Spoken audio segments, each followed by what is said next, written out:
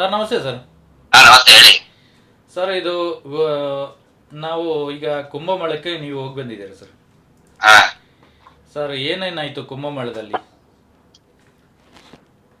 ಕುಂಭಮೇಳದಲ್ಲಿ ಅದೇ ತಾವು ನೋಡ್ತಾ ಇದ್ದೀರಲ್ಲ, ಸಿಕ್ಕಾಪಟ್ಟೆ ರಶ್ ಇದೆ. ಹಾಂ ನಾನು ಇಲ್ಲಿ ಅಂದ್ರೆ ಕರ್ನಾಟಕದಿಂದ ಹೋಗೋರಿಗೆ ಒಂದೇ ನಾನು ಕಂಡಂತಹ ಒಂದಿಷ್ಟು ವಿಷಯ ಏನಂತಂದ್ರೆ ಅಲ್ಲಿ ಹಾಂ ಸುಮಾರು ಜನ ಈಗ ಟಿವಿ ನೋಡ್ಕೊಂಡು ಅಲ್ಲಿ ಏನಂತ ಹೇಳಿದ್ರೆ ಪ್ರಯಾಗ್ರಾಜದ್ದು ಟೆಂಟ್ ಸಿಟಿ ಅಂತ ಮಾಡಿದಾರಲ್ಲ, ಎಲ್ಲರೂ ಅಲ್ಲಿ ಹೋಗ್ತಾ ಇದ್ದಾರೆ. ಹಾಂ ಹಾಂ ಅಲ್ಲಿ ಹೋದ್ರೆ ಒಂದು ಸಮಸ್ಯೆಗೆ ಸಿಕ್ಕಾಕೋತಾರ ಅಲ್ಲಿ, ಯಾಕಂದ್ರೆ ಇಲ್ಲಿಂತ್ರನೇ ತುಂಬಾ ದೂರದಿಂದ ಹೋಗಿರ್ತಾರೆ. ಹ್ಞೂ ಆನಂತರ ಅಲ್ಲಿ ಒಂದು ಜೋನ್ಸಿ ಅಂತ ಹೇಳಿ ಸರ್ಕಲ್ ಇದೆ, ಹ್ಞೂ ಹ್ಞೂ ಅದ್ರ ಆಚೆಗೆ ಯಾರನ್ನು ಬಿಡಲ್ಲ. ಹ್ಮ್. ಆನಂತರ ಇಚ್ಚಿಗೆ ನಿನ್ನೆ 8ನೇ ತಾರೀಕಿನಿಂದ ಇಡೀ ಪೂರ್ತಿ ರೋಡ್ ಎಲ್ಲ ಬ್ಲಾಕ್ ಮಾಡಿದ್ದಾರೆ.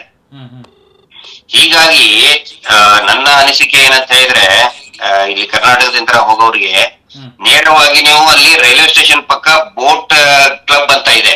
ಹ್ಞೂ ಹ್ಞೂ ಬೋಟ್ ಕ್ಲಬ್ಗೆ ಬೆಳಿಗ್ಗೆ ಒಂದು 5ರಿಂದ 6 ಗಂಟೆ ಒಳಗಡೆನೆ ಹೋಗ್ಬಿಟ್ರೆ ಅಲ್ಲಿ ದೋಣಿಗಳು ಇರ್ತಾವೆ, ಸಾಕಷ್ಟು ದೋಣಿಗಳು ಇರ್ತವೆ. ಹ್ಞೂ ಅವು ನೇರವಾಗಿ ತ್ರಿವೇಣಿ ಸಂಗಮಕ್ಕೆ ಕರ್ಕೊಂಡು ಹೋಗ್ತದೆ.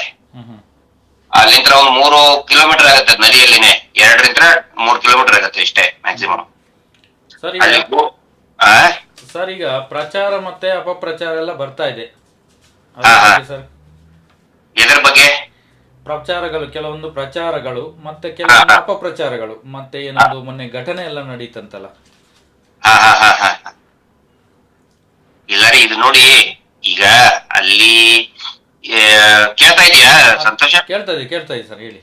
ಕೇಳ್ತಾ ಇದೆ. ಏನಂತಂದ್ರೆ ಅಲ್ಲಿ ಸಿಕ್ಕಾಪಟ್ಟೆ ಒಂದು ಜಾಗದಲ್ಲಿ ಒಂದು ದಿನಕ್ಕೆ 2 ಕೋಟಿ 1 ಕೋಟಿ ಜನ ಬರ್ತಾರೆ ಅಂತ ಹೇಳಿದ್ರೆ ಹ್ಮ್ ಸಹಜವಾಗಿ ಅವಘಡಗಳು ಸಂಭವಿಸ್ತದೆ. ಅದು ಮನುಷ್ಯರ ನಿರ್ಮಾಣ ಮಾಡಿದಂತ ಮನುಷ್ಯ.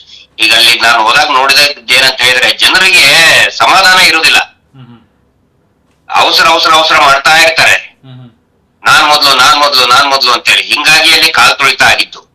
ಹೌದೌದು. ಹ್ಮ್ ಆನಂತರ ಎಲ್ಲರಿಗೂ ನಾನು ಒಂದು ವಿನಂತಿ ಮಾಡ್ಕೊಳ್ಳೋದು, ದಯವಿಟ್ಟು ಸಮಾಧಾನದಿಂದ ಹೋಗಿ, ಭಯ ಭೀತಿಯಿಂದ ಹೋಗಬೇಡಿ. ಅಲ್ಲಿ ಏನೋ ಆಗ್ಬಿಡ್ತದೆ ಈಗ ಆ ಒಂದು ಇದರಲ್ಲಿ ಹೋಗ್ತಾ ಇದ್ದಾರೆ. ಆ ರೀತಿ ಯಾರು ಕೂಡ ಹೋಗೋದು ಬೇಡ. ಹ್ಮ್ ಹ್ಮ್ ಆನಂತರ ನೋಡಿ, ಇಡೀ ಈ ಜಗತ್ತಿನ ಇತಿಹಾಸದಲ್ಲಿನೇ ಹ್ಮ್ ಅಷ್ಟೊಂದು ಕೋಟಿಯಷ್ಟು ಜನ ಒಂದು ಜಾಗದಲ್ಲಿ ಸೇರಿದಂತಹ ಉದಾಹರಣೆನೇ ಇಲ್ಲ. ಹೌದು ಸರ್, ಹೌದು ಹೌದು ಅದನ್ನ ಮ್ಯಾನೇಜ್ ಮಾಡೋರಿಗೆ ಗೊತ್ತದು. ಹೌದೌದು ಹೌದು. ಈಗ ಅಪಪ್ರಚಾರ ಮಾಡೋರು ಮಾಡ್ತಾನೆ ಇರ್ತಾರೆ. ಹಿಂದೂ ಧರ್ಮದ ಆಚರಣೆಗಳ ಬಗ್ಗೆ ನಿರಂತರವಾಗಿ ಅಪಚಾರಗಳು ಆಗ್ತಾನೆ ಇದೆ. ಹ್ಮ್ ಹ್ಮ್ ಆದ್ರೆ ಈಗ ಬೇರೆ ಧರ್ಮದ ಬಗ್ಗೆ ಮಾತಾಡ್ಬೇಕು ಅಂತ ನಾನು ಹೇಳ್ತಾ ಇಲ್ಲ, ಯಾಕಂದ್ರೆ ನಾನು ಎಲ್ಲಾ ಧರ್ಮಗಳನ್ನು ಗೌರವಿಸುವಂತ ವ್ಯಕ್ತಿ ನಾನು. ಹ್ಮ್ ಹ್ಮ್ ಆದ್ರೆ ಈಗ ನಮ್ಮ ಹಿಂದೂ ಧರ್ಮದ ವೈಶಿಷ್ಟ್ಯತೆ ಅಂತ ಹೇಳಿದ್ರೆ, ದೇವ್ರನ್ನ ಯಾರು ನಂಬೋದಿಲ್ಲ, ನಾಸ್ತಿಕರನ್ನು ಕೂಡ ನಮ್ಮವರು ಅಂತ ಒಪ್ಕೊಳ್ಳುವಂತ ಧರ್ಮ ಇದು. ಹೌದು. Very liberal and very flexible ಇರುವಂತ ಧರ್ಮ.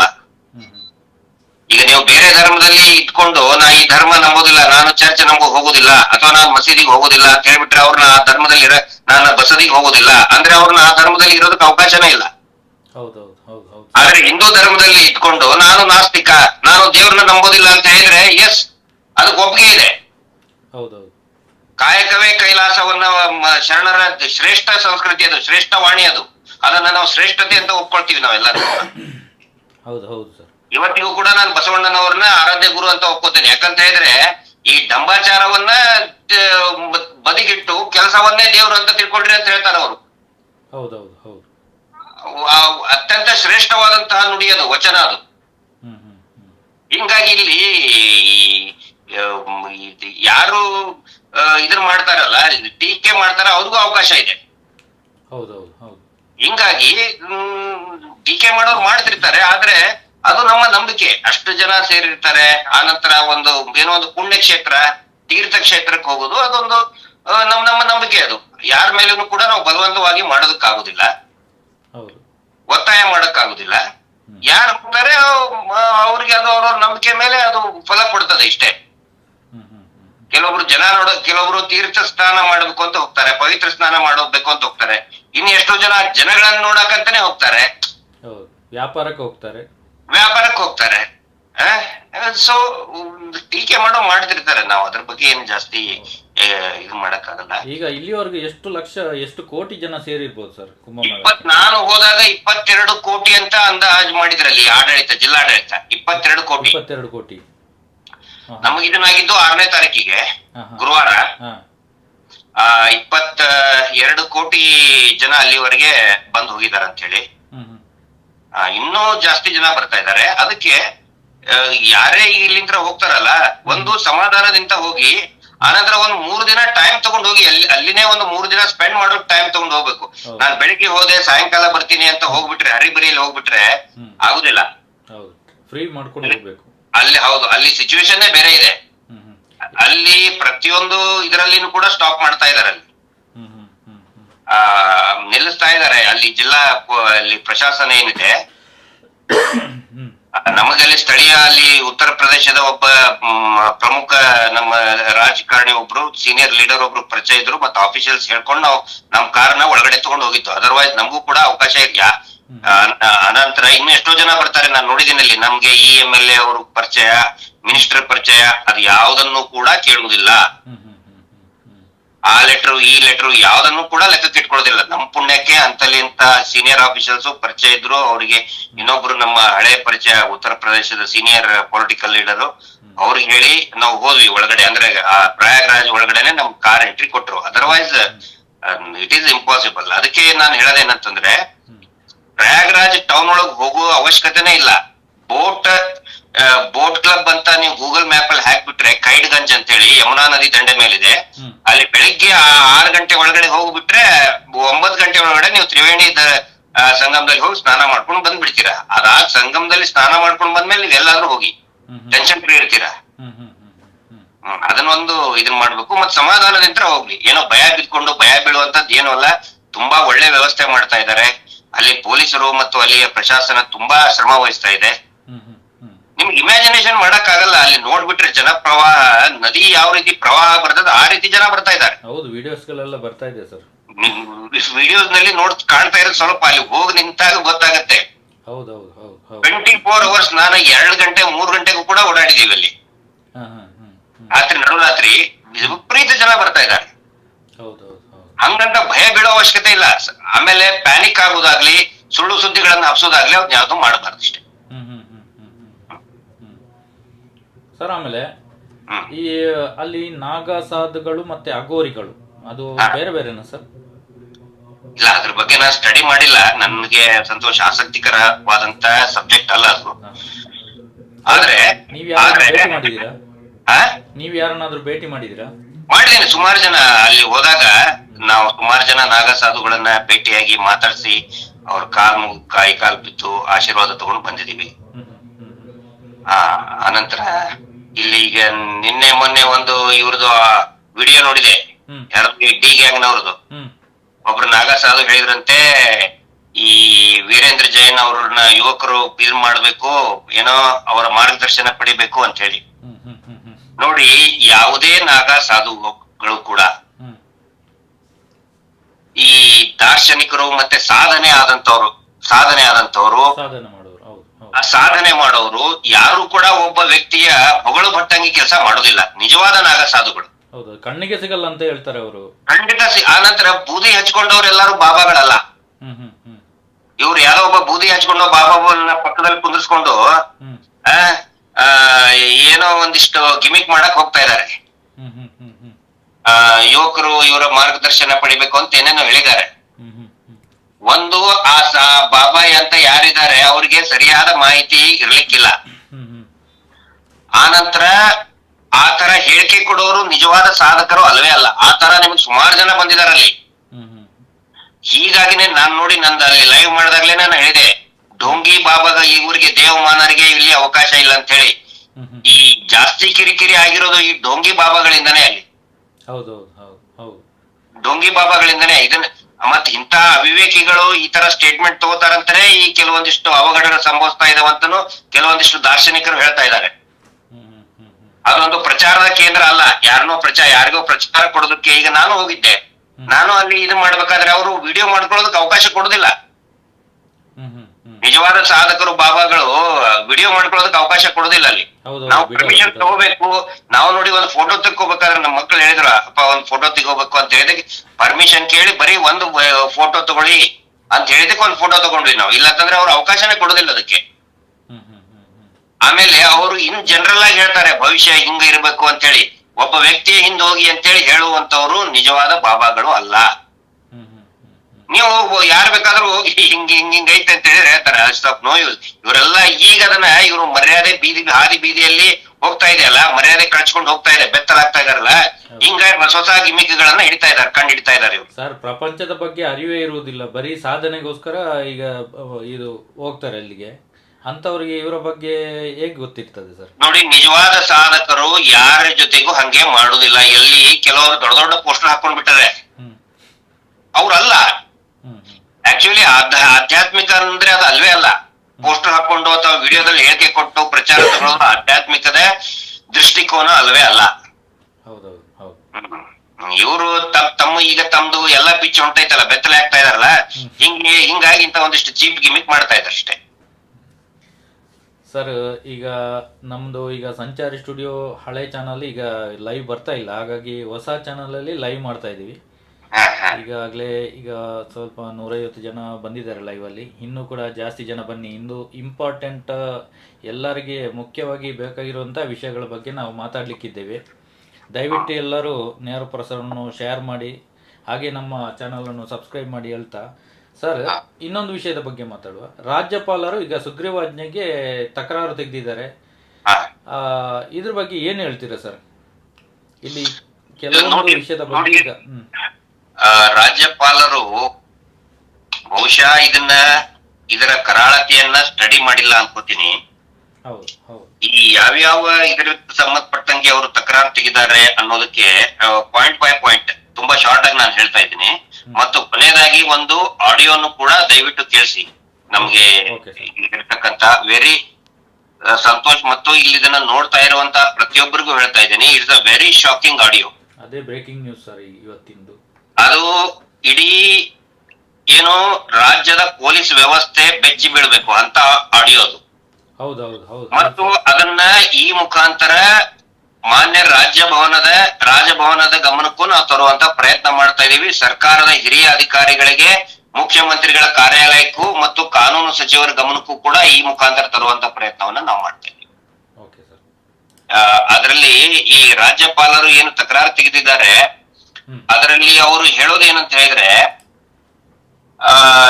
ಇದು ನೀವು ಏನೋ ಫೈನ್ ಹಾಕೋದು ಅಂದ್ರೆ ಈ ಶಿಕ್ಷೆ ಪ್ರಮಾಣ 3ರಿಂದ 10 ವರ್ಷ ಇದೆ, ಅದ್ರಲ್ಲಿ ಯಾವುದೇ ಲಾಜಿಕ್ ಇಲ್ಲ ಅಂತ ಹೇಳ್ತಾರೆ. ಹಲೋ, ಹೌದೌದು, ಹೇಳಿ ಸರ್. ಇದು ಆಡಿಯೋ ಕ್ಲಿಯರ್ ಇದೆಯಲ್ಲ? ಕ್ಲಿಯರ್ ಇದೆ ಸರ್. ಅವ್ರು ಏನ್ ಹೇಳ್ತಾರೆ ಅಂತ ಹೇಳಿದ್ರೆ, 3ರಿಂದ 10 ವರ್ಷ ಇದೆ, ಅದರಲ್ಲಿ ಯಾವುದೇ ಲಾಜಿಕ್ ಇಲ್ಲ ಅಂತ ಹೇಳ್ತಾರೆ. ಹೌದು.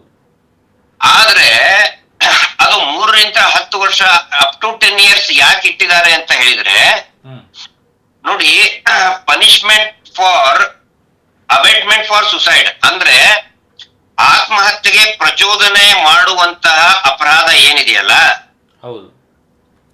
ಹಿಂದೆ IPC ಯಲ್ಲಿ 306 ಇತ್ತು, ಈಗ BNS ನಲ್ಲಿ ಸೆಕ್ಷನ್ಸ್ ಚೇಂಜ್ ಆಗಿದೆ. ಬಟ್ ಅಲ್ಲಿ ಶಿಕ್ಷೆ ಪ್ರಮಾಣ ಸೇಮ್ ಇದೆ, 10 ವರ್ಷ ಅಪ್ ಟು 10 years. ಇಲ್ಲಿನೂ ಕೂಡ 10 ವರ್ಷ ಅದೇ ಲಾಜಿಕ್ ಮೇಲೆನೆ ಇಟ್ಟಿದ್ದಾರೆ. ಅದೇ ವಿಷಯನ ಇಲ್ಲಿ ಹೇಳಿದ್ದಾರೆ. ಇಲ್ಲಿ ಆತ್ಮಹತ್ಯೆಗಳು ಹೌದು ಸೇಮ್ ಇಟ್ಟಿದ್ದಾರೆ. ಇಟ್ ಇಸ್ BNS ನಲ್ಲಿ ಏನಕ್ಕೆ ಒಂದು ಇದನ್ನಿದೆ, ಶಿಕ್ಷೆಯ ಪ್ರಮಾಣ ಇದೆ, ಅದನ್ನೇ ಇಟ್ಟಿದ್ದಾರೆ. ಇಲ್ಲಿ ಸಾಲ ಕೊಟ್ಟಿದ್ದಕ್ಕೆ ಶಿಕ್ಷೆ ಅಲ್ಲ, ಮನೆಗೆ ಬಂದು ಈಗ ಕಿರುಕುಳ ಕೊಟ್ರೆ, ಆತ್ಮಹತ್ಯೆಗೆ ಪ್ರಚೋದನೆ ಕೊಟ್ರೆ ಮಾತ್ರ ಈ ಶಿಕ್ಷೆ ಜಾರಿ ಆಗ್ತದೆ. ಈಗ ನೋಡಿ, ಆತ್ಮಹತ್ಯೆಗಳು ಮೊನ್ನೆ ಎಷ್ಟು ಒಂದು ಮಳವಳ್ಳಿಯಲ್ಲಿ ಮಹಾಲಕ್ಷ್ಮಿ ಅವರು ಯಾಕೆ ಆತ್ಮಹತ್ಯೆ ಮಾಡ್ಕೊಂಡ್ರು ಅಂತ ಹೇಳಿದ್ರೆ, ಅಲ್ಲಿ ಅದು ಧರ್ಮಸ್ಥಳದ ಹೆಸರಿನ ಅವರು ಏನು ವಸೂಲಿ ಮಾಡುವಂತ ಏಜೆಂಟ್ ಇರ್ತಾರಲ್ಲ, ಧರ್ಮಸ್ಥಳದ ವಸೂಲಿ ಏಜೆಂಟ್ SKDRDP ಅವ್ರು ಏನ್ ಹೇಳ್ತಾರೆ, ನೀನ್ ಹೆಂಡತಿನೆಲ್ಲಾದ್ರೂ ಮಲಗಿಸಿ ತಗೊಂಡು ಕಟ್ಟು ಅಂತ ಹೇಳ್ತಾನೆ. ಹಿಂಗಾಗಿ ಅದನ್ನ ಕೇಳಿದಂತ ಹೆಂಡತಿಗೆ ಬೇಜಾರಾಗತ್ತೆ, ಮಾನಸಿಕವಾಗಿ ಆಘಾತ ಆಗತ್ತೆ. ಹೌದು ಸರ್, ಮೊನ್ನೆ ಇಲ್ಲಿ ಮಡಿಕೇರಿಯಲ್ಲಿ ಕೂಡ ಇಬ್ರು ಅದೇ ತರ ನಾವು ಈ ತರ ಹೇಳ್ತಾ ಇದ್ದಾರೆ, ನಾವು ಆತ್ಮಹತ್ಯೆ ಮಾಡ್ಕೊಳ್ತಿದ್ವಿ ಬನ್ನಿ ಅಂತ ಕರೆದಿದ್ದಕ್ಕೆ ನಾವು ಹೋಗಿ ವಿಚಾರಿಸಿದಾಗ ಇದೇ ತರ ಮಾತು ಹೇಳಿದ್ದಾರೆ. ನೋಡಿ, ಯಾವುದೇ ಹೆಣ್ಮಕ್ಳಿಗೆ ಯಾವುದು ಆತ್ಮಹತ್ಯೆಗೆ ಪ್ರಚೋದನೆ ಅದು. ಸೊ ಹೌದು ಆ ಅಫೆನ್ಸ್ ಆಲ್ರೆಡಿ BNS ಅಲ್ಲಿ ಡಿಫೈನ್ ಆಗಿಬಿಟ್ಟಿದೆ, ಭಾರತೀಯ ನ್ಯಾಯ ಸಂಹಿತೆಯಲ್ಲಿ ಡಿಫೈನ್ ಆಗಿಬಿಟ್ಟಿದೆ, IPC ಅಲ್ಲಿ ಇಂಡಿಯನ್ ಪೆನಲ್ ಕೋಡ್ ನಲ್ಲಿ ಆಲ್ರೆಡಿ ಆ ಅಫೆನ್ಸ್ ಮತ್ತೆ ಅದಕ್ಕೆ ರಿಲೇಟೆಡ್ ಪನಿಷ್ಮೆಂಟ್ ಡಿಫೈನ್ ಆಗಿಬಿಟ್ಟಿದೆ ಅಪ್ ಟು 10 years ಅಂತ ಹೇಳಿ. ಹೌದು, ದೊಡ್ಡ ಅಪರಾಧ ಸರ್ ಅವರು. ಹಂಗಿರ್ಬೇಕಾದ್ರೆ ಇಲ್ಲಿ ರಾಜ್ಯ ಸರ್ಕಾರ ಪನಿಷ್ಮೆಂಟ್ ಲೆಸ್ ಮಾಡಕ್ ಆಗುದಿಲ್ಲ, ಕಡಿಮೆ ಮಾಡಕ್ ಆಗುದಿಲ್ಲ ಅದನ್ನ. ಯಾಕಂದ್ರೆ ಅದೊಂದು ಈ ಕೇಂದ್ರದ ಒಂದು ಇಡೀ ದೇಶದ ಒಂದು ಕಾನೂನದ ವ್ಯಾಪ್ತಿಯಲ್ಲಿರುವಂತಹ ಕಾನೂನಿನ ಶಿಕ್ಷೆಯನ್ನ ರಾಜ್ಯ ಸರ್ಕಾರ ಕಡಿಮೆ ಮಾಡಕ್ ಆಗುದಿಲ್ಲ. ಇಲ್ಲ ಒಂದ್ ವೇಳೆ ಕಡಿಮೆ ಮಾಡಿಬಿಟ್ರೆ ಬರೀ 3 ವರ್ಷ ಅಥವಾ 6 ತಿಂಗಳ ಇಟ್ರಿ ತಿಳ್ಕೊಳ್ಳಿ. ಎಲ್ರು ಏನ್ ಮಾಡ್ತಾರೆ, ಬೇರೆ ಬೇರೆ ಕಾರಣಕ್ಕಾಗಿ ಅಬೈಟ್ಮೆಂಟ್ ಫಾರ್ ಸುಸೈಡಿಗೆ ಆಗಿರ್ತದೆ, ಅದನ್ನೆಲ್ಲರೂ ಕೂಡ ಸಾಲದಿಂದಾನೆ ಸತ್ರು ಅಂತ ಹೇಳ್ತಾರೆ, ಶಿಕ್ಷೆ ಕಡಿಮೆ ಆಗಬೇಕು ಅಂತ ಹೇಳಿ. ಸೊ ದುರುಪಯೋಗ ಪಡಿಸ್ಕೊತಾರೆ, ಅದಾಗಬಾರ್ದು ಅಂತ ಹೇಳಿ ಅಪ್ ಟು 10 years ಅಂತ ಇಟ್ಟಿರ್ತಾರೆ. ಹೌದು ಹೌದು ಹೌದು ಸರ್, ಒಂದೆರಡು ಶಿಕ್ಷೆ ಆದ್ರೆ ಮತ್ತೆ ಯಾರು ಕೂಡ ಆತರ ಮಾತಾಡ್ಲಿಕ್ಕೆ ಹೋಗುದಿಲ್ಲ. ಅದನ್ನೊಂದು ಇದೆಲ್ಲ ನೋಡಿ, ಕಾನೂನು ಇಲಾಖೆಯ ಜವಾಬ್ದಾರಿ ಇದು. ರಾಜ್ಯಪಾಲರಿಗೆ ಕನ್ವಿನ್ಸ್ ಮಾಡೋದೇನಿದೆಯಲ್ಲ, ಕಾನೂನು ಇಲಾಖೆಯ ಜವಾಬ್ದಾರಿ. ಆ ನಂತರ ಇನ್ನೊಂದು ಎರಡನೇದು ಮೋಸ್ಟ್ ಇಂಪಾರ್ಟೆಂಟ್ ಕೇಳಿ, ಇಲ್ಲಿ ಏನ್ ಹೇಳ್ತಾರೆ, ಮೈಕ್ರೋ ಫೈನಾನ್ಸ್ ನವರು ಕೊಡುವಂತಹ ಮ್ಯಾಕ್ಸಿಮಮ್ ಲಿಮಿಟ್ 3 ಲಕ್ಷದವರೆಗೆ ಮಾತ್ರ ಕೊಡ್ತಾರೆ. 3 ಲಕ್ಷ ಸಾಲ ಕೊಟ್ಟು ಅವ್ರು ತಪ್ಪೆಸಗಿದ್ರೆ 5 ಲಕ್ಷ ನೀವು ದಂಡ ವಿಧಿಸ್ತಾ ಇದ್ದೀರಿ, ಇದು ಜಾಸ್ತಿ ಆಗೋದಿಲ್ವಾ? ಇದರಲ್ಲಿಯೂ ಕೂಡ ಯಾವುದೇ ಲಾಜಿಕ್ ಇಲ್ಲ ಅಂತ ಹೇಳ್ತಾರೆ. 3 ಲಕ್ಷ ಸಾಲ ಕೊಟ್ಟಿದ್ದಕ್ಕೆ 5 ಲಕ್ಷ ದಂಡ. ನೀವು ಧರ್ಮಸ್ಥಳದವರು SKDRDP ಅವ್ರು ಕೊಡೋದು ಎಲ್ಲವೂ ಕೂಡ ಮೋರ್ ದನ್ 3 lakhs ಇದೆ. ಹೌದು, ವಿದಿನ್ 3 lakhs ಬರೀ 25% ಅವರಿಗಿರುವಂತಹ ಎಷ್ಟು 62 ಲಕ್ಷ ಜನರಲ್ಲಿ ಇವರೇನ್ ಕೊಟ್ಟಿದ್ದಾರೆ ಸಾಲವನ್ನ, ಅದರಲ್ಲಿ ಬರೀ ಒಂದು 20 to 25% ಮಾತ್ರ ಅಪ್ ಟು 3 lakhs ಕೊಟ್ಟಿದ್ದಾರೆ. ಹೌದು, ಉಳಿದವು ಎಲ್ಲ 3 ಲಕ್ಷಕ್ಕಿಂತ ಜಾಸ್ತಿನೇ ಕೊಟ್ಟಿದ್ದಾರೆ. 4 ಲಕ್ಷ 5 ಲಕ್ಷ ತನಕ, 5 ಲಕ್ಷ 8 ಲಕ್ಷ 10 ಲಕ್ಷ 15 ಲಕ್ಷದವರೆಗೆ ಕೊಟ್ಟಿದ್ದಾರೆ. ಹೌದು ಹೌದು ಹೌದು. ಆ ನಂತರ 3 ಲಕ್ಷ ಕೊಟ್ರೆ 5 ಲಕ್ಷ ಬಹಳ ಆಯ್ತಲ್ಲ ಅಂತ ಕೇಳ್ತಾರೆ. ಇದರಲ್ಲಿ ನನಗೂ ಒಂದು ಇದನ್ ಕಾಡ್ತಾ ಇದೆ. ಈಗ ಡ್ರಂಕ್ ಅಂಡ್ ಡ್ರೈವಿಂಗ್ ಕೇಸ್ ಅಂತ ಪೊಲೀಸರು ಅಲ್ಲಿ ಇನ್ನೂ ಜಾಸ್ತಿ ಆಗಿರ್ಬೋದು. ಬಟ್ ಒಂದು ವರ್ಷದ ಹಿಂದೆ ನಾನು ಇದನ್ ಮಾಡಿದಾಗ ಡ್ರಂಕ್ ಅಂಡ್ ಡ್ರೈವಿಂಗ್ ಕುಡಿದು ವಾಹನ ಚಲಾಯಿಸಿದ್ರೆ 5,000 ರೂಪಾಯಿ ಸ್ಪಾಟ್ ಫೈನ್ ಹಾಕ್ತಾ ಇದ್ರು. ಹೌದಾ?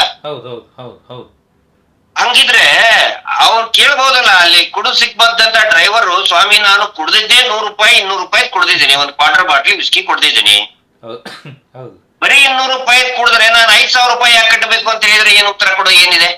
ಹೌದು, ಕರೆಕ್ಟ್ ಸರ್, ಕರೆಕ್ಟ್ ಸರ್. ಹೋಗ್ತಾರೆ. ಹೌದು, 50 ರೂಪಾಯಿ ದಂಡ ಹಾಕ್ಬೇಕು 100 ರೂಪಾಯಿ ಕುಡಿದ್ರೆ. ಹೌದು, 100 ರೂಪಾಯಿ ಕೊಟ್ರೆ 50 ರೂಪಾಯಿ ದಂಡ ಹಾಕ್ಬೇಕಪ್ಪ. ಹೌದು, ಇದು ಯಾಕೆ ಅಷ್ಟೊಂದು 10 times 20 times ಮಾಡಿರ್ತಾರ ಅಂತ ಹೇಳಿದ್ರೆ, ಇವರು ಅದನ್ನ ರಿಪೀಟ್ ಮಾಡಬಾರ್ದು ಅಂತ ಹೇಳಿ ದಂಡದ ಪ್ರಮಾಣ ಅಷ್ಟಿರ್ತದೆ.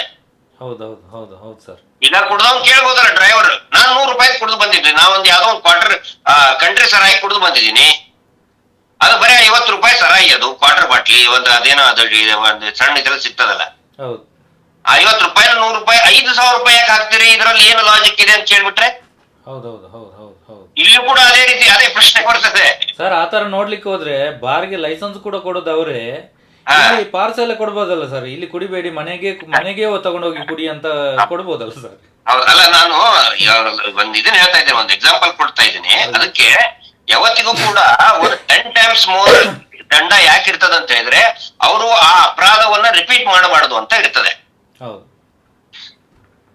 ಮೂರನೇದಾಗಿ, ಪೊಲೀಸರು ಸರಿಯಾಗಿ ಒಳ್ಳೆ ಕೆಲಸನೇ ಮಾಡ್ತಾ ಇದ್ದಾರೆ, ಹೊಸದಾಗಿ ಯಾಕೆ ಆಕ್ಟ್ ಮಾಡ್ತಾ ಇದೀರಿ ಅಂತ ಬಹಳ ಮುಖ್ಯವಾದಂತ ಒಂದು ಇದನ್ನ ಅವರು ಕೇಳಿದ್ದಾರೆ.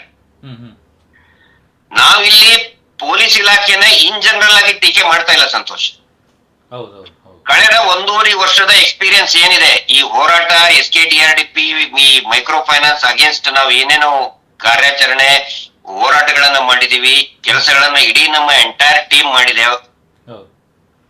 ಅದರಲ್ಲಿ ಕೆಲವೊಂದಿಷ್ಟು ಜನ ಪೊಲೀಸರು ನ್ಯಾಯಯುತವಾಗಿ ಇದ್ದಾರೆ, ನಾವು ಅವ್ರಿಗೆ ಅಪ್ರಿಶಿಯೇಟ್ ಮಾಡಬೇಕು. ನಾವೇನ ಸರ್ಟಿಫಿಕೇಟ್ ಕೊಡುವಷ್ಟು ದೊಡ್ಡವರಲ್ಲ, ಬಟ್ ಏನಂತ ಹೇಳಿದ್ರೆ ಒಬ್ಬ ಸಾಮಾನ್ಯ ಮನುಷ್ಯರಾಗಿ, ಸಾಮಾನ್ಯ ಪ್ರಜೆಗಳಾಗಿ ಅವರು ಪೊಲೀಸರು ಒಳ್ಳೆತನ ಅಂತಾನೆ ಹೇಳ್ತಾ ಬಂದಿದ್ದೀವಿ. ಈಗ ನೋಡಿ, ಮೊನ್ನೆ ಶಿರಾದಲ್ಲಿ ಇನ್ಸ್ಪೆಕ್ಟರ್ ಎಷ್ಟು ಚೆನ್ನಾಗಿ ವೆರಿ ಪ್ರಾಕ್ಟಿಕಲ್ ಆಗಿ ಹೇಳಿದ್ರು. ಅಂತವ್ರು ನಾವು ಅಪ್ರಿಶಿಯೇಬಲ್ ಮಾಡೇ ಮಾಡ್ತಾ ಇದೀವಿ. ಆನಂತರ ಕೊಡಗಿನ SP ಸಾಹೇಬ್ರು ಹೌದು. ನೇರವಾಗಿ ಆ ಹಾಡಿಗೆ ಟ್ರೈಬಲ್ಸ್ ಗಿರಿಜನರ ಪ್ರದೇಶಕ್ಕೆ ಹೋಗಿನೇ ಅವರ ಇದನ್ನ ಸಮಸ್ಯೆಗಳನ್ನ ಕೇಳಿದ್ರು. ಉತ್ತರ ಕನ್ನಡದ SP ಅವರು ಹಂಗ್ ಮಾಡಿದ್ರು. ಆನಂತರ ಹುಬ್ಬಳ್ಳಿ ಧಾರವಾಡದ ಕಮಿಷನರ್ ಶಶಿಕುಮಾರ್ ಸಾಹೇಬ್ರು ಕೂಡ ಹೀಗ್ ಮಾಡಿದ್ರು. ಅಂತವನ್ನ ನಾವು ಅಪ್ರಿಷಿಯೇಟ್ ಒಂದು ಶ್ಲಾಘನೆ ಮಾಡ್ಬೇಕಾಗ್ತದೆ. ಆದ್ರೆ ಕೆಲವೊಂದಿಷ್ಟು ಫೀಲ್ಡ್ ಅಲ್ಲಿರುವಂತ ಪೊಲೀಸ್ ಠಾಣೆಯಲ್ಲಿರುವಂತ ಅಧಿಕಾರಿಗಳು ಕೂಡ ನ್ಯಾಯಕ್ಕೆ ತದ್ವಿರುದ್ಧವಾಗಿ ನಡ್ಕೊಂಡಿದ್ದನ್ನು ಕೂಡ ನಾವು ನೋಡಿದ್ವಿ.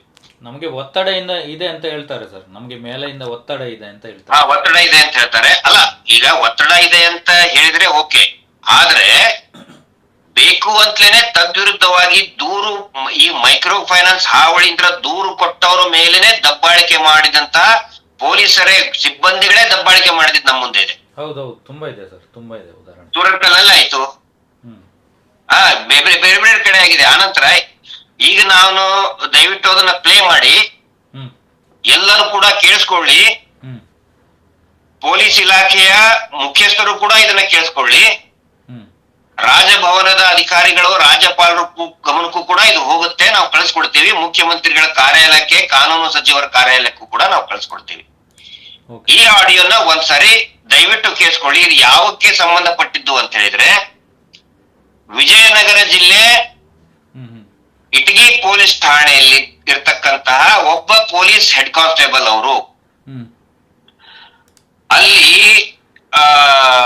ಮಲ್ಲಪ್ಪ ಅಂತ ಹೇಳಿ ಅವರು ದೂರು ಕೊಡ್ತಾರೆ. ನನಗೆ ಬಹಳ ಹಾವಳಿ, ನನಗೆ ಸಿಕ್ಕಾಪಟ್ಟಿ ತೊಂದರೆ ಆಗಿದೆ, ವಿಪರೀತ ಬಡ್ಡಿ ಹಾಕ್ತಾ ಇದಾರೆ, ಮನೆಗೆ ಬಂದು ತೊಂದರೆ ಕೊಡ್ತಾರೆ ಅಂತ ಹೇಳಿ ಆ ಪೊಲೀಸ್ ಸ್ಟೇಷನ್ ಹೋಗಿ ಕಂಪ್ಲೇಂಟ್ ಕೊಡ್ತಾರೆ. ಕಂಪ್ಲೇಂಟ್ ಕೊಟ್ಟ ತಕ್ಷಣ ಅವರು ಕೇಸ್ ರಿಜಿಸ್ಟರ್ ಮಾಡ್ಕೊಳ್ಳೋದಿಲ್ಲ ಅಲ್ಲಿರ್ತಕ್ಕಂತ PSI ಅವರು. ಅದಾದ್ಮೇಲೆ ಯಾರ ಮೇಲೆ ದೂರು ಕೊಟ್ಟಿರ್ತಾರೆ, ಅಲ್ಲಿರುವಂತಹ ಯೋಜನಾಧಿಕಾರಿಗಳು ಮತ್ತೆ ಏನೇನು ಧರ್ಮಸ್ಥಳದ ಬೇರೆ ಬೇರೆ ಡಿಸಿಗ್ನೇಷನ್ ಇದೆಯಲ್ಲ, ಫೇಕ್ ಡಿಸಿಗ್ನೇಷನ್, ಅವ್ರ ಮೇಲೆ ಎಲ್ಲರ ಮೇಲೆ ಕಂಪ್ಲೇಂಟ್ ಕೊಡ್ತಾರೆ. ಅವರಿಗೆ ಸ್ವತಃ ಪೊಲೀಸ್ ಹೇಳ್ತಾರೆ ನಿಮ್ ಮೇಲೆ ಕಂಪ್ಲೇಂಟ್ ಕೊಟ್ಟಿದ್ದಾರೆ ಅಂತ ಹೇಳಿ. ಪೊಲೀಸರು ಹೇಳ್ತಾರೆ, ಪೊಲೀಸ್ ಸಿಬ್ಬಂದಿ. ಆವಾಗ ಏನು ಅವ್ರ ಮೇಲೆ ಕ್ರಮ ಕೈಗೊಳ್ಳೋ ಬದಲು ಅವ್ರ ಕಡೆ ಅಂದ್ರೆ ವಾಪಸ್ ಪಾಪ ಯಾರು ನೊಂದಿದ್ದಾರೆ ಅವ್ರ ಮೇಲೆನೆ ಒಂದು ದೂರು ತಗೋತಾರೆ. ನೀವು ಅವ್ರ ಮೇಲೆ ಒಂದು ಕಂಪ್ಲೇಂಟ್ ಕೊಡಿ ಮಲ್ಲಪ್ಪನ ಮೇಲೆ ಅಂತ ಹೇಳಿ. ಪ್ಲೇ ಮಾಡ್ತೀನಿ ಸರ್ ಆಡಿಯೋ. ದಯವಿಟ್ಟು ಅದನ್ನ ಆಡಿಯೋ ಪ್ಲೇ ಮಾಡಿ. ಪೊಲೀಸ್ ಸ್ಟೇಷನ್ ನೀವು ಬರ್ರಿ ಅಂತ ನಾವು ನಿಮಗೆ ಹೇಳ್ತಾ ಇದೀವಿ ಸರ್. ಆದ್ರೂ ತಾವು ಊರಲ್ಲಿ ಟೈಮ್ ಪಾಸ್ ಮಾಡ್ತಾ ಇದೀರಿ. ಮಾಡಿ ಮಾಡಿ ಮಾಡಿ. ಇಲ್ಲ ಸರ್, ಮಣ್ಣಿಗೆ ಹೋಗಿದ್ದೀನಿ ಸರ್, ಬರಕತ್ತಿದ್ದೀನಿ ಸರ್. ನಾನು ಗಾಡಿಯಲ್ಲಿ ಸ್ಪೀಡಲ್ಲಿ ಬರ್ತಾ ಇದ್ದೀನಿ ಸರ್, ಬರ್ತಾ ಇದ್ದೀನಿ ಸರ್. ನಮ್ಮ ಮಿಸ್ಸಸ್ ಕರ್ಕೊಂಡು ಊರಕ್ಕೆ ಬಂದು ಮಿಸ್ಸಸ್ ಕರ್ಕೊಂಡು ಬರ್ತೀನಿ ಸರ್. ಆಯ್ತು, ನೀವ್ ಎಲ್ಲಿದ್ದೀರಾ ಇವಾಗ? ಸರ್ ಈಗ ಬರಕತ್ತಿದ್ದೀನಿ ಸರ್, ಮಣ್ಣಿಂದ ದಾರಿಗೆ ಬರಕತ್ತಿದ್ದೀನಿ. ನೀವು ನನಗೆ ಹೇಳ್ತಾ ಇರೋದನ್ನೇ ಸುಮಾರಾಗಿ ನನಗೆ ಒಂದು ಗಂಟೆ ಪೊಲೀಸ್ ಅಲ್ಲಿ ಅವ್ರು ಹೆಣ್ಮಕ್ಳು ವೇಟ್ ಮಾಡ್ಬೇಕಾ ಸ್ಟೇಷನ್ ಅಲ್ಲಿ? ಇಲ್ಲ ಸರ್, ಬರ್ತೀನಿ ಸರ್. ನಾನು ಎಲ್ಲಿ ಇಲ್ಲ, ದೂರ ಇದ್ದೀನಿ ಸರ್. ಸ್ವಲ್ಪ ಮಣ್ಣಿಗೆ ಬಂದಿದ್ದೀನಿ, ಕಾಸಿನಕಂಡಿಯಿಂದ ಬರಕತ್ತಿದ್ದೀನಿ ಸರ್ ನಾನು. ನೀವು ಊರಲ್ಲಿ ತಿರುಗಾಡ್ತಿರೋ ಲೊಕೇಶನ್ ನನ್ನ ಮೊಬೈಲ್ ನನ್ನ ಸಾಫ್ಟ್ವೇರ್ ಇದೆ ನಂದು ಸರ್. ನಂದು ಲೊಕೇಶನ್ ಸಾಫ್ಟ್ವೇರ್, ನಂದು ಲೊಕೇಶನ್ ಸಾಫ್ಟ್ವೇರ್ ಇದೆ ನನ್ನ ಹತ್ರ. ಇಲ್ಲ ಸರ್, ಬರ್ತೀನಿ ಸರ್, ಖಂಡಿಸುವಾಗ್ಲಿ ಬರಕತ್ತೀನಿ ಸರ್, ಬರಕತ್ತೀನಿ ಸರ್. ಬಟ್ ನೀವು ಇಲ್ಲೇ ಇದ್ಬಿಟ್ಟು ನೀನು ಊರಲ್ಲೇ ಇಲ್ಲ ಅಂತ ಹೇಳ್ತೀವಿ, ಊರಲ್ಲಿ ಇಲ್ಲ ಅಂತ ಹೇಳ್ತೀರಿ. ನಿಮ್ ಲೊಕೇಶನ್ ನನಗೆ ನಿಮ್ಮ ಮೂರ್ಗಿರಲ್ಲಿ ತೋರಿಸ್ತಾ ಇದೆ ನನಗೆ ಸರ್. ಇಲ್ಲ ಸರ್, ನಾನು ಬರಕತ್ತಿದ್ದೀನಿ ಸರ್. ನಾನು ಗಾಡಿಯಲ್ಲಿ ರನ್ನಿಂಗ್ ನಾಗ ಅದೀನಿ ಸರ್. ಇವೆಲ್ಲ ಬೇಡ, ಹಂಗೆಲ್ಲ ಪೊಲೀಸರು ಕರೆದ್ರು ಈ ತರ ಬರಲ್ಲ ಅಂತಂದ್ರೆ ರೆಫ್ಯೂಸ್ ಬರ್ದ್ಬಿಟ್ಟು ಈಗ ಈ ಸೋಷಿಯಲ್ ವೆಲ್ಫೇರ್ ಮೀಡಿಯಾದಲ್ಲಿ ಅದನ್ನ ಹಾಕಿದೀನಿ. ಅದ್ರ ಈಗ ವಿಡಿಯೋ ಮಾಡಿ ಅದನ್ನ ಯೂಟ್ಯೂಬ್ ಅಲ್ಲಿ ಬಿಡ್ಬೇಕು. ಯಾರು ಬಿಟ್ಟಿದ್ದನ್ನ ಸರ್? ಬಿಟ್ಟಿಲ್ಲ ಸರ್, ನಾವು ಇದು ಸೌಜನ್ಯ ಗ್ರೂಪ್ ಸರ್, ನಮ್ಮರು ಅದಾರ ಸರ್. ಅದ್ರ ನಮ್ಮ ಅದು ತಪ್ಪಲ್ವಾ? ಆಯ್ತು, ನೀವು ಆ ಸಂಘದಲ್ಲಿ ನೀವು ಅವರಿಂದ ಹಣವನ್ನು ನೀವು ಸಾಲ ಪಡ್ಕೊಂಡು ಅದಕ್ಕೆ ಕೊಡ್ಬೇಕಾಗಿರೋದು ನಿಮ್ ಧರ್ಮನ ಅಲ್ಲ ಅದು? ಅಲ್ಲ ಸರ್, ಇಲ್ಲ ಸರ್, ಮಾತಾಡ್ತೀನಿ ಸರ್. ಆಯ್ತು ಸರ್, ನಿಮ್ ಹತ್ರ ಬರ್ತೀನಿ ಸರ್, ಬರ್ತೀನಿ ಸರ್. ಇಲ್ಲೇ ನಮ್ಮ ಸಾಹೇಬ್ರು ಬಂದಿದ್ರು, PSI ಸಾಹೇಬ್ರು. ನಿಮ್ಮೂರಲ್ಲಿ ಇದೀವಿ ನಾವು. ಈಗ ನಾವೇ ಅಲ್ಲಿ ಬರೋಣ, ನೀವೇ ಬರ್ತೀರಾ? ಬರ್ತೀನಿ ಸರ್, ಬರ್ತೀನಿ. ಲೊಕೇಶನ್ ಅಲ್ಲಿ ನಿಮ್ ಸ್ಕೂಲ್ ಹತ್ರ ಇದೀವಿ ನಾವು. ಎಲೆಕ್ಷನ್ ಡ್ಯೂಟಿಲಿ ಬಂದಿದ್ವಿ. ಬರ್ತೀನಿ ಸರ್. ಆಯ್ತು ಸರ್. ಸರ್ ಹೇಳಿ ಸರ್. ಈಗ ನೋಡಿ, ಎಂತ ಒಂದು ಇದೇನಂತ ಅಪಹಾಸ್ಯನೋ ಅಥವಾ ಏನನ್ಬೇಕು, ಅವರು ಮಾತಾಡ್ತಾರಲ್ಲ, ಅವರು ಪೊಲೀಸ್ ಸಿಬ್ಬಂದಿ ಹೆಡ್ ಕಾನ್ಸ್ಟೇಬಲ್ ಅಂತೆ ಮಲ್ಲಪ್ಪ ಅನ್ನೋರು ದೂರು ಕೊಟ್ಟಂತವ್ರು, ನನಗೆ ಕಿರುಕುಳ ಆಗಿದೆ ಅಂತ ಹೇಳಿ. ಉಲ್ಟಾ ಅವ್ರ ಮೇಲೆನೆ ಕೇಸ್ ತಗೋತಾರೆ. ಕೇಸ್ ಮಾಡಿ ನೀ ಸ್ಟೇಷನ್ಗೆ ಬಾ ಅಂತ ಗಂಟು ಬೀಳ್ತಾರೆ ಮಲ್ಲಪ್ಪ ಅನ್ನೋರಿಗೆ. ಹೌದು ಹೌದು ಹೌದು. ಅವಾಗ ಅವ್ರು ಹೆದರ್ಕೋತಾರೆ. ಸಹಜವಾಗಿ ಜನಸಾಮಾನ್ಯರಿಗೆ ಪೊಲೀಸ್ ಸ್ಟೇಷನ್ ಅನ್ಕೊಂಡು ಹೆದರ್ತಾರೆ. ಇವತ್ತಿಗೂ ಕೂಡ 90% ನಮ್ಮ ಜನಸಂಖ್ಯೆ ಪೊಲೀಸ್ ಸ್ಟೇಷನ್ ಅಂದ್ರೆ ಹೆದರ್ಕೋತಾರೆ. ಇದರಲ್ಲಿ ಈ ಸಿಬ್ಬಂದಿ ಏನ್ ಹೇಳ್ತಾ ಇದಾರೆ ಅಂತ ಹೇಳಿದ್ರೆ, ಬರೋದಕ್ ತಡ ಆಗಿದೆ ಅಂತ ಹೇಳಿದ್ರೆ, ನಂದು ಲೊಕೇಶನ್ ಸಾಫ್ಟ್ವೇರ್ ಇದೆ, ಲೊಕೇಶನ್ ಸಾಫ್ಟ್ವೇರ್ ಇಂದ ನೀ ಎಲ್ಲಿದಿ ನಾನು ಹುಡುಕಿದೀನಿ ಅಂತ ಹೇಳ್ತಾ ಇದಾರೆ. ಅಂದ್ರೆ ಇದು ಪೊಲೀಸರಿಗೆ ಕೊಟ್ಟಂತಹ ಪೊಲೀಸ್ ಇಲಾಖೆ ಕೊಟ್ಟಂತಹ ಏನೊಂದು IT ಸಾಮಗ್ರಿ ಇದೆ, ಹ್ಮ್ ಈ ಲೊಕೇಶನ್ ಐಡೆಂಟಿಫೈ ಮಾಡುವಂತಹ ವ್ಯವಸ್ಥೆ ಏನಿದೆ ಅದು ಪೊಲೀಸರಿಗೆ ಮಾತ್ರ ಸಾಧ್ಯ. ಹ್ಮ್ ಅದನ್ನ ಇವರು ಈ ನೊಂದಂತವರನ್ನ ಬೆದರಿಸೋದಕ್ಕೆ ಯೂಸ್ ಮಾಡ್ತಾ ಇದ್ದಾರೆ. ಸರ್ ಅದು ಯಾವುದಕ್ಕೆಲ್ಲ ಯೂಸ್ ಮಾಡ್ಬೋದು ಸರ್ ಆ ಥರ? ಕೇಸ್ ರಿಜಿಸ್ಟರ್ ಆಗಬೇಕು ನೋಡಿ, ಅದಕ್ಕೆ ಬಹಳ ಒಂದಿಷ್ಟು ಸ್ಪೆಸಿಫಿಕ್ ಡೈರೆಕ್ಷನ್ಸ್ ಇದೆ. ಹ್ಮ್ ಅದಕ್ಕೆ ಸ್ವತಃ SP ಅವರೇ ಅನುಮತಿ ಕೊಡಬೇಕು. ಯಾವಾಗ ಅಂತ ಹೇಳಿದ್ರೆ ಆ ವ್ಯಕ್ತಿ ವಿರುದ್ಧ FIR ಆಗಿರ್ಬೇಕು. ನೀವೀಗ ಒಬ್ಬ ವ್ಯಕ್ತಿಯಿಂದ ಲೊಕೇಶನ್ ಹುಡುಕ್ತಾ ಇದ್ರಿ, ಅವ್ನ ಕಾಲ್ ಡೀಟೇಲ್ಸ್ ತಗೋತೀರಿ ಅಂತ ಹೇಳಿದ್ರೆ ಆ ವ್ಯಕ್ತಿಯ ಮೇಲೆ FIR ಆಗಿರ್ಬೇಕು. ಅಷ್ಟೇ ಅಲ್ಲ, ಲೊಕೇಶನ್ ಫೈಂಡ್ ಔಟ್ ಮಾಡೋದಕ್ಕೆ ಡಿಸ್ಟ್ರಿಕ್ಟ್ ಆದ್ರೆ SP ಅವ್ರದ್ದು, ಸಿಟಿ ಆದ್ರೆ DCP ಅವ್ರದ್ದು ಅನುಮತಿ ಬೇಕು. ಹ್ಮ್ ಇಲ್ಲಿ ಪಾಪ ನೊಂದಂತವನನ್ನ ಪೊಲೀಸ್ ಠಾಣೆಗೆ ಕರೆಯೋದಕ್ಕೆ ಹೆದರಿಸೋದಕ್ಕೆ ಈ ಇಟ್ಗಿ ಪೊಲೀಸ್ ಠಾಣೆಯ ಹೆಡ್ ಕಾನ್ಸ್ಟೇಬಲ್ ಮಹಾಶಯರು, ನಾನು ಲೊಕೇಶನ್ ಸಾಫ್ಟ್ವೇರ್ ಅಲ್ಲಿ ನಿನ್ನ ಲೊಕೇಶನ್ ಹುಡುಕಿದ್ದೀನಿ ಬಾ ಅಂತ ಕರೀತಾ ಇದ್ದಾರೆ. ನಾನು ಕೇಳ್ತಾ ಇದ್ದೀನಿ, ರಾಜ್ಯಪಾಲರು ಇದನ್ನ ಗಮನಿಸಬೇಕು. ಯಾಕಂದ್ರೆ ರಾಜ್ಯಪಾಲರು ಹೇಳಿದಾರಲ್ಲ, ಹೌದು ಪೊಲೀಸರು ಬಹಳ ಚೆನ್ನಾಗಿ ಕೆಲಸ ಮಾಡ್ತಾರೆ ಅಂತ ಹೇಳಿ, ಯಾಕೆ ಹೊಸ ಕಾನೂನು ಮಾಡುತ್ತೀರಾ ಅಂತ ಹೇಳಿ. ಹೌದು ಇದನ್ನ ರಾಜ್ಯಪಾಲರು ಗಮನಿಸಬೇಕು ಮತ್ತು ಕಾನೂನು ಸುವ್ಯವಸ್ಥೆ ಪೊಲೀಸ್ ಇಲಾಖೆ ಗಮನಿಸಬೇಕು. ತಳ ಹಂತದ ಸಿಬ್ಬಂದಿ ಯಾವ ರೀತಿ ಕೆಲಸ ಮಾಡ್ತಾ ಇದ್ದಾರೆ, ಇದರಲ್ಲಿ ಒಂದು ಲೊಕೇಶನ್ ಸಾಫ್ಟ್ವೇರ್ ಮಿಸ್ಯೂಸ್ ಮಾಡ್ಕೋತಾ ಇದ್ದಾರೆ. ಹೌದು ಹೌದು ಹೌದು ಅದು ಯಾರ ಪರವಾಗಿ ಮೀಟರ್ ಬಡ್ಡಿ ನಡೆಸ್ತಾ ಇರುವಂತಹ SKDRDP ಗ್ಯಾಂಗ್ ಅವರ ಒತ್ತಡಕ್ಕೆ ಮಣಿದು ನೊಂದಂತವ್ರ ಮೇಲೆ ಒತ್ತಡ ಹಾಕೋದಕ್ಕೆ ಈ ಲೊಕೇಶನ್ ಸಾಫ್ಟ್ವೇರ್ ನ ಮಿಸ್ಯೂಸ್ ಮಾಡ್ಕೋತಾ ಇದ್ದಾರೆ. Point number 1. ಹೌದು ಪಾಯಿಂಟ್ ನಂಬರ್ 2, ಅವರಲ್ಲಿ ಹೇಳ್ತಾರೆ ನೋಡಿ, ನಾವು ಇಲೆಕ್ಷನ್ ಡ್ಯೂಟಿಗೆ ನಾವು ನಮ್ ಸಾಹೇಬರು ಬಂದಿದೀವಿ, ಇಲ್ಲಿ ನಿಮ್ ಊರಿಗೆ ಬಂದಿದೀವಿ. ಅಲ್ಲಪ್ಪ, ಇಲೆಕ್ಷನ್ ಡ್ಯೂಟಿ ಬಿಟ್ಟು ನೀವು ಇಲ್ಲಿ ಮೀಟರ್ ಬಡ್ಡಿ ದಂಧೆ ಎದ್ದು ಪಂಚಾಯತಿ ಮಾಡಕ್ ಹೋಗ್ತೀರಾ ನೀವು? ಸರ್ ಅಲ್ಲಿ ಮತ್ತೆ ನಾವು ಕೊಟ್ರೆ ಹೇಳ್ತಾರೆ ಇದು ಸಿವಿಲ್ ಮ್ಯಾಟರ್, ನಮ್ಗೆ ಇದು ಬರಲ್ಲ ಅಂತ ಹೇಳ್ತಾರೆ. ಎಕ್ಸಾಕ್ಟ್ಲಿ. ಈಗ ನಾವು ಈಗ ಏನಾದ್ರು ಇಲ್ಲಿ ನೊಂದಂತವ್ರು ಕೊಟ್ಬಿಟ್ರೆ, ಇಲ್ಲರೇ ಇದು ಸಿವಿಲ್ ಮ್ಯಾಟರ್, ನೀವು ಕೋರ್ಟಿಗೆ ಹೋಗ್ರಿ ಅಂತ ಹೇಳ್ತಾರೆ. ಹೌದು ಹೌದು. ಮತ್ತ ಅದೇ ಸ್ಥಳ ಕೊಟ್ಟಂತವ್ರು ಹೇಳಿಬಿಟ್ರೆ ಲೊಕೇಶನ್ ಸಾಫ್ಟ್ವೇರ್ ಹಾಕಿ ಕೊಡ್ತಾರೆ. ಅಲ್ಲಿ ಅವ್ರು ಹೇಳಿದ್ದೆ ಸತ್ಯ ಸರ್, ಯಾವುದೇ ಡಾಕ್ಯುಮೆಂಟ್ ಕೊಡ್ಲಿಲ್ಲ ಅಂದ್ರೂ ನಡೀತದೆ. ಇಲ್ಲಿ ನಾವು ಸಾಕ್ಷಿಗಳನ್ನು ಕೊಡ್ಬೇಕು, ಅವ್ರ ಮನೆಗೆ ಬಂದಿದ್ದಾರಾ. ಆಮೇಲೆ ಹೇಳ್ತಾರೆ ನೋಡಿ, ಹೌದು ನೀವು ಯಾಕೆ ವಿಡಿಯೋ ಮಾಡ್ತೀರಿ ಅದನ್ನ ಅಂತ ಹೇಳಿ. ಅಲ್ಲರಿ, ಇವತ್ತು ಸ್ವತಃ ಪೊಲೀಸ್ ಇಲಾಖೆ CC ಕ್ಯಾಮೆರಾಗಳನ್ನ ಅಳವಡಿಸ್ಕೊಡ್ರಿ ನಿಮ್ಮ ಮನೆ ಮುಂದೆ, ಏನಾದ್ರೂ ಅವಘಡ ಆದ್ರೆ ನಮ್ಗೆ ಬೇಕು ಅಂತ ಹೇಳಿ. ಹೌದು. CC ಕ್ಯಾಮೆರಾ ಯಾಕೆ ಹಾಕೋತಾರೆ ಹೇಳ್ರಿ? ಏನಾದ್ರು ಜೀವಕ್ಕೆ ತೊಂದ್ರೆ ಆದ್ರೆ, ಕಳ್ತನ ಆದ್ರೆ ಹಾಕ್ಬಾರ್ದು ಅಂತ ಹೇಳಿ, ಆಸ್ ಅ ಪ್ರಿಕಾಷನರಿ ಮೇಜರ್. ಹೌದು ಹೌದು. ವಿಡಿಯೋ ಮಾಡ್ಕೊಳ್ಳೋದ್ರ ತಪ್ಪೇನಿದೆ? ಅವ್ರು ಬಂದು ಹೊಡೆದು ಹೋದ್ರೆ ಇವ್ರನ್ನ ಪೊಲೀಸ್ ಸ್ಟೇಷನ್ ಒಳಗಡೆನೆ ಕ್ಯಾಮೆರಾ ಇಟ್ಟಿದ್ದಾರೆ. ಯಾಕೆ ಸರಿ ನೋಡಿ, ಒಬ್ಬ ಜನಸಾಮಾನ್ಯ ತನಗ್ ತೊಂದರೆ ಆಗ್ತಾ ಇದೆ ಅಂತ ಹೇಳಿ ವಿಡಿಯೋ ಮಾಡ್ಕೊಳ್ಳೋದ್ರಲ್ಲಿ ಏನ್ ಅಫೆನ್ಸ್ ಅದು? ಹೌದು ಹೌದು ಹೌದು ಸರ್. ನಾಳೆ ಅವನನ್ನ ಇವ್ರು ಬರೋ ಒಬ್ಬೊಬ್ಬರೇ ಬರಲ್ಲ, ಗುಂಡಾಗಳ ರೀತಿ ತೋಳಗಳ ತರ ಮನೆಗ್ ನುಗ್ತಾರೆ ಇವರು. ಹೌದು ಸರ್. ನಾವು ಒಂದ್ ಕಡೆ ಸರ್ ನಾವು ಒಂದ್ ಕಡೆ ಮಾಹಿತಿ ಕೊಡ್ಲಿಕ್ಕೆ ಹೋಗುವಾಗ ಪೊಲೀಸ್ ಕೂಡ ಬಂದಿದ್ರು ನಮ್ ಜೊತೆ ಗಲಾಟೆ ಮಾಡ್ಲಿಕ್ಕೆ. ಆವಾಗ ಅವ್ರು ಹೇಳ್ತಾ ಇದ್ರು ನೀವು ಕ್ಯಾಮ್ರಾ ಆಫ್ ಮಾಡಿ ಅಂತ. ನಾವು ಕ್ಯಾಮರಾ ಆಫ್ ಮಾಡಿದ ಕೂಡಲೇ ನಮ್ಮ ಮೇಲೆ ಅಟ್ಯಾಕ್ ಮಾಡ್ಲಿಕ್ಕೆ ಬಂದಿದ್ದಾರೆ. ಸಂತೋಷ್, ನಿಮ್ಗೂ ಗೊತ್ತಿದೆ, ನನ್ನ ಅನೇಕ ಡಿಸ್ಕಷನ್ ಅಲ್ಲಿ, ವಿದಿನ್ ನಮ್ ಗ್ರೂಪ್ ಡಿಸ್ಕಷನ್ ಅಲ್ಲಿ, ಪೊಲೀಸ್ ಇಲಾಖೆಗೆ ಎಂಬ್ರಾಸ್ಮೆಂಟ್ ಆಗೋ ರೀತಿ ನಡ್ಕೋಬೇಡಿ ಅಂತ ನಾನು ಹೇಳಿದೆ. ಹೌದು ಹೌದು ಸರ್. ಹೌದು ಹೌದು.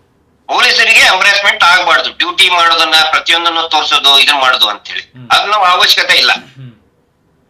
ಆದ್ರೆ ಇಲ್ಲಿ ಏನಾಗ್ತಾ ಇದೆ ಅಂತ ಹೇಳಿದ್ರೆ, ಆಮೇಲೆ ಇನ್ನೊಂದು ನಾನು ಹೇಳಬೇಕು, ಬರೀ ನಾನು ಇಷ್ಟು ಹೇಳಿದ್ರೆ ಅರ್ಧ ಇದು ಈ ಪೊಲೀಸ್ ಠಾಣೆ ಸರ್ಕಲ್ ಇನ್ಸ್ಪೆಕ್ಟರ್ ಇದಾರಲ್ಲ, ತುಂಬಾ ಒಳ್ಳೆ ಕೆಲಸ ಮಾಡಿದ್ದಾರೆ. ತುಂಬಾ ಅಂದ್ರೆ ಅವ್ರಿಗೆ ಇರುವಂತಹ ಕಾಳಜಿ ಇರೋದ್ರಿಂದನೇ ಇವತ್ತು ಅಂತಲ್ಲಿ ನೀಲ್ಗುಂದದ ಗ್ರಾಮದ ಹತ್ರ ಯಾವ್ದು ಮೂಡ್ಗೇರಿ ಆ ಮಲ್ಲಪ್ಪ ಕೊಟ್ಟಂತ ದೂರು ದಾಖಲಾಯ್ತು ಬಿಕಾಸ್ ಆಫ್ ಸರ್ಕಲ್ ಇನ್ಸ್ಪೆಕ್ಟರ್. ಖಂಡಿತ ಅವರು ಕಾಳಜಿ ಇದೆ ಅವ್ರಿಗೆ. ಆದ್ರೆ ಅಲ್ಲಿರ್ತಕ್ಕಂತ ಸಿಬ್ಬಂದಿಗಳಿಗೆ ಏನು ಆದ್ರೆ ಒಬ್ರು ಹಿಂಗಾಗಿ ನಾನು ಎಲ್ರನ್ನೂ ನಾನು ಟೀಕೆ ಮಾಡಕ್ ಹೋಗ್ತಾ ಇಲ್ಲ. ಈ ಪೊಲೀಸ್ ಇಲಾಖೆಯಲ್ಲಿ ಹೈರಾರ್ಕಿ ಸಿಕ್ಕಾಪಟ್ಟಿ ಕಾನ್ಸ್ಟೇಬಲ್ ಇಂದ ಹಿಡಿದು ಸೀನಿಯರ್ ಆಫೀಸರ್ ತನಕ ಇರ್ತದೆ. ಇಲ್ಲಿ ಡಿಸ್ಟಿಕ್ ಅಲ್ಲಿ ಏನಾಗ್ಬಿಟ್ಟಿದೆ, PSI ನೊಂದಂತವರ ಪರವಾಗಿದ್ರೆ ಅನೇಕ ಕಡೆ ಸ್ವತಃ DSP ಇರೋದಿಲ್ಲ, DSP ನೊಂದಂತವರ ಪರವಾಗಿ ಇದ್ರೆ ಪೊಲೀಸ್ ಇನ್ಸ್ಪೆಕ್ಟರ್ ಇರೋದಿಲ್ಲ. ಹೀಗಾಗಿ ನಾನು ಇದನ್ನ ರಾಜ್ಯಪಾಲರು ಏನು ಮೊನ್ನೆ ಒಂದು ತಕರಾರು ಎತ್ತಿದಾರಲ್ಲ, ಹೊಸ ಕಾನೂನು ಯಾಕೆ ಬೇಕು ಅನ್ನೋದಕ್ಕೆ, ಅದಕ್ಕೆ ನಾವು ಗಮನಕ್ಕೆ ತರ್ತಾ ಇದೀವಿ. ಮಾಧ್ಯಮಗಳ ಗಮನಕ್ಕೆ, ಮಾಧ್ಯಮದವ್ರು ಹೇಳ್ತಾರೋ ಬಿಡ್ತಾರೋ ಗೊತ್ತಿಲ್ಲ, ನಮ್ ಕೆಲಸ ಡ್ಯೂಟಿ ನಾವು ಮಾಡ್ತಾ ಇದೀವಿ. ಇಲ್ಲಿ ಆಮೇಲೆ ಒನ್ಸ್ ಅಗೇನ್ ನಾನು ಇಂತೆಲ್ಲ ಪೊಲೀಸ್ ಅಧಿಕಾರಿಗಳ ಮೇಲೆ ಸಸ್ಪೆಂಡ್ ಮಾಡಿ ಕ್ರಮ ಕೈಗೊಳ್ರಿ ಅಂತ ನಾನು ಹೇಳಿಲ್ಲ ಇವತ್ತಿನವರೆಗೂ ಕೂಡ. ನಾನು ಯಾಕಂದ್ರೆ ನಾನು ಅದೇ ಇಲಾಖೆಯಲ್ಲಿ ಕೆಲಸ ಮಾಡಿದವನಾಗಿ ನಾನು ಪೊಲೀಸರ ಅಗೇನ್ಸ್ಟ್ ಹೇಳ್ತಾ ಇಲ್ಲ, ಬಟ್ ಸಿಸ್ಟಮ್ ಹಂಗಿದೆ ಅಂತ ನಾನು ಹೇಳ್ತಾ ಇದ್ದೀನಿ ಇಲ್ಲಿ. ಹೌದೌದು, ಕಾನೂನು ಪ್ರಕಾರವಾಗಿ ನೀವು ಹೇಳ್ತಾ ಇದ್ದೀರಾ. ಸಿಸ್ಟಮ್ ಹಂಗಿದೆ, ಆ ತರ ನಿರ್ಮಾಣ ಆಗಿದೆ. ಪೊಲೀಸರಿಗೆ ಟ್ರಾನ್ಸ್ಫರ್ ಮಾಡೋದಕ್ಕೆ ಒಂದು ಟ್ರಾನ್ಸ್ಫರ್ಗೆ 50 ಲಕ್ಷ 1 ಕೋಟಿ ತಗೋತಾರೆ. ಸೊ ಈ ತರ ದಾರಿ ಹುಡ್ಕೋತಾರೆ ಅವರು. ಹೌದು, ಇವರೇನ್ ಸುಮ್ಮನೆ ಇದನ್ನ ಮಾಡ್ತಾರಲ್ಲ, ಸ್ಟೇಷನ್ಗೆ ಒಂದಿಷ್ಟು ಮಂತ್ಲಿ ಫಿಕ್ಸ್ ಮಾಡಿದ್ದಾರೆ, ಕೊನೆಗೆ ಸಿಕ್ಕಾಕೋದು ಪೊಲೀಸರೇ. ಹಂಗ ಆಗಬಾರ್ದು. ಪೊಲೀಸ್ ಸ್ನೇಹಿತರ ಒಂದು ಕನ್ಸರ್ನ್ ಇಟ್ಕೊಂಡು ನಾನು ಹೇಳ್ತಾ ಇದ್ದೀನಿ ಇದನ್ನ. ದಯವಿಟ್ಟು ಸಿಕ್ಕಾಕೋಬೇಡಿ ಇವ್ರ ಸಲುವಾಗಿ. ಈ ಧರ್ಮೋದ್ಯಮಿಗಳನ್ನ, ಧರ್ಮಸ್ಥಳದ ಈ ಪಾಖಂಡಿ ಧರ್ಮದ ವ್ಯಾಪಾರಿಗಳಿದಾರಲ್ಲ, ಇವ್ರನ್ನ ಉಳಿಸ್ಕೊಳ್ಳೋದಕ್ಕೋಸ್ಕರ ನೀವು ಸಿಕ್ಕಾಕೋಬೇಡಿ ಅಂತ ನನ್ನ ಪೊಲೀಸ್ ಸ್ನೇಹಿತರಿಗೆ ನಾನು ಹೇಳ್ತಾ ಇದ್ದೀನಿ. ಅದೇ ನೀವು KGF ಬಗ್ಗೆ ಹೇಳ್ತಾ ಇದ್ರಿ ಅವರ KGF ಅಲ್ಲಿ. ಹಾ, ಅಲ್ಲಿ ಹೌದಲ್ಲ. ನೋಡಿ, ನಾನು ಪೊಲೀಸ್ ಇಲಾಖೆ ಒಪ್ತಿದ್ದವನು. ನಾನು ನಮ್ಮ ಪೊಲೀಸ್ ಸ್ನೇಹಿತರ ಮೇಲೆ ಕ್ರಮ ಕೈಗೊಳ್ರಿ, ಸಸ್ಪೆಂಡ್ ಮಾಡ್ರಿ ಅಂತ ಖಂಡಿತ ಇವತ್ತಿನವರೆಗೂ ಹೇಳಿಲ್ಲ, ಮುಂದೂ ಹೇಳೋದಿಲ್ಲ. ಆದ್ರೆ ತಿದ್ಕೋಬೇಕಲ್ಲ. ಹೌದೌದು, ಪೊಲೀಸರು ಕೆಲವೊಂದಿಷ್ಟು ಸಿಬ್ಬಂದಿಗಳು ತಮ್ಮ ಲಾಭಕ್ಕೋಸ್ಕರ, ಸ್ವಾರ್ಥಕ್ಕೋಸ್ಕರ ನನ್ನಂತವ್ರು ಹೊಟ್ಟೆ ಮೇಲೆ ಹೊಡೆಕ್ ಹೋದ್ರೆ, ಹೌದು ಸರ್, ಹೌದು. ಸೊ ನಾವು ಅದನ್ನ ಹಿರಿಯ ಅಧಿಕಾರಿಗಳ ಗಮನಕ್ಕೆ ತರಲೇಬೇಕಾಗ್ತದೆ. ಇದನ್ನ ನಾನು ಹಿರಿಯ ಅಧಿಕಾರಿಗಳ ಗಮನಕ್ಕೆ ತರ್ತಾ ಇದ್ದೀನಿ. ಲೊಕೇಶನ್ ಸಾಫ್ಟ್ವೇರ್ ಹಿಡ್ಕೊಂಡು ಹುಡುಕ್ತಾ ಇದಾರೆ ಮಾರಾಯ ಅವರು. ಹೌದು, ಹೌದು. ಏನ್ ಅವ್ರ ಮೇಲೆ ಎಫ್ಐಆರ್ ಆಗಿದ್ಯಾ? ಕಳ್ತನ ಮಾಡಿದಾರ? ಓಡಿ ಹೋಗಿದಾರ? ಏನ್ ಮಾಡಿದಾರ ಅವ್ರು? ಸ್ವತಃ ಅವರೇ ಕಂಪ್ಲೇಂಟ್ ಕೊಟ್ಟಿದ್ದಾರೆ, ನನಗೆ ಕಿರುಕುಳ ಆಗ್ತಾ ಇದೆ ಅಂತ ಹೇಳಿ. ಅಂತವ್ರ ಮೇಲೆ ನೀವು ಹರಾಸ್ಮೆಂಟ್ ಮಾಡಿದ್ರೆ ಮತ್ತೆ ಯಾವ ರೀತಿ ಕಾನೂನು ನೀವು ತರ್ತೀರಿ? ಇದು ರಾಜ್ಯಪಾಲರು ಅರ್ಥ ಮಾಡ್ಕೋಬೇಕು. ರಾಜ್ಯಪಾಲರ ಬಗ್ಗೆನೂ ನಮ್ಗೆ ಗೊತ್ತಿದೆ, ನನ್ನ ಗೌರವ ಇದೆ. ಸರ್, ಅದೇ ಸುಗ್ರೀವಾಜ್ಞೆಯಲ್ಲಿ ಏನಿರುತ್ತೆ ಅದಕ್ಕೊಂದು ಪವರೇ ಬೇರೆ ಇರುತ್ತೆ. ಸುಗ್ರೀವಾಜ್ಞೆಯಲ್ಲಿ ಈ ತರ ಇತ್ತು ಅಂತ ಮುಂಚೆ ಕಾನೂನು ಇದ್ರೂ ಕೂಡ ಅದನ್ನು ಸುಗ್ರೀವಾಜ್ಞೆಯಲ್ಲಿ ಸೇರಿಸೋದಕ್ಕೆ ಏನಾಗುತ್ತೆ ಸರ್ ಸೇರಿಸಿದ್ರೆ? ನೋಡಿ, ಚುನಾಯಿತ ಸರ್ಕಾರ ಜನರ ಸಮಸ್ಯೆಗೆ ಸ್ಪಂದಿಸೋದಕ್ಕೆ ಏನ್ ಮಾಡ್ಬೇಕು ಅದು ಮಾಡಿದೆ. ಹೌದು, ಹೌದು, ಹೌದು ಸರ್. ಅದನ್ನ ಆ ಅಧಿಕಾರವನ್ನ ಮೊಟಕುಗೊಳಿಸುವಂತ ಅಧಿಕಾರ ಈ ನಮ್ಮ ಸಂವಿಧಾನದಲ್ಲಿ ಇಲ್ಲ. ಹೌದು, ಹೌದು, ಹೌದು. ರಾಜ್ಯಪಾಲರು ಒಂದ್ಸಾರಿ ಅದನ್ನ ವಾಪಸ್ ಕಳ್ಸಿದ್ದಾರೆ, ತಿರಸ್ಕಾರ ಮಾಡಿಲ್ಲ. ಅದನ್ನ ರಿವ್ಯೂ ಮಾಡಿ ಅಂತ ಕಳ್ಸಿದ್ದಾರೆ. ಮತ್ತೆ ಸಾಲ ಕಟ್ಟುವವರಿಗೆ ಕೂಡ ಈಗ ಪ್ರಾಮಾಣಿಕವಾಗಿ ಸಾಲ ತಗೊಂಡವರಿಗೆ ಈಗ ಕಟ್ಲಿಕ್ಕೆ ಕೂಡ ಕಷ್ಟ ಆಗ್ತದೆ, ಮತ್ತೆ ಅವರಿಗೆ ಸಾಲ ಸಿಗಲ್ಲ ಅಂತ ಕೂಡ ಹೇಳ್ತಾ ಇದ್ದಾರಂತೆ. ಇಲ್ಲ ನೋಡಿ, ಇಲ್ಲಿ ಪ್ರಾಮಾಣಿಕವಾಗಿ ಸಾಲ ಕಟ್ಟೋನ್ ಕಟ್ತಾನೆ ಹೋಗ್ತಾನೆ ಇದಾರೆ ಪಾಪ ಜೀವನ ಪರ್ಯಂತ. ಬರೀ 35,000, ನಾವು ಎಷ್ಟು ಉದಾಹರಣೆ ನಿಮ್ಗೆ ಹೇಳಿ. 30,000 ತಗೊಂಡವನು 10 ವರ್ಷದಿಂದ ಇನ್ನೂವರೆಗೆ ಕಟ್ತಾನೆ ಇದ್ದಾನೆ. ಓಲಾ ಕ್ಯಾಬ್ ಡ್ರೈವರ್ ಮನೆ ಹೇಳ್ತಾ ಇದ್ದೆ, ಸರ್ ನಾನು 35,000 ತಗೊಂಡು 4 ವರ್ಷ ಆಯ್ತು ದುಡ್ಡು ತಗೊಂಡು, ಇವತ್ತಿನವರೆಗೂ ಕಟ್ತಾನೇ ಇದ್ದೀನಿ. ತಿಂಗಳ ಎಷ್ಟೋ 600 ರೂಪಾಯಿನೂ ಕಟ್ತಾನೇ ಇದ್ದೀನಿ ಅಂತ ಹೇಳ್ತಾನೆ. ಹೌದು, ಹೌದು ಸರ್. ಇಲ್ಲಿ ಪ್ರಾಮಾಣಿಕತೆಗೆ ಬೆಲೆ ಇಲ್ಲ. ಈ SKDRDP ಇಲ್ಲಿ ಪ್ರಾಮಾಣಿಕತೆಗೆ ನಿಮಗೆ ಬೆಲೆನೇ ಇಲ್ಲ. ಹೌದು ಸರ್, ಹೌದು ಸರ್. ಎಷ್ಟೋ ಈಗ ಲೆಕ್ಕ ಕೇಳಿದವರಿಗೆ ಸ್ವಲ್ಪ ಬಡ್ಡಿ ಕಡಿಮೆ ಮಾಡ್ತಾರೆ, ಏನಿಲ್ಲ ಅವ್ರಿಗೆ ಕೇಳಿದಷ್ಟು ಕಟ್ತಾ ಹೋಗ್ತಾರೆ. ಮತ್ತೇನಂದ್ರೆ ಅಲ್ಲಿ ಪುಸ್ತಕ ಅವರ ಹತ್ರನೇ ಇರುತ್ತೆ ಸರ್, ಬರೀ ದುಡ್ಡು ತಗೊಂಡು ಹೋಗ್ತಾರೆ, ಮನೆಗೆ ಬಂದು ಕೂತ್ಕೊಂಡು ಕ್ಯಾಶ್ ಇಸ್ಕೊಂಡು ಹೋಗ್ತಾರೆ, ಕೈಯಲ್ಲಿ ಬರ್ಕೊಂಡು ಹೋಗ್ತಾರೆ. ಈಗ ಇಲ್ಲಿ ಇದ್ದವ್ರಿಗೆ ಅಲ್ಲಿ ಬರ್ದಿದ್ದಾರ ಇಲ್ವಾ ಅಂತ ಏನು ಸಾಕ್ಷಿ ಇಲ್ಲಲ್ಲ ಸರ್. ಆ ಕೈಯಲ್ಲಿ ಬರ್ದಿದ್ ನೋಡಿದ್ರಲ್ಲ ನೀವು, ಲ್ಯಾಪ್ಟಾಪ್ ಯಾರಂತರದೆ ಐಪ್ಯಾಡ್, ಆಪಲ್ ಐಪ್ಯಾಡ್ ನಲ್ಲಿ ಇವರು ಬರ್ಕೊಂಡಂಗ ಅಮ್ಮ ಕೈಯಲ್ಲಿ ಬರ್ಕೊಂಡು ಹೋಗ್ತದೆ. ಹೌದು, ಅಡ್ವಾನ್ಸ್ ಟೆಕ್ನಾಲಜಿ ಸರ್. ಅದು 500 ವರ್ಷ ಮುಂದೆ ಇದ್ದಾರೆ ಇನ್ನು ಕೂಡ. ಅಡ್ವಾನ್ಸ್ ಟೆಕ್ನಾಲಜಿ ಕೈ ಮೇಲೆ ಬರ್ಕೊಂಡು ಹೋಗ್ತಾರೆ. ನೋಡಿ, ಇವ್ರದ್ದು ಹೇಳೋದೊಂದು. ಇತ್ತೀಚೆಗೆ ಏನ್ ಮಾಡಿದ್ದಾರೆ, 3-4 ದಿನದಿಂದ ನಾನು ನೋಡ್ತಾ ಇದ್ದೀನಿ, ಒಂದಿಷ್ಟು ಹರಿದಾಡ್ತಾ ಇದ್ದೇವೆ. ಆಮೇಲೆ ನನಗೆ ಬಹಿರಂಗ ಪತ್ರ ಬರೆದಿದ್ದಾರೆ, ಗಿರೀಶ್ ಮಟ್ಟಣ್ಣ ಅವ್ರಿಗೊಂದು ಬಹಿರಂಗ ಪತ್ರ. ಸಾಲ ನೀವು ತೆಗೆಸ್ಕೊಡ್ತೀರಾ?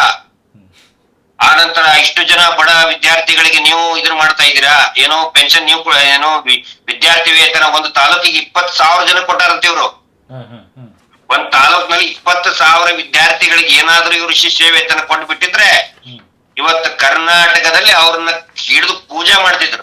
ಈಗ ಉಗಿತಾ ಇದಾರಲ್ಲ, ಹಿಡಿದು ಪೂಜೆ ಮಾಡ್ತಿದ್ರು ಅವ್ರನ್ನ. ಸರ್, ಅದ್ರ ಬಗ್ಗೆ ಒಂದು ವಿಚಾರ ಇದೆ, ಮತ್ತೆ ಮಾತಾಡೋಣ ಸರ್. ಅದ್ರ ಬಗ್ಗೆ ಒಂದು ಲಾಜಿಕ್ ಇದೆ, ನಾನು ಹೇಳ್ತೀನಿ ಸರ್ ಮತ್ತೆ. ಸರ್ ನೀವು ಮಾತಾಡಿ ಸರ್ ಇದ್ರ ಬಗ್ಗೆ. ಈ ಲಾಭಾಂಶ ಮತ್ತೆ ಈಗ ಇದು ಸಬ್ಸಿಡಿ ಅಂತ ಇದೆ, ಅದಕ್ಕೆ 2 ವ್ಯತ್ಯಾಸ ಇದೆ, ಅದು ಮತ್ತೆ ಮಾತಾಡೋಣ ಸರ್. ಈಗ ನೋಡಿ, ಇದರಲ್ಲಿ ಅವ್ರು ಏನು ಹೊಗಳಿ ತಮ್ಮನ್ನು ಬರ್ಕೋತಾ ಇದಾರಲ್ಲ, ಲಾಸ್ಟಿಗೆ ಒಂದು ಪ್ಯಾರಾದಲ್ಲಿ ಬರ್ದಿದ್ದಾರೆ, ನಾವು ಬ್ಯಾಂಕಿನಿಂದ ನೇರವಾಗಿ ಸಾಲ ಕೊಡಿಸಿ ಉಪಕಾರ ಮಾಡಿದ್ದೇವೆ ಅಂತ ಬರೆದಿದ್ದಾರೆ. ಹೌದಾ? ಹೌದೌದು ಹೌದು ಹೌದು. ನಾವು ಅವ್ರು ಹೇಳಿದ ಮಾತಿಗೆ ಬರೋಣ. ನೀವು ಬ್ಯಾಂಕಿಂದ ನೇರವಾಗಿ ಸಾಲ ಕೊಡಿಸಿದ್ದೇ ಆದ್ರೆ ಹ್ಮ್ ಬ್ಯಾಂಕಿನವರು ನೀವು ಕೇಳ್ಬೇಕಲ್ಲ, ನೀವು ಬ್ಯಾಂಕಿನವ್ರದ್ದು ರೇಟ್ ಆಫ್ ಇಂಟ್ರೆಸ್ಟ್ ಪಾಸ್ಬುಕ್ ಯಾಕೆ ಕೊಡ್ತಾ ಇಲ್ಲಪ್ಪ? ಹೌದೌದು ಹೌದು ಹೌದು ಹೌದು ಹೌದು ಬ್ಯಾಂಕ್ ಪಾಸ್ಬುಕ್ ಬೇಕಲ್ಲ. ಆಮೇಲೆ ಬ್ಯಾಂಕ್ ರೇಟ್ ಆಫ್ ಇಂಟ್ರೆಸ್ಟ್ ಎಷ್ಟೈತೆ ಅಂತ ಬೇಕಲ್ಲ. ಹೌದು ಸೇವಿಂಗ್ ಅಮೌಂಟ್ ಕೊಡ್ಬೇಕಲ್ಲ ನೀವು. ಹೌದು ಇವರು ಅದಲ್ಲ ಅಂತ ಹೇಳ್ತಾರೆ. ಇವರು ಎಷ್ಟು ಸುಳ್ಳು ಹೇಳ್ತಾ ಇದಾರೆ ಅಂತ ಹೇಳಿದ್ರೆ, ನೀಚರು ಇದಾರೆ ಅಂತ ಹೇಳಿದ್ರೆ ಹ್ಮ್ ಅವರ ಲಿಟರೇಚರ್ ಅವರ ಜಾಹೀರಾತಿನಲ್ಲಿ ಪ್ರಕಟ ಮಾಡ್ತಾರೆ. ಹ್ಮ್ ಮತ್ತು ಸ್ವತಃ ವೀರೇಂದ್ರ ಜೈನ್ ಅವರು ಹೇಳ್ತಾರೆ ಹ್ಮ್ ಆ ನಮಿತಾ ಜೈನ್ ಅವ್ರ ಮುಂದೆ ನ್ಯೂಸ್ 18 ನಲ್ಲಿ, ಹ್ಮ್ ನೋಡಿ ಬ್ಯಾಂಕ್ ನಿಂದ ನಾವು ನೇರ ಸಾಲ ಕೊಡ್ಸಿದೀವಿ ಅಂತ. ಹ್ಮ್ ಈಗ ನೇರ ಸಾಲ ಕೊಡ್ಸಿದ್ರೆ ನೇರವಾಗಿ ಕಟ್ಟಬೇಕೋ ಬೇಡ ಬ್ಯಾಂಕಿಗೆ? ನೇರವಾಗಿ ಕಟ್ಬೇಕು ಸರ್. SKDRDP ಅಕೌಂಟಿಗೆ ಯಾಕೆ ಕಟ್ಟಿಸ್ಕೊತಾ ಇದಾರೆ ಇವರು? ಹೌದಾ? SKDRDP ಅಕೌಂಟ್ ಯಾರು ಬರೀ ಕ್ಯಾಶ್ ತಗೋತಾ ಇದ್ರು ಇಷ್ಟೇ. ಅವ್ರು ಇನ್ ಯಾರ್ಯಾರು ಇನ್ ಬ್ಲಾಕ್ ಇದನ್ನ ಇರ್ತದೋ ಅಲ್ಲಿ ಕಟ್ಕೋತಿರ್ತಾರೆ. ಹ್ಮ್ ಬ್ಯಾಂಕಿನಿಂದ ನೇರವಾಗಿ ಕೊಡ್ಸಿದೀವಿ ಅಂತ ಹೇಳಿದ್ರೆ ಯಾಕಪ್ಪ ಬ್ಯಾಂಕಿಗೆ ನೇರವಾಗಿ ಕಟ್ಟಿಸೋದಕ್ಕೆ ಅನುಕೂಲ ಮಾಡಿಕೊಡ್ತಾ ಇಲ್ಲ ನೀವು? ಹೌದು ಸರ್ ಹೌದು. ಇಲ್ಲಿ ಪೊಲೀಸ್ ಸ್ಟೇಷನ್ ಅಲ್ಲಿ ನಾವು ಕಂಪ್ಲೇಂಟ್ ಕೊಟ್ಟಾಗ ಅಲ್ಲಿ ಒಂದು ಹಿಂಬಾರ ಕೂಡ ಕೊಡ್ತಾ ಇದ್ದಾರೆ, ನಾವು BC ಏಜೆಂಟ್ಗಳು, ಪಾಸ್ ಪುಸ್ತಕ CC ಅಕೌಂಟ್ಗೆ ಬರುವುದಿಲ್ಲ, ಇಲ್ಲಿ CC ಅಕೌಂಟ್ ಮಾಡಿದ್ದು. ಅದು ಯಾಕೆ ಅಂತ ಕೇಳಿದ್ರೆ, ಇಲ್ಲಿ ನೀವು ಸಂಘಕ್ಕೆ ಇದು ಉಳಿತಾಯ ಅಕೌಂಟ್ ಮಾಡಿದ್ರೆ ಅಲ್ಲಿ ನಿಮ್ಗೆ ಜಾಸ್ತಿ ಸಾಲ ಸಿಗಲ್ಲ, CC ಅಕೌಂಟ್ ಅಲ್ಲಿ ಎಷ್ಟು ಬೇಕಾದ್ರೆ ಸಾಲ ಕೊಡ್ಬೋದು ಹಂಗೆ ಹೇಳ್ತಾರೆ. ಎಲ್ಲರಿ ಇವ್ರ ಕಡೆ ಸೇವಿಂಗ್ ದುಡ್ಡು ಇಸ್ಕೊಡ್ತಾ ಇದಾರೆ ತಾನೆ. ಹೌದು, ಅದು ಸಾಲಕ್ಕೆ ಹೋಗುತ್ತಂತೆ, ಸಾಲದ ಅಕೌಂಟ್ ಅಲ್ಲಿ ಇರ್ತದಂತೆ. ಇದೇ ಜನರನ್ನ ಮೂರ್ಖರನ್ನ ಹುಚ್ಚರನ್ನ ಮಂಗರನ್ನಾಗಿ ಮಾಡಿತಿದೆ. CC ಅಕೌಂಟ್ ಮಾಡು ಅಂತ ಹೇಳಿದವ್ರು ಯಾರು ಇವ್ರಿಗೆ? ಹೌದು, ಯಾರು ಹೇಳಿಲ್ಲ ಸರ್. CC ಅಕೌಂಟ್ ಯಾರು ಕೂಡ ನಾವು ಹೇಳಿಲ್ಲ. CC ಅಕೌಂಟ್ ಮಾಡಿ ನಮಗೆ ಸಬ್ಸಿಡಿ ಕೊಡಬೇಡಿ, ನಮಗೆ ಉಳಿತಾಯ ಕೊಡಬೇಡಿ, ನಮಗೆ ಬಡ್ಡಿ ಕೊಡಬೇಡಿ, ನಮ್ಗೆ ಜಾಸ್ತಿ ಬಡ್ಡಿ ಹಾಕಿ ಅಂತ ನಾವು ಯಾರು ಕೂಡ ಕೇಳಿಲ್ಲ ಸರ್. ಇವ್ರು ಹೇಳ್ತಾರಲ್ಲ, ನೀವು ಇದನ್ನ ಸಾಲ ತಗೋಬೇಕಾದ್ರೆ ಗೊತ್ತಾಗ್ಲಿಲ್ವಾ ನಿಮ್ಗೆ? ಸಾಲ ತಗೋಬೇಕಾದ್ರೆ ಯಾಕೆ ನೀವು ಸಾಲ ತಗೋಬೇಕಾದ್ರೆ ವಾಸ್ತವತೆ ಹೇಳಿಲ್ಲಲ್ಲ ನೀವು? ಹೇಳ್ಬೇಕು, ಸಂಘದ ನಿಯಮನೇ ನಮ್ಗೆ ಗೊತ್ತಿರ್ಲಿಲ್ವಾ, ಈಗ ಗೊತ್ತಾಗಿದೆ ಏನಂತ. ನೋಡಿ, ಓದೋದಕ್ಕೆ ಬರೆಯೋದಕ್ಕೆ ಬರ್ಲಾರ್ದವ್ರಿಗೆ ಏನೇನೋ ದೊಡ್ಡ ದೊಡ್ಡ ಹೇಳ್ಬಿಟ್ರೆ ಪಾಪ ಹೆಂಗೆ ಅವ್ರಿಗೆ ಗೊತ್ತಾಗುತ್ತೆ ಹೇಳಿ? ಹೌದು ಹೌದು ಹೌದು ಸರ್. ಇವರು ಮುಗ್ಧರನ್ನ ಇಟ್ಕೊಂಡು ಆಟ ಆಡಿದ್ದಾರೆ. ಇವರು ಹೌದು ಹೌದು ಹೌದು ಹೌದು ಮುಗ್ಧರನ್ನೇ ಇಟ್ಕೊಂಡು ಆಟ ಆಡಿದ್ದಾರೆ. ಈಗ ನೋಡಿದ್ರಲ್ಲ ಜನರಿಗೆ ಇವ್ರು ಯಾವ ರೀತಿ ಪ್ರತಿಯೊಂದು ಕೂಡ ಸುಳ್ಳೆ ಸರ್. ಮನೆ ಮನೆ ಹುಡ್ಕೊಂಡು ಹೋಗ್ತಾರೆ ಸರ್, ಸಂಘ ರಚನೆ ಮಾಡ್ಲಿಕ್ಕೆ. ಮನೆ ಮನೆ ಯಾರು ಬಡವರ ಮನೆ ಇದೆ ಅಲ್ಲಿಗೆ ಹೋಗ್ತಾರೆ, ದೊಡ್ಡವರ ಮನೆಗೆ ಹೋಗೋದೇ ಇಲ್ಲ ನೀವು ಸಂಘ ಮಾಡಿ ಅಂತ. ಹೌದು, ಬಡವರನ್ನು ಹುಡ್ಕೊಂಡು ಹೋಗ್ತಾರೆ, ಯಾರು ಓದಿದ್ದಾರೆ, ಎಷ್ಟು ಓದಿದ್ದೀರ ಅಂತ ಕೇಳಿ. ಜಾಸ್ತಿ ಓದಿದ್ರೆ ಅಲ್ಲಿಂದ ಸೀದಾ ಹೋಗ್ತಾರೆ, ಕಡಿಮೆ ಓದಿದ್ರೆ ಮಾತ್ರ ಅವ್ರಿಗೆ ಸಾಲ. ಹೌದು, ಈ ತರ ಎಲ್ಲ ಇದೆ ಸರ್. ಈಗ ಹಿಂಗಾಗಿ ಮತ್ತೀಗ ನೋಡಿ, ಇವ್ರದ್ದು ಮುಂಚಿಂತನೂ ಕೂಡ ಇವ್ರ ಟ್ರ್ಯಾಕ್ ರೆಕಾರ್ಡ್ ಫೋರ್ಜ್ ಮಾಡೋದು, ಸುಳ್ಳು ಹೇಳೋದು, ದಾರಿ ತಪ್ಪಿಸೋದು. ಮೊನ್ನೆ ಈಗ ಪುತ್ತೂರು SC ಅವರು ಆರ್ಡರ್ ಮಾಡಿದ್ರಲ್ಲ, ಬೇಸ್ಡ್ ಆನ್ ಹೈಕೋರ್ಟ್ ಆರ್ಡರ್. ಹೌದು, ಅವ್ರ ತಮ್ಮನ ಮೇಲೆ, ಪರಮ ಪೂಜ್ಯರ ತಮ್ಮನ ಮೇಲೆ ಬಿತ್ತಲ್ಲ, ಭರ್ಜರಿ ಬಡವ. ಸಂತೋಷ್, ನಾನು ಒಂದು ಇಂತಲ್ಲೇ ಜನಾಭಿಪ್ರಾಯಕ್ಕೆ ಬಿಡ್ತೀನಪ್ಪ.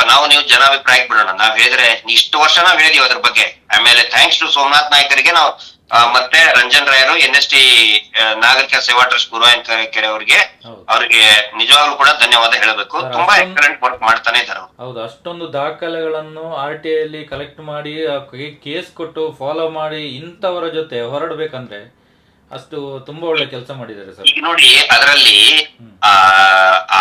ಏನು ಭರ್ಜರಿ ಬಡವ ರಾಸ್ಕಲ್ ಮಾಡಿದ್ದೆ ಇದನ್ನ ಹೆಂಗಿದೆ ಅಂದ್ರೆ ಹೇಳಿದ್ರೆ, 7 ಎಕರೆ 59 ಸೆಂಟ್ಸ್ ಸರ್ಕಾರಿ ಭೂಮಿಯನ್ನ ಹೊಡ್ಕೊಳ್ಳೋದ್ರ ಸಲುವಾಗಿ ಆ ರೀತಿ ಭೂರಹಿತ ಕೃಷಿ ಕಾರ್ಮಿಕ ಅಂತ ಬರೆದು ಕೊಟ್ಟಿದ್ದಾನೆ. ಹೌದು, 1200 ರೂಪಾಯಿ ಆದಾಯ ವರ್ಷಕ್ಕೆ ಇರೋದು. ನೋಡಿ, 1050 ಎಕರೆ ಇದೆ ಅವ್ರ ಹೆಸರಿನಲ್ಲಿ. ಹೌದು, ಅವ್ರ ಫ್ಯಾಮಿಲಿ ಹೆಸರಿನಲ್ಲಿ. ಆ ನಂತರ ಅದರಲ್ಲಿ ಅವನಿಗೆ ಹರ್ಷೇಂದ್ರ ಅನ್ನೋನಿಗೆ 25% ಕಾಲು ಭಾಗ ಆಸ್ತಿ ಅವನಿಗಿದೆ ಅಂತ ಹೇಳಿ ಸ್ವತಃ ಇವ್ರ ಅಣ್ಣನೇ ಬರೆದಿದ್ದಾರೆ. ಹೌದು ಹೌದು, ಕಾಲು ಭಾಗದಲ್ಲಿ ಹಕ್ಕಿದೆ ಅಂತ. ಕಾಲು ಭಾಗ ಹೌದು, ಅವನಿಗೆ ಹಕ್ಕಿದೆ ಅಂತ. ಆ ನಂತರ ಅದರಲ್ಲಿ ಇವರು ಅವರ ಅಣ್ಣ ಪರಮ ಪೂಜ್ಯರು ಧರ್ಮಾಧಿಕಾರಿಗಳು ಅಂತ ಬರೆಯುವಂತ ಅವ್ರು ಏನ್ ಬರೆದು ಕೊಡ್ತಾರೆ, ಹೌದು ನಾನು ಇದನ್ನು ದೃಢೀಕರಿಸುತ್ತೇನೆ ಅಂದ್ರೆ ಇವನು ಭೂರಹಿತ ಬಡವ, ಇವನಿಗೆ ಆಸ್ತಿ ಇಲ್ಲ ಅಂತ ಇವರೇ ಬರೆದು ಕೊಡ್ತಾರೆ. ಈಗ ಸಾರ್ವಜನಿಕವಾಗಿ ಸಿಕ್ಕಾಕೊಂಡ್ರಿಲ್ಲ ಇವರು ಸಂತೋಷ. ಹೌದು ಸರ್, ಸಾರ್ವಜನಿಕವಾಗಿ ಸಿಕ್ಕಾಕೊಂಡ್ರು. ಒಬ್ಬ ಧರ್ಮಾಧಿಕಾರಿ ಪಟ್ಟ ಇರುವಂತಹ ವ್ಯಕ್ತಿ, ಹ್ಮ್ ಗೌರವಾನ್ವಿತ ವ್ಯಕ್ತಿ ಹೌದು.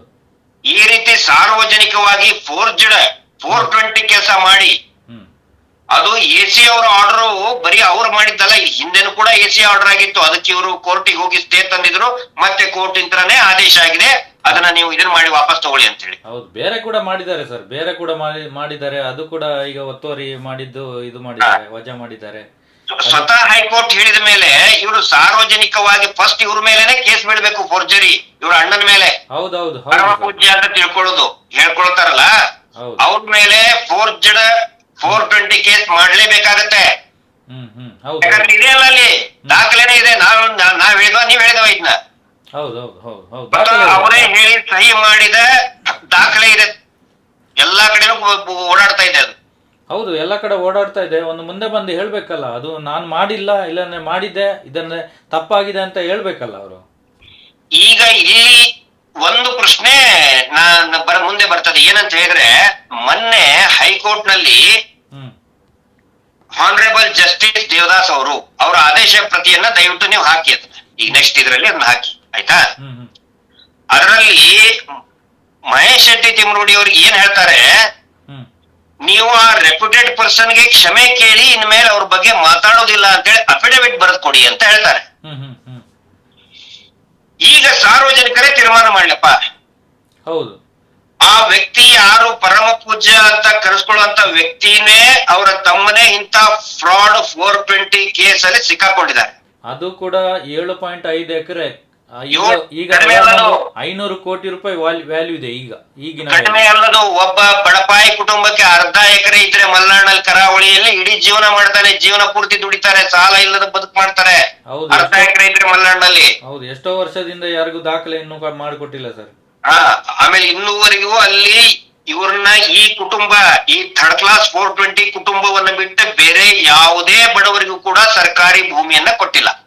ಹೌದು. ಆಮೇಲೆ ಸರ್, ಅದ್ರಲ್ಲಿ ಇನ್ನೂ 8 ಜನಕ್ಕೆ 8 ಜನ 12 ಜನ ಅವ್ರಿಗೆ ಕೂಡ ಕೊಟ್ಟಿದ್ದಾರೆ ಅಲ್ಲಿ. ಅದು ಒಟ್ಟಿಗೆ ಇದೆ. ಇವರಿಗೆ ಕ್ರಾಚ್ಯುಟಿ ಎಲ್ಲ ಮಾಡಿಕೊಟ್ಟಿದ್ದಾರೆ, ಅವ್ರಿಗೆ ಇನ್ನೂ ಮಾಡಿಲ್ಲ. ಅದು ಬೇನಾಮಿ ಆಸ್ತಿ ಇವ್ರ ಹತ್ರನೇ ಇದೆ. ಇವರೊಂದು ಬೇನಾಮಿಯಾಗಿ ಅವರ ಹೆಸರು ಹಾಕಿ ಒಂದು ಅರ್ಜಿ ಕೊಟ್ಟಿದ್ದಾರೆ. ಹೌದೌದು, ಇವರೇ ಉಂಟಾ ಇದಾರೆ. ಹೌದೌದು, ಅದು 85 ಎಕರೆ ಒಟ್ಟಿಗೆ ಇದೆ. ಸುಮಾರಿದೆ. ಇನ್ನು ನಿನ್ನೆ ನಮ್ಮ ಒಬ್ಬರು ಸ್ನೇಹಿತರು ಮೆಸೇಜ್ ಹಾಕಿದ್ರು, ಇದನ್ನ ನೋಡಿ, ಭರ್ಜರಿ ಬಡವನ ರಾಸ್ಕಲ್, ಭರ್ಜರಿ ಬಡವನ ಈ 420 ಕೆಲಸ ನೋಡಿ ಸರ್, ಇದು ಬರೀ ಸಮುದ್ರದಲ್ಲಿ ಒಂದು ಗ್ಲಾಸ್ ನೀರ್ ತೆಗ್ದಂಗಲ್ವಾ ಅಂತ ಕೇಳಿದ್ರು ನನಗೆ. ನಿಜಾನೇ ಇದೆ. MB ಕರಿ ಅವ್ರ ಹೆಸರಿನಲ್ಲಿ ಇದನ್ನಾಗಿದ್ದು, ಏನು ಪೆಟ್ರೋಲ್ ಬಂಕ್ ಆಗಿದ್ದು ಇವ್ರು ಹೊಡ್ಕೊಂಡಿದ್ದಾರೆ. ಆ ನಂತರ ಈಗೇನು ಈ ಪ್ರಕೃತಿ ಚಿಕಿತ್ಸಾಲಯ ಅಂತ ಮಸಾಜ್ ಸೆಂಟರ್ ಇದೆ, ಸೆಲೆಬ್ರಿಟಿಗಳು ಶೋಕಿ ಮಾಡುವಂತ ಅಡ್ಡೆ ಇದೆಯಲ್ಲ, ಯಾವ ಜಾಗದಲ್ಲಿ ಸೌಜನ್ಯಾಳ ಕೊಲೆ ಮಾಡಿದ್ರು ಇವರ ತಮ್ಮನ ಮಗ ಲೋಫರ್, ಥರ್ಡ್ ಕ್ಲಾಸ್ ರೇಪಿಸ್ಟ್ ನೀಚಲ್ ಜೈನ್ ರೇಪ್ ಮಾಡಿ ಇವ್ರ ಅಪ್ಪ ಎಲ್ಲರೂ ಸೇರಿ ಆ ಮಗುನ ಕೊಂದ್ ಹಾಕಿದ್ರು. ಆ ಪ್ರಕೃತಿ ಚಿಕಿತ್ಸಾಲಯ ಏನಿದೆಯಲ್ಲ, ಅದನ್ನ ಹೂದೋಟ ಮಾಡ್ತೀವಿ ಅಂತ ಹೇಳಿ ಸರ್ಕಾರದಿಂದ ತಗೊಂಡಂತ ಜಾಗ ಅದು. ಹೌದು, ಪ್ರಸಾದ ಕೊಟ್ಟು ಸರ್. ಹೂದೋಟ ಮಾಡ್ತೀವಿ, ಅಲ್ಲಿ ಏನೋ ಜೂ ಮಾಡ್ತೀವಿ ಅಂತ ಹೇಳ್ಕೊಂಡು ತಗೊಂಡು ಅಲ್ಲಿ ಮಸಾಜ್ ಪಾರ್ಲರ್, ಮಸಾಜ್ ಸೆಂಟರ್ ಮಾಡಿ ದೊಡ್ಡ ದೊಡ್ಡ ಸೆಲೆಬ್ರಿಟಿಗಳು ದರ್ಶನ್ ಅವ್ರ ಇವ್ರು ಬಂದಾಗ ಅವ್ರಿಗೆ ಮಸಾಜ್ ಮಾಡಿ ಹುಡುಗಿಯರನ್ನ ಬಿಟ್ಟು ಶೋಕಿ ಮಾಡೋಕೆ ಇರುವಂತಹ ಜಾಗ ಅದು. ಅದೇ ಜಾಗದಲ್ಲಿ ಸೌಜನ್ಯಾಳ ಕೊಲೆ ಆಗಿತ್ತು. ಅದು ಕೂಡ ಹೊರಗಡೆ ಬರ್ತದೆ ಇವ್ರದ್ದು. ಇವ್ರ ಹಣೆ ಬಾರಕ್ಕೆ ಎಲ್ಲವೂ ಒಂದೊಂದೇ ಗರಿ ಬಿಚ್ಕೊಳ್ತಾ ಇದಾವೆ. ಸರ್ ಹೇಳ್ತಾರಲ್ಲ ಸರ್, ಏನು ಮಾಡಕ್ಕಾಗಲ್ಲ, ಅವ್ರು ದೊಡ್ಡವರು, ಅವ್ರು ಬೇಕಾದಷ್ಟು ಇದ್ದವರು, ಅವ್ರನ್ನ ಮುಟ್ಲಿಕ್ಕೆ ಆಗುದಿಲ್ಲ. ಈಗ ಏನಾಗ್ತಾ ಇದೆ ನೋಡಿ, ಈಗ ಏನಾಗ್ತಾ ಇದೆ ನೋಡಿ ಅವ್ರ ಹಣೆ ಬರಕ್ಕೆ. ಈಗ ನಾನು ಅಲ್ಲೇ ಬರ್ತೀನಿ, ನಾನು ಜಸ್ಟಿಸ್ ದೇವದಾಸ್ ಅವ್ರು ಹೇಳಿದಾರಲ್ಲ, ಅವ್ರ ಆದೇಶಕ್ಕೆ ಪ್ರತಿಯಲ್ಲೇನೆ ಇದೆಯಪ್ಪ. ನೀವು ಇವರು ರೆಪ್ಯೂಟೆಡ್ ಪರ್ಸನ್ ಯಾರು, ಈ ಮಿಸ್ಟರ್ 420 ಏನಿದಾರಲ್ಲ, ನಕಲಿ ದೇವಮಾನವ. ಅದಕ್ಕೆ ನಾನು ಯಾಕೆ ಹೇಳೋದು, ಇವರು ಇಂಥವ್ರನ್ನ ನಾವು ದೇವಮಾನವ ಅಂತ ಒಪ್ಕೋಬೇಕಾ? 7.59 ಎಕರೆಯನ್ನ ಸುಳ್ಳು ದಾಖಲೆ ಬರೆದು ಒಳಗಡೆ ಮಾಡ್ಕೊಂಡಂತಹ ಕುಟುಂಬಕ್ಕೆ ದೇವಮಾನವ ಅಂತ ಅನ್ಬೇಕಾ?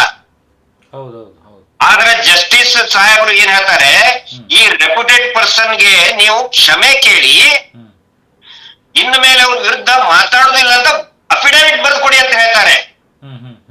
ಮಹೇಶ್ ಶೆಟ್ರು ಆ ರೀತಿ ಮಾಡ್ಬೇಕಾ ಮಾಡಬಾರ್ದ? ಕರೆಕ್ಟ್ ಆಗಿ ಸಾರ್ವಜನಿಕರ ಅಭಿಪ್ರಾಯ ಹೇಳಿ. ಹೌದು ಮಹೇಶ್ ಶೆಟ್ಟರು ತಗೊಂಡಂತ ತೀರ್ಮಾನ ನಾವು ಯಾವ ಕಾರಣಕ್ಕೂ ತಲೆ ಬಾಗುದಿಲ್ಲ, ನಾನು ಕ್ಷಮೆ ಕೇಳೋದಿಲ್ಲ, ಹೌದು ನಾನು ಅಫಿಡವಿಟ್ ಬರೆದು ಕೊಡೋದಿಲ್ಲ ಅಂತ ಖಡಾಖಂಡಿತವಾಗಿ ಮಹೇಶ್ ಶೆಟ್ಟರು ಹೇಳಿದ್ರು. ಅವರು ಬಂದು ಕೋರ್ಟ್ ಮುಂದೆ ಹೇಳ್ಬೇಕು, ದೇವಮಾನ ಅವರು ಹೇಳ್ಬೇಕಲ್ಲ. ಅಲ್ಲ ಈಗ ಸಾರ್ವಜನಿಕರು, ಈಗ ನಾವು ನೀವು ಹೇಳದಂತ ಇವ್ರು ಏನ್ ಹೇಳ್ತಾರೆ, ಇವ್ರು ಬೇಕಾದ್ರೆ ಏನೋ ಒಂದ್ ಇದನ್ನ ಹೇಳ್ತಾರೆ, ಅಪಪ್ರಚಾರ ಮಾಡ್ತಾ ಇದಾರೆ, ಕಳಂಕ ತರ್ತಾ ಇದಾರೆ ಅಂತ ಏನೇನೋ ನಮ್ಮ ಬಗ್ಗೆ ಮಾತಾಡ್ತಾರಲ್ಲ. ಈಗ ಸಾರ್ವಜನಿಕರು ಉತ್ತರ ಕೊಡ್ಲಿ, ಹೇಳಿ ಇದಕ್ಕೆ ಮಹೇಶ್ ಶೆಟ್ಟರು ಮಾಡಿದ್ ಕರೆಕ್ಟಾ ಅಥವಾ ಇವ್ರು ಮಾಡೋದ್ ಕರೆಕ್ಟಾ ಅಂತ. ಹೌದು ಸಾರ್ವಜನಿಕರು ಹೇಳ್ಬೇಕು. ಈಗ ಸೋಮನಾಥ್ ನಾಯ್ಕರು ಕೂಡ 100 ಪ್ರಶ್ನೆಗಳ ಒಂದು ಪತ್ರಿಕೆ ರೆಡಿ ಮಾಡಿ ಕಳಿಸಿದ್ದಾರೆ, 2 ವರ್ಷ ಆಯ್ತು. ಆ ಪ್ರಶ್ನೆ 100 ಪ್ರಶ್ನೆಯಲ್ಲಿ ಒಂದು ಪ್ರಶ್ನೆಗೆ ಉತ್ತರ ಗೊತ್ತಿಲ್ಲ ಸರ್. 100 ಪ್ರಶ್ನೆಯಲ್ಲಿ ಒಂದು ಪ್ರಶ್ನೆಗೆ ಉತ್ತರ ಗೊತ್ತಿಲ್ಲ ಇವರಿಗೆ. ಅವ್ರಿಗೆ ನೋಡಿ, ಸೋಮನಾಥ್ ನಾಯಕರಿಗೆ ಜೈಲಿಗೆ ಕಳ್ಸಿದ್ರು, ಅದು ತಪ್ಪಲ್ವಾ? ಹೌದು ಇದೇ ಪ್ರಕರಣಕ್ಕೆ ಹೌದು ವಿನಾಕಾರಣ ಈಗ ಇವ್ರು ಏನ್ ಮಾಡ್ತಾರೆ, ಎಲ್ಲಾ ಟಿವಿ ಚಾನೆಲ್ ಗಳನ್ನ ಬಂದ್ ಮಾಡಿಸಿದ್ರು. ಯಾಕೆ ಒಂದು ದೇವಸ್ಥಾನ ಧಾರ್ಮಿಕ ಕ್ಷೇತ್ರದಲ್ಲಿ ಕ್ಷೇತ್ರದ ಮುಖ್ಯಸ್ಥರು ಟಿವಿ ಚಾನೆಲ್ ಮಾತಾಡಬಾರ್ದು ಅಂತ ಯಾಕಪ್ಪ ನೀವು ಸ್ಟೇ ತಗೊಂಡ್ ಬರ್ತೀರಿ? ಯೂಟ್ಯೂಬ್ ಗಳನ್ನ ಯಾಕೆ ನೀವು ಸ್ಟಾಪ್ ಮಾಡಿಸ್ತೀರಿ? ಅದು ಕೂಡ ಅವ್ರ ಕೈಯಲ್ಲಿ ಆಗಲ್ಲ ಸರ್, ಯಾರ್ಯಾರ ಹತ್ರ ಮಾಡಿಸ್ತಾ ಇದ್ದಾರೆ, ಅದು ತಾಕತ್ತಿಲ್ಲ ಅವ್ರಿಗೆ, ಯಾರ್ಯಾರ ಕೈಯಲ್ಲಿ ಮಾಡಿಸ್ತಾರೆ. ಅಲ್ಲ ಇವ್ರು ಸರಿ ಇದ್ರೆ, ಇವ್ರ ನಡವಳಿಕೆ ಸರಿ ಇದ್ರೆ ಎಸ್ ನೀವು ಅದನ್ನ ಸಾಬೀತುಪಡಿಸಿ ಮಾಧ್ಯಮಗಳ ಮುಂದೆ. ಹೌದೌದು ಮುಂದೆ ಬಂದು ಮಾತಾಡ್ಬೇಕಲ್ಲ, ಈ ದಾಖಲೆ ಇದು ನಮ್ದು, ಈ ದಾಖಲೆ ಒಂದು ಒರಿಜಿನಲ್ ದಾಖಲೆ, ಇದು ನಿಮ್ದು ಡೂಪ್ಲಿಕೇಟ್ ಅಂತ ಹೇಳ್ಬೋದಲ್ಲ ಸರ್. ನಮ್ಮನ್ನು ತಪ್ಪು ತಸ್ತರು ಅಂತ ನೀವು ನಿರೂಪಿಸಿ, ಎಸ್ ನಾವು ಒಪ್ಕೋತೇವೆ, ಅದಕ್ಕೆ ನಾವು ತಪ್ಪು ಮಾತಾಡ್ತಿದ್ರೆ ನಾವು ಒಪ್ಕೋತೇವಿ. ಹೌದು ಜನತಾ ನ್ಯಾಯಾಲಯದಲ್ಲಿ ತೀರ್ಮಾನ ಆಗ್ಲಿ, ಜನತಾ ನ್ಯಾಯಾಲಯದಲ್ಲಿ ತೀರ್ಮಾನ ಆಗ್ಲಿ, ಅದಕ್ಕೆ ರೆಡಿನೇ ಇಲ್ಲ ಇವರು. ಅದಕ್ಕೆ ಬರೀ ಸುಮ್ನೆ ಇವ್ರವ್ರು ಒಂದಿಷ್ಟು ಇದನ್ನದಾವೆ, ಅವ್ರ ಕಡೆ ಏನೇನೋ ಸುಳ್ಳು ಬರ್ಸೋದು, ಹೆಣ್ಮಕ್ಳ ಮೇಲೆ ಟಾರ್ಗೆಟ್ ಮಾಡಿ ನಮ್ಮ ಮನೆ ಹೆಣ್ಮಕ್ಳನ್ನ ಎಲ್ಲಾರನು ಬೈಯೋದು. ಅದನ್ನ ಬಿಟ್ಟು ಬೇರೆ ಏನು ಮಾಡ್ತಾ ಇಲ್ಲ. ಈಗ ಮತ್ತೀಗ ಹೊಸ ಗಿಮಿಕ್ ಹಿಡಿತಾ ಇದಾರೆ, ಬಾಬಾನ್ ಹಿಡ್ಕೊಂಡು ಬಾಬಾನ್ ಕಡೆ ಅಂತ ಇವ್ರ ಮಾರ್ಗದರ್ಶನದಲ್ಲಿ ಹೋಗಿ ಯುವಕರು ಈಗ ಹೋಗ್ತಾ ಇದಾರಲ್ಲ. ಇವ್ರ ಮಾರ್ಗದರ್ಶನದಲ್ಲಿ ಇವ್ರ ತಮ್ಮನ ಮಗನೇ ಹೋದ್ನಲ್ಲ, ರೇಪ್ ಮಾಡೋದು, ಕೆಟ್ಟದಾಗ ಬೈಯೋದು, ಇವ್ರ ಮಾರ್ಗದರ್ಶನದಲ್ಲಿ ಅದೇ ಬಡ್ಡಿ ದಂಧೆ ಮಾಡೋದು, ಗಾಂಜಾ ಸೇದೋದು, ಕೊಕೇನ್ ಸೇದೋದು, ಇವ್ರ ಮಾರ್ಗದರ್ಶನದಲ್ಲಿ ಅದೇ ನಡೀತಾ ಇದೆ. ಸೊ ಇದನ್ನ ಜನ ಅರ್ಥ ಮಾಡ್ಕೋಬೇಕು. ನಾವು ಈ ವಿಷಯವನ್ನ ಅನೇಕ ದಿನಗಳಿಂದ ಹೇಳ್ತಾನೆ ಬಂದಿದ್ವಿ. ಇವನು 7 ಎಕರೆ 59 ಎಕರೆ ಸರ್ಕಾರಿ ಜಮೀನನ್ನ ಹೊಡ್ಕೊಂಡಿದ್ದಾನೆ, ಕಳ್ಳ ಅಂತ ಹೇಳಿದ್ರೆ ನಾವು ಏನೋ ಅಪಪ್ರಚಾರ ಮಾಡ್ತೀವಿ ಅಂತ ಈಗ ಜನಕ್ಕೆ ಗೊತ್ತಾಯ್ತಲ್ಲ. ಈಗ ಸುಮಾರಿದೆ ಸಂತೋಷ, ಇನ್ನು ಸುಮಾರಿದೆ. ಎಷ್ಟೋ ಇದೆ ಸರ್, ಒಂದೊಂದು ದಾಖಲೆ ಬಗ್ಗೆ ಒಂದೊಂದು ಎಪಿಸೋಡ್ ಮಾಡಿದ್ರೆ 10 ವರ್ಷಕ್ಕಾಗೋಷ್ಟಿದೆ ಸರ್, 10 ವರ್ಷಕ್ಕಾಗೋಷ್ಟಿದೆ. ಈಗ ಎಲ್ಲವೂ ಕೂಡ ಸಾರ್ವಜನಿಕರ ಗಮನಕ್ಕೆ ಬರ್ತಾ ಇದೆ. ಅಲ್ಲಿರುವಂತವ್ರಿಗೆ, ಆ ಧರ್ಮಸ್ಥಳ ಕ್ಷೇತ್ರದಲ್ಲಿ ಇರುವಂತವ್ರಿಗೆ ಇವ್ರು ಎಂತ 420 ಕಳ್ಳ ನನ್ನ ಮಕ್ಕಳು ಅಂತ ಎಲ್ರಿಗೂ ಗೊತ್ತಿದೆ.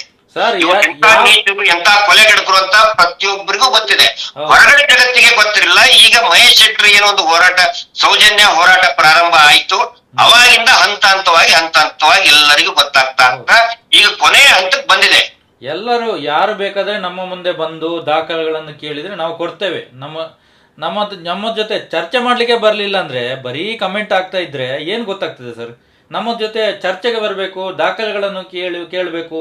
ನಿಮ್ಮ ಹತ್ರ ಇದೆ ತಗೊಂಡ್ ಬನ್ನಿ, ನಾವು ಎಲ್ಲ ದಾಖಲೆಗಳನ್ನು ಕೊಡ್ಲಿಕ್ಕೆ ರೆಡಿ ಇದ್ದೇವೆ.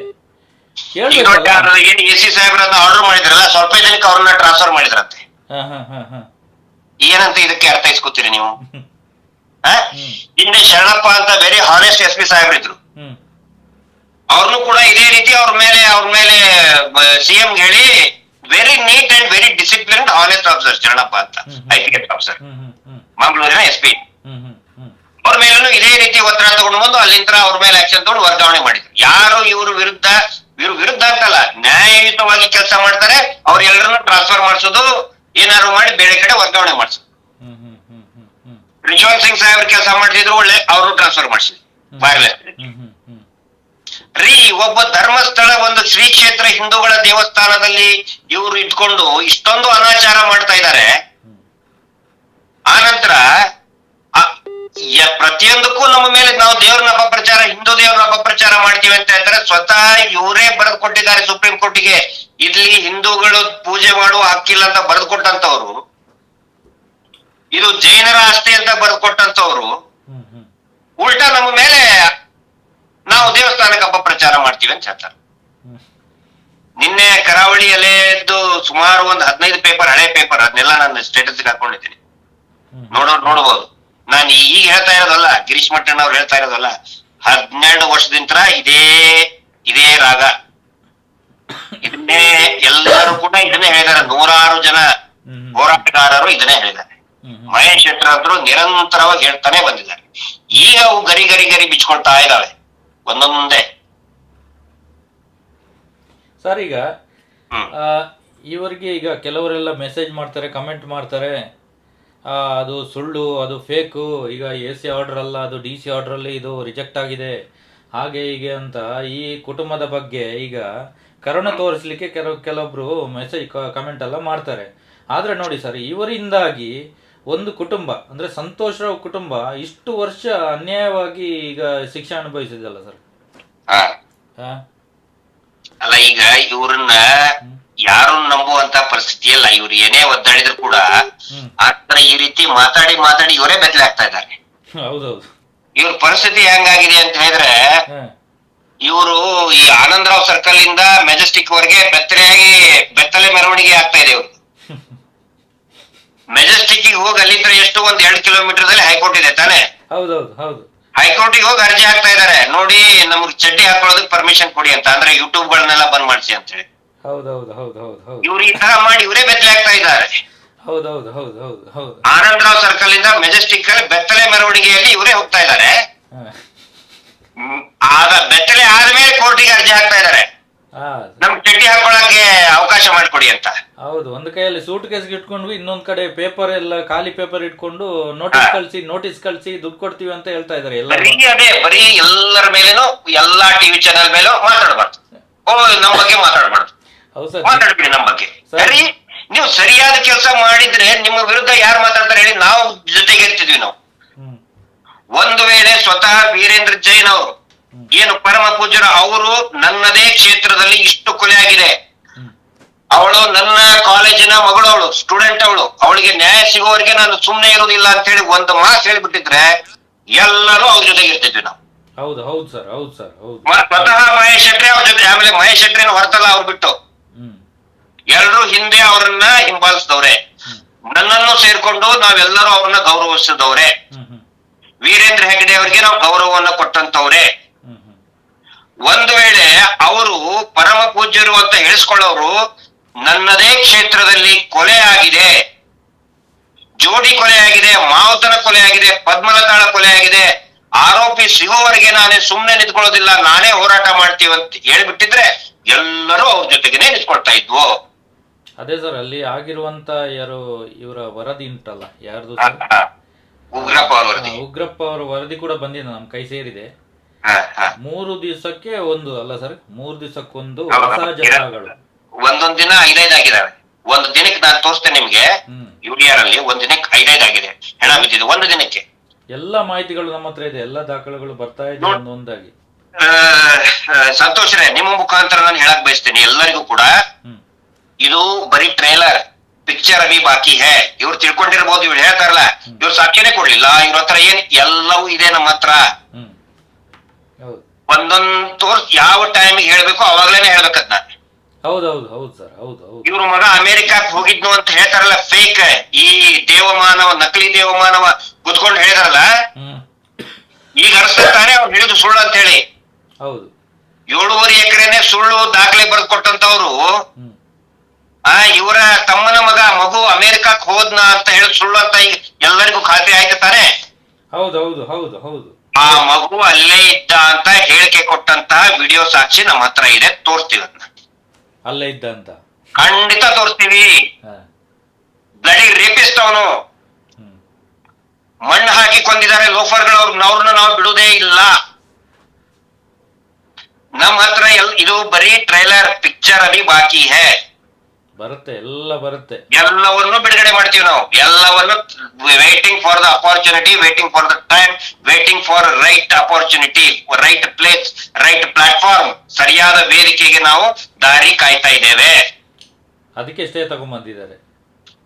ಈಗ ನೋಡಿ, ಒಂದು ವೇಳೆ ಇವರು ಸಂತೋಷ ನಾನೇ ಇದಕ್ಕೆ ಹೋರಾಟ ಮಾಡ್ತೇನೆ ನ್ಯಾಯಕ್ಕೆ ಅಂತೇಳಿ ಸ್ವತಃ ಡಾಕ್ಟರ್ ವೀರೇಂದ್ರ ಹೆಗ್ಗಡೆ ಅವರು ಹೇಳಿಬಿಟ್ಟಿದ್ರೆ ನಾವೆಲ್ಲರೂ ಅವ್ರ ಜೊತೆಗೆ ಇರ್ತಿದ್ವಿ. ಈಗ ಅಷ್ಟು ಮಾಡೋದ್ರ ಬದಲು ಇವ್ರು ಏನ್ ಮಾಡ್ತಾ ಇದಾರೆ, ಉಲ್ಟಾ ಪ್ರಕರಣವನ್ನ ಬಾಯಿ ಮುಚ್ಚಕ್ ನೋಡ್ತಾ ಇದ್ದಾರೆ.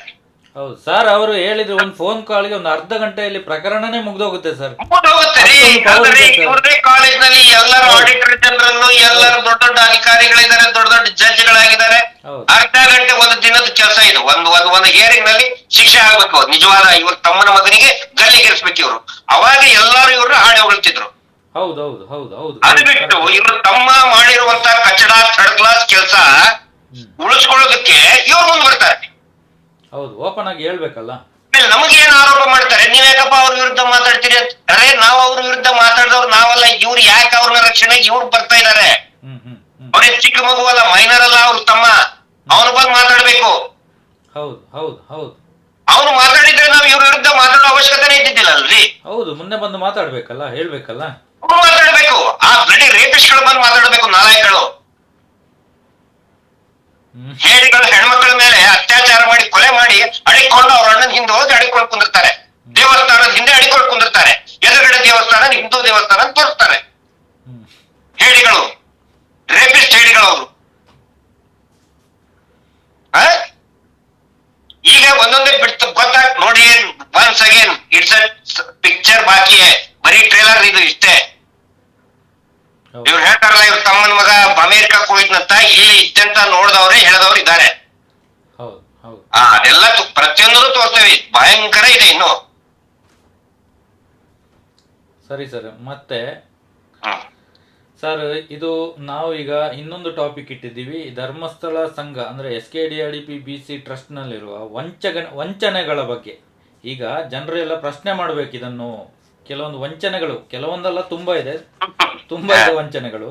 ಅದ್ರ ಬಗ್ಗೆ ಒಂದೊಂದಾಗಿ ಹೇಳ್ತಾ ಹೋಗ ಸರ್. ಮೊದಲನೇದಾಗಿ ಸರ್, ದೇವರ ಹೆಸರನ್ನು ಇಟ್ಕೊಂಡು ಗ್ರಾಮದ ಇದು ಅಂದ್ರೆ ಧರ್ಮಸ್ಥಳ ಗ್ರಾಮದ ಹೆಸರು ಇಟ್ಕೊಂಡು ಇವರು ಅಂದ್ರೆ ದೇವರ ಹೆಸರನ್ನು ಉಪಯೋಗಿಸಿಕೊಂಡು ಧರ್ಮಸ್ಥಳ ಗ್ರಾಮದ ಹೆಸರು ಇಟ್ಕೊಂಡು BC ಟ್ರಸ್ಟ್ ಅಂತ ಒಂದು ಟ್ರಸ್ಟ್ ರಚನೆ ಮಾಡಿ 30 ವರ್ಷಗಳಿಂದ ಸರ್ಕಾರಕ್ಕೆ ವಂಚನೆ ಮಾಡ್ತಾ ಈ ತರ ಒಂದು ಕೃತ್ಯ ಮಾಡ್ತಾ ಇದ್ದಾರೆ. ದೇವರ ಹೆಸರಲ್ಲಿ ಬಡ್ಡಿ ದಂಧೆ ಮಾಡ್ಬೋದಾ ಸರ್? ಇದಕ್ಕೆ ಸರ್ಕಾರಕ್ಕೆ ಪರ್ಮಿಷನ್ ಇದೆಯಾ? ಇಲ್ಲ ಅದಕ್ಕೆ ಅನುಮತಿನೇ ಇಲ್ಲ. ಅನುಮತಿನೇ ಇಲ್ಲ. ಅದು ಕೂಡ ಅಪರಾಧ ಆಗುತ್ತೆ. ನಾನು ಸುಮಾರು ಸಾರಿ ಹೇಳಿದ್ದೇನೆ ಅದನ್ನ. BNS ಕ್ರಿಮಿನಲ್ ಏನೋ ಸ್ಪಿರಿಚುವಲ್ ಇಂಟಿಮಿಡೇಷನ್ ಆಗುತ್ತೆ, ಅದ್ರ ಮಾಡಕ್ ಬರುದಿಲ್ಲ. ಅದು ಎಲ್ಲರಿಗೂ ಕೂಡ ಈಗ ಗೊತ್ತಾಗಿದೆ. ಈಗ ಇವರು ಈಗ ಹೈಕೋರ್ಟ್ ಸುಪ್ರೀಂ ಕೋರ್ಟ್ ನಲ್ಲಿ ಇದು ನಮಗೂ ಮತ್ ನಾವು ಹಿಂದೂಗಳಲ್ಲ, ನಾವು ಇದು ಜೈನರ ಆಸ್ತಿ, ಇಲ್ಲಿ ಹಿಂದೂಗಳಿಗೆ ಪೂಜೆ ಮಾಡುವಂತ ಅಧಿಕಾರ ಇಲ್ಲ ಅಂತ ಹೇಳಿದವರು ಬಡ್ಡಿ ದಂಧೆ ಮಾಡ್ಬೇಕಾದ್ರೆ ಮಂಜುನಾಥ ಸ್ವಾಮಿ ಹೆಸರು ತೆಗೆಯೋದು ಎಷ್ಟು ಸರಿ? ಆಯ್ತಾ? ಆನಂತರ ಇನ್ನೊಂದು ಗಮನಿಸ್ಬೇಕು, ಇದರಲ್ಲಿ ಟ್ಯಾಕ್ಸೇಷನ್ ಎಷ್ಟು ಹೊಡೆತ ಬೀಳ್ತಾ ಇದೆ ನೋಡಿ ನೀವೇ. ಇವರು ಯಾಕೆ ಟ್ಯಾಕ್ಸ್ ಕಟ್ಟಲ್ಲ ಅಂತ ಹೇಳಿದ್ರೆ, ನಾವು ಅಲ್ಪಸಂಖ್ಯಾತರಪ್ಪ, ನಾವು ಹಿಂದೂಗಳಲ್ಲ, ನಾವು ಅಲ್ಪಸಂಖ್ಯಾತರು. ಆನಂತರ ನಮ್ದು ಟ್ರಸ್ಟ್ ಅಂತ ನೋಡಿ, ಅವ್ರಿಗೇನು ಹುಚ್ಚರಲ್ಲ, ಅವರು ಭಯಂಕರ ಕ್ರಿಮಿನಲ್ ಮೈಂಡ್ ಅವ್ರದ್ದು. ಟ್ರಸ್ಟ್ ಅಂತ ಯಾಕೆ ಇಟ್ಕೊಂತಾರೆ ಅಂತ ಹೇಳಿದ್ರೆ, ಟ್ರಸ್ಟ್ ಅಂದ್ರೆ ಟ್ಯಾಕ್ಸ್ ಕಟ್ಟುವಂಗನೇ ಇಲ್ಲ. ಟ್ರಸ್ಟ್ ಅಂದ್ರೆ ಹೌದು, ಅದಕ್ಕೆ ಟ್ಯಾಕ್ಸ್ ರಿಯಾಯಿತಿ, ಟ್ಯಾಕ್ಸ್ ಎಕ್ಸಂಪ್ಷನ್ ತಗೋತಾ ಇದಾರೆ ಸರ್ಕಾರದಿಂದ. ವಾರಕ್ಕೆ 1000 ಕೋಟಿ ಟರ್ನ್ ಓವರ್ ಮಾಡ್ತಾರೆ, ಬಟ್ ಸರ್ಕಾರಕ್ಕೆ ನೋ ಟ್ಯಾಕ್ಸ್. ಹೇಳಿದ್ರೆ ನಾವು ಅಲ್ಪಸಂಖ್ಯಾತರು, ನಾವು ಜೈನ್ ಸಮುದಾಯದವರು, ನಮಗೂ ಹಿಂದೂಗಳಿಗೆ ಸಂಬಂಧನೇ ಇಲ್ಲ, ಇಲ್ಲಿ ಹಿಂದೂಗಳು ಪೂಜೆ ಮಾಡೋ ಹಕ್ಕಿಲ್ಲ ಅಂತ ಹೇಳಿ ಎಲ್ಲಾ ಟ್ಯಾಕ್ಸ್ ಎಕ್ಸಂಪ್ಷನ್ ತಗೋತಾರೆ. ಈಗ ಸರ್, ಟ್ರಸ್ಟ್ ಅಕೌಂಟ್ ಅಲ್ಲಿ ಎಷ್ಟು ಕೂಡ ಟ್ರಾನ್ಸಾಕ್ಷನ್ ಮಾಡಬಹುದಾ ಸರ್? ಮಾಡಕ್ ಆಗುದಿಲ್ಲ ರೀ. See, when you are a trust, you cannot conduct bank transaction. ನೀವು ಒಂದು ಬ್ಯಾಂಕ್ ಆಗಿ ಕೆಲಸ ಮಾಡಕ್ ಆಗಲ್ಲಪ್ಪ, ಖಂಡಿತ ಆಗೋದಲ್ಲ. ಅದೇ ಫ್ರಾಡ್ ಆಗಿರೋದಲ್ಲಿ. ಇವರು ಅವರ ಲಿಟ್ರೇಚರ್ ಅಲ್ಲಿ ಏನ್ ಬರ್ಕೋತಾ ಇದ್ದಾರೆ ನೋಡಿ, ನಾವು ನೇರವಾಗಿ ಕೊಡ್ಸಿದೀವಿ ಅಂತ ಹೇಳ್ತಾರೆ, ಬಟ್ ಆಕ್ಚುಲಿ ಇನ್ಫ್ಯಾಕ್ಟ್ ಏನ್ ಹೇಳಿ, ಇವ್ರದ್ದು ಜನರ ಹೆಸರಿನಲ್ಲಿ ಇವ್ರು ದುಡ್ಡು ಎತ್ತಿ ಬಿಟ್ಟಿದ್ದಾರೆ. ಸಾವಿರಾರು ಕೋಟಿ ದುಡ್ಡನ್ನ ಬ್ಯಾಂಕ್ ಇಂದ ಜನರ ಸಂಘಗಳನ್ನ ತೋರಿಸಿ ದುಡ್ಡು ಎತ್ತಿದ್ದಾರೆ. ಅವ್ರು ಹೇಳ್ತಾರೆ ಸರ್, ಧರ್ಮಸ್ಥಳ ಬ್ಯಾಂಕ್ ಅಂತಾನೆ ಇದೆ, ಧರ್ಮಸ್ಥಳದಲ್ಲಿ ಇರೋದು ಅಂತ ಹೇಳ್ತಾರೆ. ಸರ್, ಧರ್ಮಸ್ಥಳ ಅಂತ ಯಾವ ಬ್ಯಾಂಕ್ ಇದೆ? SKDRDP is not a bank. ಅದೊಂದು BC ಏಜೆಂಟ್. BC ಏಜೆಂಟ್ ಅಂತ ಇದ್ರೆ ನೇರವಾಗಿನೇ ಹಾಕಿಸ್ಬೇಕು. ಸರ್, ಇವರು BC ಏಜೆಂಟ್ ಆಗಿದ್ದಾರಾ ಸರ್? ಹೌದು, ಆಗಿದ್ದಾರೆ ಅಂತ ಹೇಳ್ಕೊತಾರಪ್ಪ. ಇನ್ನೂ ಮಠ ಯಾರಿಗೂ ತೋರಿಸಿಲ್ಲ, ಆಗಿದ್ದಾರೆ ಅಂತ ಹೇಳ್ಕೊತಾರೆ. BC ಟ್ರಸ್ಟ್ಗೆ ಏಜೆಂಟ್, BC ಟ್ರಸ್ಟ್ ಅಂದ್ರೆ ಏಜೆಂಟ್ ಅವರು BC ಟ್ರಸ್ಟ್ ಬಿಸಿ ಟ್ರಸ್ಟ್ ಅನ್ನೋದು ಇಲ್ವೇ ಇಲ್ಲ. ಬಿಸಿ ಏಜೆಂಟ್ ಇದೆ. ಏಜೆಂಟ್ ಅಂದ್ರೆ ಇವ್ರದ್ದು ನಕಲಿ ದೇವಮಾನವನ್ನ ಮರ್ಯಾದೆ ಹೋಗುತ್ತಲ್ಲ, ನಕಲಿ ದೇವಮಾನವ ಏಜೆಂಟ್ ಅಂತ ಆಗ್ಬಿಡ್ತದೆ, ಕಮಿಷನ್ ಏಜೆಂಟ್ ಆಗ್ಬಿಡ್ತದೆ ಅಂತ ಹೇಳಿ ತಮ್ಮ ಇದನ್ನ ಮುಚ್ಕೊಳ್ಳಕ್ಕೆ ಟ್ರಸ್ಟ್ BC ಟ್ರಸ್ಟ್ ಅಂತ ಹೇಳ್ತಾ ಇದ್ದಾರೆ. ಟ್ರಸ್ಟ್ ಅಂತ ಮಾಡಿದ್ದಾರೆ. BC ಟ್ರಸ್ಟ್ ಅನ್ನೋದಿಲ್ಲ, ಆದ್ರೆ BC ಏಜೆಂಟ್ ಅನ್ನೋದು ಮತ್ತೆ PF ಬಿಸಿನೆಸ್ ಫೆಸಿಲಿಟೇಟರ್ಸ್, ವ್ಯಾಪಾರಕ್ಕೆ ಫೆಸಿಲಿಟೇಟರ್ಸ್ ಅಂದ್ರೆ ಅನುಕೂಲ ಮಾಡಿಕೊಡುವಂತವ್ರಿಗೆ ಫೆಸಿಲಿಟೇಟರ್ಸ್ ಅಂತಾರೆ. ಈಗ ನಾನು ಕೂಡ ಈಗ ತುಂಬಾ ಗೂಗಲ್ ಅಲ್ಲಿ ಕೂಡ ಸರ್ಚ್ ಮಾಡಿದ್ದೀನಿ ಸರ್. BC ಟ್ರಸ್ಟ್ ಅನ್ನೋದು ಯಾವುದು ಇಲ್ಲ. BC ಏಜೆಂಟ್ ಇದೆ, PF ಇದೆ, ಬಿಸಿನೆಸ್ ಫೆಸಿಲಿಟೇಟರ್ಸ್ ಇದೆ. ಹೌದು, BC ಟ್ರಸ್ಟ್ ಅನ್ನೋದು ಎಲ್ಲರೂ ಕೂಡ ಗೂಗಲ್ ಅಲ್ಲಿ ಸರ್ಚ್ ಮಾಡಿ BC ಟ್ರಸ್ಟ್ ಅಂತ ಸರ್ಚ್ ಮಾಡಿದ್ರೆ ಏನ್ ಬರಲ್ಲ, ಇದು SKDRDP ಅಂತಾನೆ ಬರುತ್ತೆ. ಬೇರೆ ಯಾವುದೇ ಟ್ರಸ್ಟ್ಗಳು BC ಏಜೆಂಟ್ ಆಗಿಲ್ಲ, ಆದ್ರೆ ಇವರೊಬ್ರು ಮಾತ್ರ ಹಾಕಿದ್ದಾರೆ. ಇದನ್ನ ಎಲ್ಲ ತಮಗ್ ಬೇಕಾದಂಗೆ ಹೆಸರು ಚೇಂಜ್. ಇವ್ರಿಗೆ ನೋಡಿ ಕಾನೂನಿನ ಬಗ್ಗೆ, ಒಂದು ಕಾನೂನು ಸಂವಿಧಾನದ ಬಗ್ಗೆ ಎಳ್ಳಷ್ಟು ಇವ್ರಿಗೆ ಗೌರವ ಇಲ್ಲ. ಅದನ್ನ ಯಾವತ್ತಿಗೂ ಕೂಡ ಪಾಲಿಸಿಲ್ಲ ಇವರು. ಇವರು ತಾವು ಮಾಡಿದ್ದೇ ಇದನ್ನು ಆಡಳಿತ, ತಾವೇ ಸರ್ವಾಧಿಕಾರಿ. ಸಂವಿಧಾನದ ಬಗ್ಗೆ ಆಗಲಿ ಕಾನೂನು ಬಗ್ಗೆ ಒಂದು ಕಿಂಚಿತ್ತು ಗೌರವ ಇಲ್ಲದೆ ಇರುವಂತ ಕುಟುಂಬ ಅದು. ಇಲ್ಲ ತಂತ ಹೇಳಿದ್ರೆ ನೋಡಿ, ಸ್ವತಃ ಈ 7.5 ಎಕರೆನ ನಿಜವಾಗ್ಲೂ ಕೂಡ ಹೇಳ್ತಾನೆ ಕೇಳಿ, ಇಡೀ ನಾಗರಿಕ ಸಮಾಜ ತಲೆ ತಗ್ಗಿಸ್ಬೇಕು. ಇಂಥ ವ್ಯಕ್ತಿಯಿಂದ ನಾವು ದೇವಮಾನವ ಅಂತ ಇಷ್ಟ ದಿನ ಕರೆದ್ವಲ್ಲ. ಹೌದು ಸರ್, ಹೌದು. ಬರೆದು ಕೊಟ್ಟಿದ್ದಾರಲ್ಲ, ನನ್ನ ಒಪ್ಪಿಗೆ ಇದೆ ಅಂತ. ಇನ್ನೂ ಒಂದು ದಯವಿಟ್ಟು 1-2 ನಿಮಿಷ ನನ್ನ ಮಾತು ಕೇಳ್ಬಿಡಿ. ವೆರಿ ಇಂಪಾರ್ಟೆಂಟ್ ಪಾಯಿಂಟ್ಸ್ ಇದೆ. 1-2. ಒಂದು, ಸ್ವಸಹಾಯ ಗುಂಪುಗಳಿಗೆ ನಾವು ಧರ್ಮಸ್ಥಳ ಸಂಘದವರು ಅಂತ ಪಾಪ ಅಮಾಯಕರು ಊರಲ್ಲೆಲ್ಲ ಸದಸ್ಯರಾಗಿದ್ದಾರಲ್ಲ, ಒಂದೊಂದು ಗುಂಪಲ್ಲಿ 8 ಜನ 10 ಜನ ಸದಸ್ಯರಿದ್ದಾರಲ್ಲ, ಅವ್ರಿಗೆ ಹೇಳ್ತಾ ಇದ್ದೀನಿ. ಈಗ ಪೊಲೀಸರು FIR ಮಾಡ್ತಾ ಇದ್ದಾರೆ. FIR ಮಾಡೇ ಮಾಡ್ತಾರೆ. ನೀವು ಸುಗ್ರೀವಾಜ್ಞೆ ಜಾರಿ ಆಗೇ ಆಗ್ತದೆ. ಅದ್ರಲ್ಲಿ ನೀವು ಯಾರಿಗೂ ಸಂಶಯ ಬೇಡ. ಗೌರ್ಮೆಂಟ್ ಸ್ಟ್ರಿಕ್ಟ್ ಆಗಿ ಆಕ್ಷನ್ ತಗೋತದೆ. ಅವಾಗ FIR ಆದ್ರೆ ಯಾರ ಮೇಲೆ ಆಗ್ಬೇಕು? ಇವರು ಧರ್ಮಸ್ಥಳ ಅಲ್ಲಿ ಸಂಘದ ಮೇಲೆ, ಸ್ವಸಹಾಯ ಗುಂಪು ಮೇಲೆ ಮಾಡ್ತಾ ಇದಾರೆ. ಅದು ತಪ್ಪು. ಧರ್ಮಸ್ಥಳ ಮಹಿಳಾ ಸಂಘ ಅಂತ ಮಾಡ್ತಾರೆ. ಖಂಡಿತ ಅದು ಮಾಡಬಾರದು. ಪಾಪ ಅಮಾಯಕರ ರೈತರೇ ಅವರು, ಕೂಲಿ ಕಾರ್ಮಿಕರು, ಗ್ರಾಮಸ್ಥರ ಮೇಲೆ ಯಾಕೆ FIR ಮಾಡಬೇಕು?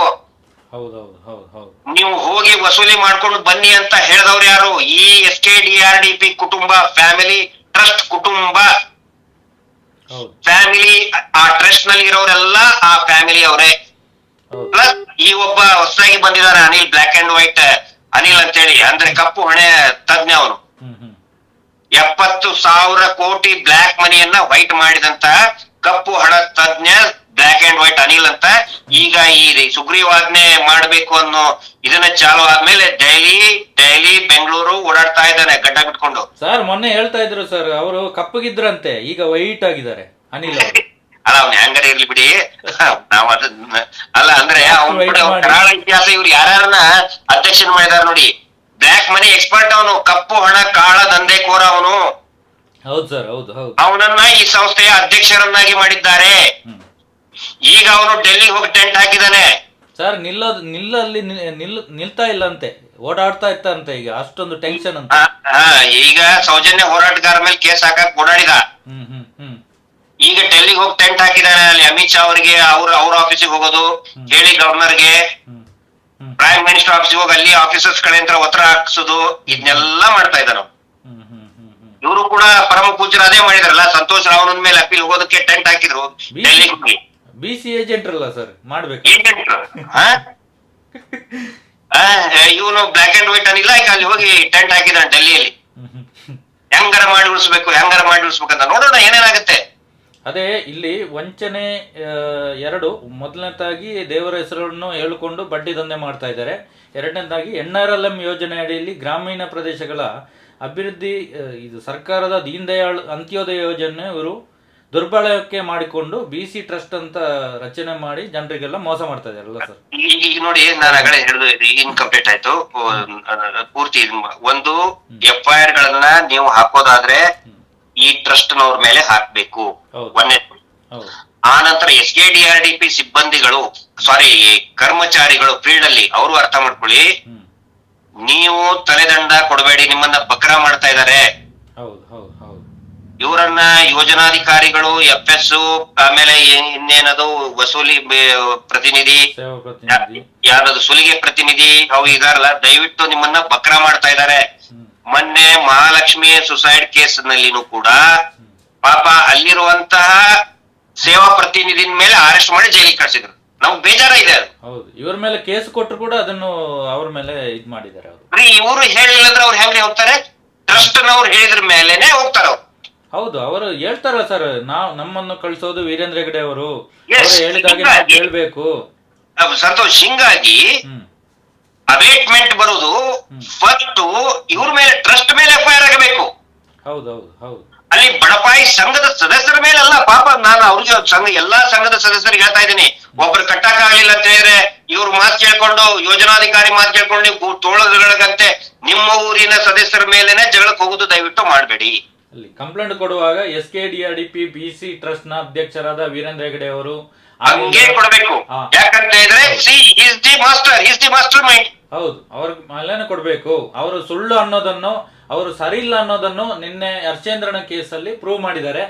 ಸುಳ್ಳು ದಾಖಲೆ ಕೊಟ್ಟು ಅವರು ಸುಳ್ಳು ಹೇಳ್ತಾ ಇದ್ದಾರೆ ಅಂತ ಪ್ರೂವ್ ಮಾಡಿದ್ದಾರೆ. ಒಂದೇ ಸಾಕು ಅವರು ಸುಳ್ಳು ಹೇಳಿದ್ದಾರೆ ಅನ್ನೋದಕ್ಕೆ. ಮತ್ತೆ ಬೇಕಾದಷ್ಟಿದೆ, ನಮ್ಮ ಹತ್ರ ಇದೆ ದಾಖಲೆಗಳು. ಅಲ್ಲರಿ, ಅವರೇ ಹೇಳಿದಾರಲ್ರಿ, ವೀರೇಂದ್ರ ಜೈನ್ ಅವರೇ ನಮಿತಾ ಜೈನ್ ಅವ್ರ ಮುಂದೆ ಹೇಳಿದ್ದಾರೆ ನ್ಯೂಸ್ 18 ನಲ್ಲಿ, ನೇರವಾಗಿ ಬ್ಯಾಂಕ್ ಇಂದ ಕೊಡ್ಸಿದೀವಿ. ಸೊ ನೇರವಾಗಿ ಕಟ್ಟಿ. ಇಲ್ಲಿ 4 ಇದನ್ನ ನೆನಪಿಟ್ಕೊಳ್ಳಿ ಎಲ್ರು. ಒನ್ಸ್ ಅಗೇನ್ ನಾನು ರಿಪೀಟ್ ಮಾಡ್ತಾ ಇದ್ದೀನಿ ಕೇಳಿ. ಒಂದನೇದ್ದು ಸೇವಿಂಗ್ ಅಮೌಂಟ್ ಕೇಳ್ಬೇಕಾ ಎಲ್ರು? ಹೌದು. ಎರಡನೇದ್ದು ಬ್ಯಾಂಕ್ ಸ್ಟೇಟ್ಮೆಂಟ್ ಕೇಳಿ. ಅಂದ್ರೆ ಲೆಕ್ಕಪತ್ರ, ಇಷ್ಟು ದಿನ ಎಷ್ಟು ಕಟ್ಟಿದೀನಿ, ಇಷ್ಟು ವರ್ಷ ನಾನು ಎಷ್ಟು ಕಟ್ಟಿದೀನಿ, ಲೆಕ್ಕ ಬೇಕಲ್ಲ.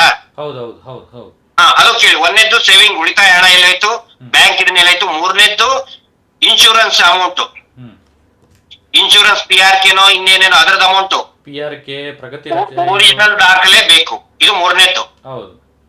ನಾಲ್ಕನೇದ್ದು very important, NRLM, national rural livelihood mission ಅನ್ನೋ ದುಡ್ಡು ಎಲ್ಲಿ ಹೋಯ್ತು, ಅವ್ರ ಹೆಸರಿಗೆ, ಆ ಸಂಘದ ಹೆಸರಿಗೆ ಬಂದಂತಹ ಬಡ್ಡಿ ಕಡಿತದ ಹಣ, ಸಹಾಯಧನ, ಸಬ್ಸಿಡಿ ಅಲ್ಲ, ಅದು ಸಬ್ಸಿಡಿ ಅಲ್ಲ, ನೋ, ಟೆಕ್ನಿಕಲಿ ಅದಕ್ಕೆ ಬಡ್ಡಿ ಸಹಾಯಧನ ಅಂತಾರೆ. ಇಂಟ್ರೆಸ್ಟ್ ಸಬ್ವೆನ್ಷನ್ ಅಂತಾರೆ, ನಾಟ್ ಸಬ್ಸಿಡಿ, ಇಂಟ್ರೆಸ್ಟ್ ಸಬ್ವೆನ್ಷನ್.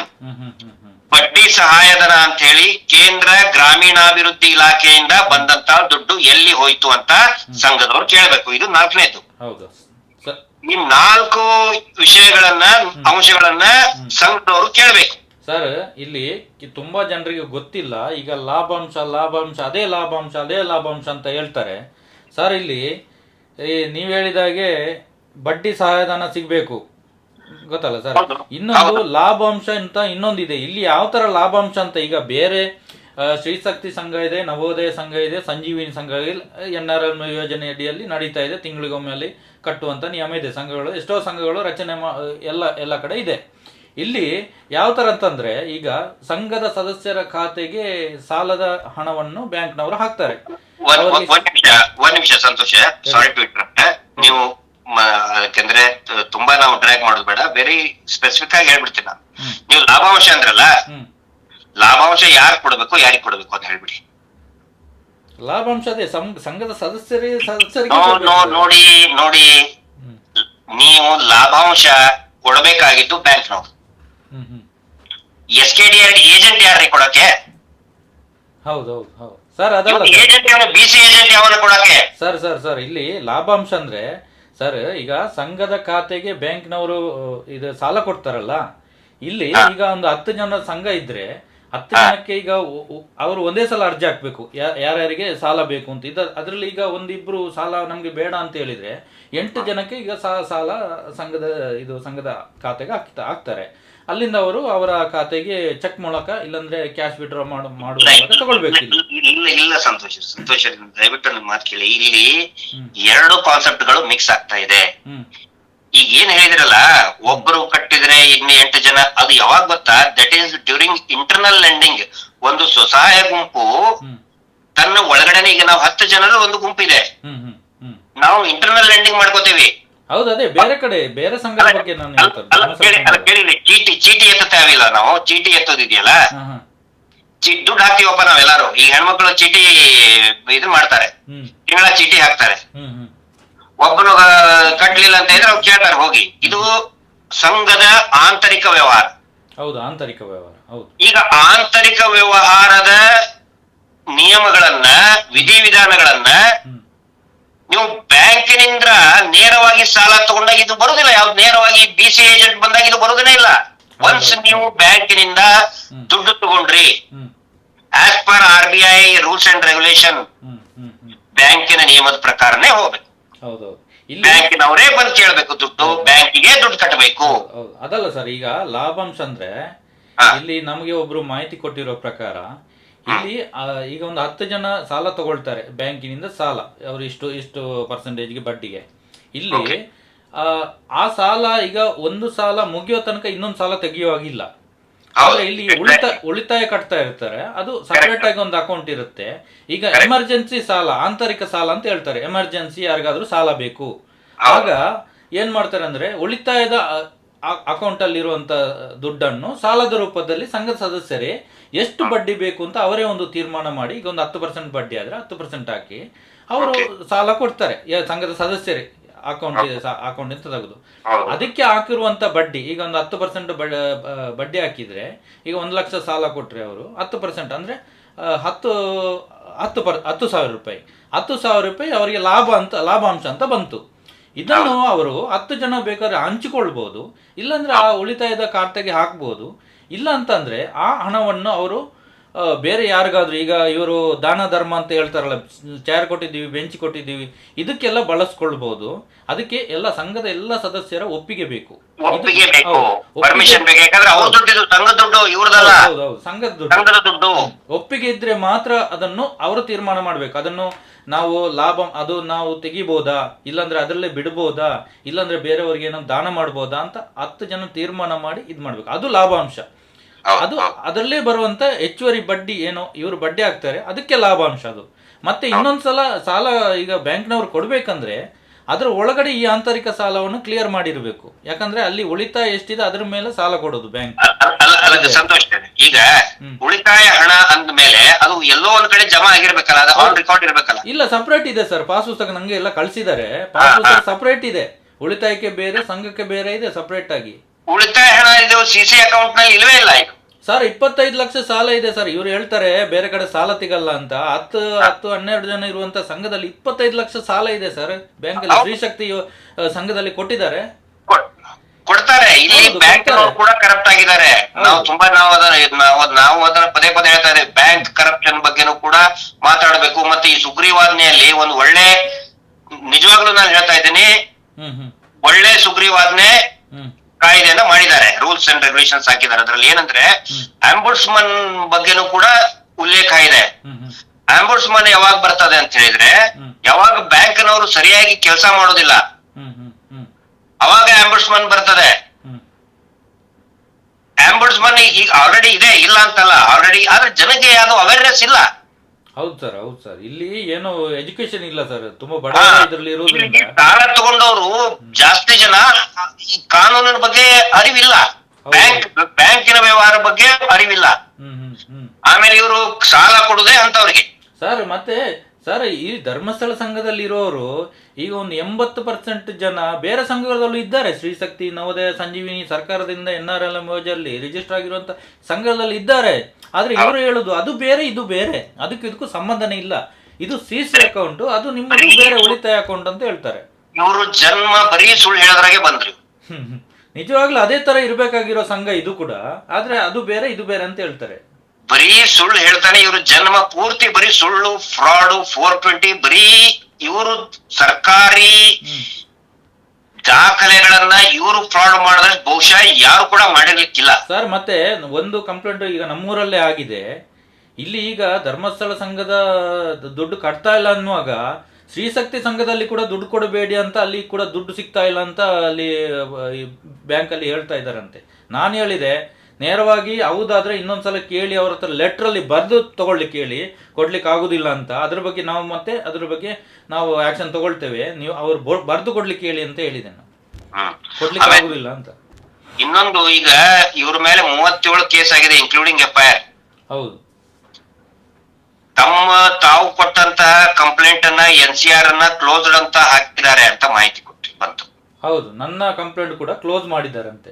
ನಿಮ್ಮ ಅನುಮತಿ ಇಲ್ಲದೆ, ದೂರುದಾರರ ಅನುಮತಿ ಇಲ್ಲದೆ ಪೊಲೀಸ್ ಸ್ಟೇಷನ್ ಅವರು ಕ್ಲೋಸ್ ಮಾಡಕ್ ಸಾಧ್ಯನೇ ಇಲ್ಲ. ಹಾ ಹಾ ಹ್ಮ್ ಸಾಧ್ಯನೇ ಇಲ್ಲ. ಇವರು ಇವತ್ತಿನ ಎಲ್ಲಾ ಕಡೆನೂ ಕೂಡ ಯಾವಾಗಲೂ ಕೂಡ ಇವ್ರ ಮೇಲೆ FIR ಮಾಡೋದಕ್ಕೆ ಬಿಡೋದಿಲ್ಲ. ಪ್ರತಿಯೊಂದಕ್ಕೂ ಇನ್ಫ್ಲೂಯೆನ್ಸ್ ತರಿಸ್ತಾರೆ, ಒತ್ತಡ ತರ್ತಾರೆ, ದುಡ್ಡು ಖರ್ಚು ಮಾಡ್ತಾರೆ, ಸುರಿಸ್ತಾರೆ. ಹ್ಮ್ ಈಗ ಕೆಲವೊಬ್ರು ಕೇಳ್ತಾರೆ ಯಾಕೆ FIR ಮಾಡಿಸ್ಲಿಲ್ಲ ನೀವು ಅವ್ರ ಮೇಲೆ ಅಂತ. FIR ಮಾಡಕ್ ರೆಡಿ ಇದ್ರೆ ತಾನೇ ಪೊಲೀಸರು. ಹೌದು ಸರ್, ಎಲ್ಲೂ ಮಾಡಲ್ಲ, ಇದು ಸಿವಿಲ್ ಮ್ಯಾಟರ್ ಅಂತ ಹೇಳ್ತಾರೆ. ಮತ್ತೆ ಲಾಸ್ಟ್ ಫೋರ್ಸ್ ಮಾಡಿದ್ರೆ ನೀವು ಕೊಟ್ಟಿರೋದಕ್ಕೆ ಒಂದು ತಗೊಳ್ತೀವಿ ಅಷ್ಟೇ, ಮತ್ತೆ ನಾವು ಏನು ಮಾಡ್ಲಿಕ್ಕೆ ಆಗುದಿಲ್ಲ. ಹಿಂಗಿರ್ಬೇಕಾದ್ರೆ ನೀವು ಹೆಂಗೆ ಕಂಟ್ರೋಲ್ ಮಾಡ್ತೀರಾ ಮೈಕ್ರೋ ಫೈನಾನ್ಸ್ ನ? ಹೌದು ಹೌದು ಹೌದು ಸರ್. ಅದು ಒಂದ್ಸಗಿ ನಾ ಪ್ರಶ್ನೆ ಅದಕ್ಕೆ ಸುಗ್ರೀವಾಜ್ಞೆ ಬರೋದು ತುಂಬಾ ಅವಶ್ಯಕತೆ ಇದೆ. ಹ್ಮ್ ಜನರು ಕೂಡ ಅರ್ಥ ಮಾಡ್ಕೋಬೇಕು. ಯಾವ ಕಾರಣಕ್ಕೂ ಇನ್ನೊಮ್ಮೆ ಇದು ಮುಗಿದ ಅಧ್ಯಾಯ. SKDRDP ಅಥವಾ ಕಿರುಕುಳ ಕೊಡ್ತಕ್ಕಂತಹ ಯಾವುದೇ ಮೈಕ್ರೋ ಫೈನಾನ್ಸ್ ಗಳಿಗೆ ದುಡ್ಡು ಕಟ್ಟಬೇಡಿ. ಹೌದು, ಲೈಸೆನ್ಸ್ RBI ನಾವ್ ಯಾರನ್ನೋ ಲೈಸೆನ್ಸ್ ನಾವು ಬೆಂಬಲ ಕೊಡ್ತಾ ಇಲ್ಲ. ಇಲ್ಲಿ ಯಾರು ಕಾನೂನುಬದ್ಧವಾಗಿ ಸುಮಾರು ಜನ ಮೈಕ್ರೋ ಫೈನಾನ್ಸ್ ನವರು ಒಂದು ತಿಂಗಳಿಗೆ ಒಂದ್ಸರಿ, ಕೆಲವೊಂದಿಷ್ಟು ರಾಜ್ಯಪಾಲರು ಹೇಳಿದ್ದು ಕೂಡ ಕರೆಕ್ಟ್ ಇದೆ, ತಿಂಗಳಿಗೆ ಒಂದ್ಸಾರಿ ತಗೊಳ್ಳುವಂತವ್ರು ಅಥವಾ 3 months ಒಂದೊಂದ್ಸಾರಿ ಆಸ್ ಪರ್ ನಿಯಮದ ಪ್ರಕಾರ ಒಂದ್ 40,000-50,000 ಕೈ ಸಾಲ ಕೊಟ್ಟಿದ್ದಾರೆ. ಎಸ್, ಅವರು ಸೇವ್ ಆಗ, ಅವ್ರಿಗೆ ಮೇಲೆ ನಾವು ಮಾತಾಡಕ್ಕಾಗಲ್ಲ. ಹೌದೌದು ಹೌದು ಹೌದು ಹೌದು ಅಂತವ್ರು ಬೆಳಿಬೇಕಿನ್ನು. ಹೌದು. ಆದ್ರೆ ರಾಜ್ಯದಲ್ಲಿ 80% money lending, illegal money lending ಮಾಡಿದವರೇ ಇವರು. ಹೌದೌದು. ಇವ್ರ ಮೇಲೆ ನೀವು ಕ್ರಮ ಕೈಗೊಳ್ಳದೆ ಹೋದ್ರೆ ಇನ್ನು ಹೆಂಗೆ ನೀವು ಕಂಟ್ರೋಲ್ ಮಾಡ್ತೀರಾ ಇದನ್ನ? ಆತ್ಮಹತ್ಯೆಗಳು ನಿಲ್ಲೋದೇ ಇಲ್ಲ. ಸರ್, ಮೊನ್ನೆ ತಾನೇ ಮೈಕ್ರೋ ಫೈನಾನ್ಸ್ ಗಳ ಒಂದು ಒಕ್ಕೂಟ ಏನೋ ಇದೆ, ಅವರು ಎಲ್ಲ RBI ಲೈಸೆನ್ಸ್ ಹೊಂದಿರುವಂತ ಮೈಕ್ರೋ ಫೈನಾನ್ಸ್ ಗಳ ಒಂದು ಲೀಸ್ಟ್ ಬಿಡುಗಡೆ ಮಾಡಿದ್ದಾರೆ. ಅದೇ ತರ ಸಂಘಗಳದ್ದು ಕೂಡ ಬಿಡುಗಡೆ ಮಾಡಬೇಕು. ಧರ್ಮಸ್ಥಳ ಸಂಘ ಯಾವ್ದ್ರಲ್ಲಿ ಬರುತ್ತೆ ಅಂತ ತೋರಿಸ್ಬೇಕು ಅವರು, ಅಲ್ವಾ ಸರ್? ಹೌದು, ಎಕ್ಸಾಕ್ಟ್ಲಿ. ಧರ್ಮಸ್ಥಳ ಸಂಘ ಯಾವ್ದ್ರಲ್ಲಿ, ಯಾವ ಲೈಸೆನ್ಸ್ ಅಂಡರ್ ಅಲ್ಲಿ ಬರ್ತದೆ ಅಂತ ತೋರಿಸ್ಬೇಕು ಅವರು. ಇಲ್ಲ ಅಂದ್ರೆ ಇಲ್ಲ ಅಂತ ತೋರಿಸ್ಬೇಕು. ಇಲ್ಲಿ ಮಾಧ್ಯಮಗಳು ಕೂಡ ಅರ್ಥ ಮಾಡ್ಕೋಬೇಕು ಇದನ್ನ. ಯಾಕಂತ ಹೇಳಿದ್ರೆ ನಾನು ಜಾಸ್ತಿ ಮಾತಾಡಕ್ ಹೋಗುದಿಲ್ಲ ಮಾಧ್ಯಮದ ಬಗ್ಗೆ. ಯಾಕಂತ ಹೇಳಿದ್ರೆ ಇವಾಗ ಮುಂದೆ ಬರ್ತಾ ಇದ್ದಾರೆ ಸರ್, ಮಾತಾಡ್ತಾ ಇದ್ದಾರೆ. ಅಲ್ಲ ನೋಡಿ, ಇಲ್ಲಿ ನಾನು ಮೊನ್ನೆ ಒಂದು ಮಾತು ಹೇಳಿದ್ದೆ, ಇಲ್ಲಿ ಪತ್ರಕರ್ತರಿಗೆ ನಾವು ಟೀಕೆ ಮಾಡಬಾರ್ದು. ಹೌದು. ಯಾಕಂತ ಹೇಳಿದ್ರೆ ಇವತ್ತು ಪತ್ರಿಕೋದ್ಯಮ ಪತ್ರಕರ್ತರ ಕೈಯಲ್ಲಿ ಇಲ್ಲ, ಉದ್ಯಮಿಗಳ ಕೈಯಲ್ಲಿದೆ, ಬಂಡವಾಳಶಾಹಿಗಳ ಕೈಯಲ್ಲಿದೆ. ಇವತ್ತು ಪತ್ರಿಕೆಗಳು, ಟಿವಿ ಚಾನೆಲ್ಗಳು, ಅಡ್ವರ್ಟೈಸ್ಮೆಂಟ್ ಯಾರು ಕೊಡ್ತಾರೆ ಅವ್ರ ಕೈಯಲ್ಲಿದೆ. ಸೊ ಅರ್ಥ ಆಗ್ತದೆ ಅವ್ರಿಗೂ ಬರ್ತಾ. ಆದ್ರೆ ಜನಜಾಗೃತಿ ನಿರಂತರವಾಗಿ ಆಗ್ಬೇಕು. ಇಲ್ಲ ಅಂತ ಹೇಳಿದ್ರೆ ಆತ್ಮಹತ್ಯೆಗಳನ್ನ ನಿಲ್ಸಕ್ ಆಗುದಿಲ್ಲ. ಜನ ದಂಗೆ ಹೇಳ್ತಾರೆ, ಎದ್ದೇ ಹೇಳ್ತಾರೆ. ಒಂದು ವೇಳೆ ಇದನ್ನ ನೇರವಾಗಿ ಈ ರಾಜ್ಯಪಾಲರು ಹಠ ಹಿಡಿದು ಬಿಟ್ರೆ ಅದರ ನೇರ ಆರೋಪವನ್ನ ರಾಜ್ಯಪಾಲರೇ ಹೊರಬೇಕಾಗುತ್ತೆ. ಸರ್, ಈಗ ರಾಜ್ಯಪಾಲರ ವಿರುದ್ಧ ಎಲ್ಲ ಅಲ್ಲಿ ಹೋರಾಟಗಳು ಮಾಡ್ತಾ ಇದ್ದಾರೆ ಸರ್. ಪ್ರತಿಭಟನೆ ಸ್ಟಾರ್ಟ್ ಆಗಿದೆ ಈಗ. ಮಂಡ್ಯದಲ್ಲಿ ಒದ್ದು ಓಡಿಸಿದ್ದಾರೆ. ಅಲ್ಲಿ ಯಾರನ್ನ, ಈ ದುಡ್ಡು ಕೇಳಕ್ ಬಂದವ್ರನ್ನ, ಸೇವಾ ಪ್ರತಿನಿಧಿಗಳ ಒದ್ದು ಓಡಿಸಿದ್ದಾರೆ. ಚಿಕ್ಕಬಳ್ಳಾಪುರ, ಕೋಲಾರ, KGF ಎಲ್ಲ ಕಡೆ ಒದ್ದು ಓಡಿಸ್ತಾರೆ. ಇನ್ನು ಮುಂದೆ ಇಡೀ ರಾಜ್ಯಾದ್ಯಂತ ಇವರು ಒದ್ದು ಓಡಿಸ್ತಾರೆ. ದಂಗೆಗಳಾಗ್ತದೆ. ಜನ ಜಾಗೃತರಾಗಿದ್ದಾರೆ. ಸರ್ಕಾರನು ಕೂಡ ಎಚ್ಚೆತ್ಕೊಳ್ಬೇಕಾಗ್ತದೆ. ರಾಜ್ಯಪಾಲರು, ನನಗೆ ರಾಜ್ಯಪಾಲರ ಬಗ್ಗೆ ಒಂದು ವಿಶೇಷವಾದಂತ ಗೌರವ ಇದೆ. ಯಾಕಂದ್ರೆ ನಾನು ಅವ್ರ ಜೊತೆಗೆ ಕೆಲಸ ಮಾಡಿದಂತವ್ನು. 2010ರಲ್ಲಿ ಲಖನೌದಲ್ಲಿ ರಾಷ್ಟ್ರೀಯ ಕಾರ್ಯಕಾರಿಣಿ ಅಧಿವೇಶನ ಆದಾಗ ಅವರೊಟ್ಟಿಗೆ ನಾವು ಪ್ರಯಾಣ ಮಾಡಿದೀವಿ. ಲಖನೌ ಏರ್ಪೋರ್ಟ್ ಇಂದ ಡೆಲ್ಲಿ ಏರ್ಪೋರ್ಟ್ ವರೆಗೆ, ಮತ್ತೆ ಅಲ್ಲಿಂದ ಬೆಂಗಳೂರಿಗೆ ನಮ್ಮನ್ನ ಕರ್ಕೊಂಡು ಬಂದವ್ರು ಅವರೇ. And is a very sensible person. ಅವ್ರಿಗೆ ಮಿಸ್ಗೈಡ್ ಮಾಡಿದ್ದಾರೆ. ಇವರೆಲ್ಲಾ VVIP ಗಳಿಗೆ ಮಿಸ್ಗೈಡ್ ಮಾಡೋದು ಹಿಂಗೆ ನೋಡಿ, ನಮ್ದು ಹಿಂದೂ ದೇವಸ್ಥಾನ ಕಳಂಕ ತರಕ್ ನೋಡ್ತಾರೆ, ನಾವು ಅಷ್ಟು ಸೇವೆ ಮಾಡಿದೀವಿ, ಇಷ್ಟು ಎಲ್ಲಾ ಬೋಗಸ್ ಬೋಗಸ್ ಬೋಗಸ್ ಬೋಗಸ್ ಹೇಳಿ ಯಾಮರ್ಸ್ತಾರೆ. ಎಲ್ಲರಿಗೂ ಕೂಡ ಸುಣ್ಣ ಬೆಳಿತಾ ಇದಾರೆ, ಮಂಗ ಮಾಡ್ತಾರೆ ಇವರು. ರಾಜ್ಯಪಾಲರು ಅರ್ಥ ಮಾಡ್ಕೋಬೇಕು. ಆನಂತರ ಯಾರ್ಯಾರು ರಾಜಕಾರಣಿಗಳು ಇವರ ಬೆಂಬಲ ತಿಂತಾರೆ ಅವರಿಗೆ ರಾಜಕೀಯ ಭವಿಷ್ಯ ಮಂಕಾಗ್ತಾ ಇದೆ, ಇಲ್ವೇ ಇಲ್ಲ. ನಾನ್ ನಿನ್ನೆ ಇದನ್ನ ನೋಡ್ತಾ ಇದ್ದೆ, ಪೇಪರ್ ಕಟಿಂಗ್ಸ್ ಕರಾವಳಿಯಲ್ಲಿದ್ದು 12 ವರ್ಷದ ಹಿಂದೆ. ವಿನಯ್ ಕುಮಾರ್ ಸೋರ್ಕೆ ಅಂತ very good Young youth leader ಅವರು. ಅವಾಗ ನನಗೂ ಕೂಡ ಪರಿಚಯ ಇದ್ರು, ಮುತ್ತಪ್ಪರಾಯ್ ಅವ್ರ ಮುಖಾಂತರ ನನಗ್ ಪರಿಚಯ ಆಗಿದ್ರು ಅವರು. ಯಾವಾಗ ಇವರು ಬಹಿರಂಗವಾಗಿ ಬೆಂಬಲಕ್ಕೆ ನಿಂತ್ಕೊಂಡ್ರು, ಈ ಧರ್ಮೋದ್ಯಮಿಯ ಬೆಂಬಲಕ್ಕೆ ನಿಂತ್ಕೊಂಡ್ರು, ಅವಾಗಿಂತ ಅವರ ರಾಜಕೀಯ ಭವಿಷ್ಯನೇ ಮಂಕಾಗೋಗ್ಬಿಟ್ಟಿದೆ. ಯಾವ್ಯಾವ ರಾಜಕಾರಣಿಗಳು ಇವರ ಪರವಾಗಿ ಬ್ಯಾಟಿಂಗ್ ಆಡ್ತಾರೆ ಅವ್ರೆಲ್ಲರೂ ಕೂಡ ಕ್ಲೀನ್ ಬೋರ್ಡ್ ಆಗ್ತಾ ಇದ್ದಾರೆ. ರೀಸೆಂಟ್ ಆಗಿ ನೋಡಿದೀವಿ ನಾವು ಅದನ್ನ. ಯಾರು ಇವ್ರ ಪರವಾಗಿ ಅಲ್ಲಿ ಇಲ್ಲಿ ಲೀಡರ್ಗಳು ಹೇಳಿಕೆ ಕೊಡ್ತಾರೆ, ಅವ್ರಿಗೆ ಯಾವುದೇ ಬೆಲೆ ಸಮಾಜದಲ್ಲಿ ಇರುವುದಿಲ್ಲ. ಬಿಜೆಪಿ 3 ಬೈ ಎಲೆಕ್ಷನ್ ಅಲ್ಲಿ ಸೋತಿದ್ರಲ್ಲಿ ಇವರ ಪಾತ್ರನು ಬಹುಪಾಲು ಇದೆ.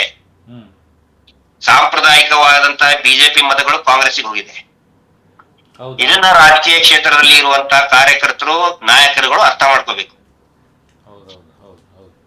ಹ್ಮ್ ಮತ್ತೆ ಸರ್ ಈಗ BC ಏಜೆಂಟ್ಗಳ ವ್ಯಾಪ್ತಿ 35 ಕಿಲೋಮೀಟರ್ ಮಾತ್ರ ಅಂತ ಇದೆ, ಹೌದಾ ಸರ್? ಅದು ಬರ್ಬೇಕು ನೋಡಿ. ಅದು ಇಲ್ಲೇ ಏನಂತ ಹೇಳಿದ್ರೆ, ಹ್ಮ್ ಇವ್ರದ್ದು ಬೆಳ್ತಂಗಡಿಯಲ್ಲೇ ರಿಜಿಸ್ಟರ್ ಆಗಿತ್ತು. ಬೆಳ್ತಂಗಡಿಯಲ್ಲಿ ನಿಮಗೆ ಧಾರವಾಡದಲ್ಲೋ ಅಥವಾ ಕೋಲಾರದಲ್ಲಿ ಒಬ್ಬ BC ಏಜೆಂಟ್ ನೇಮಕ ಮಾಡ್ಬೇಕು ಅಂತ ಹೇಳಿದ್ರೆ ಅವರು ಅಲ್ಲೇ ಸ್ಥಳೀಯವರೇ ಇರ್ಬೇಕು.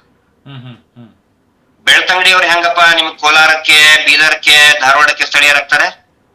ಹೌದು ಹೌದು ಹೌದು ಅಲ್ಲಿ ಬ್ಯಾಂಕಿಂದು ಕೂಡ ಮಿಸ್ಟೇಕ್ ಇದೆ. ಹೌದು ಹೌದು 35 ಕಿಲೋಮೀಟರ್ ವ್ಯಾಪ್ತಿ ಒಳಗಡೆನೆ ಕೊಡ್ಬೇಕು, ಅವನು ಅಲ್ಲೇ ರೆಸಿಡೆನ್ಸ್ ಇರ್ಬೇಕು. ಹ್ಮ್ ಹ್ಮ್ ಆ ಹ್ಮ್ ಬೆಳ್ತಂಗಡಿಯವ್ರಿಗೆ ಹೆಂಗ್ರಿ ಕೊಟ್ರು?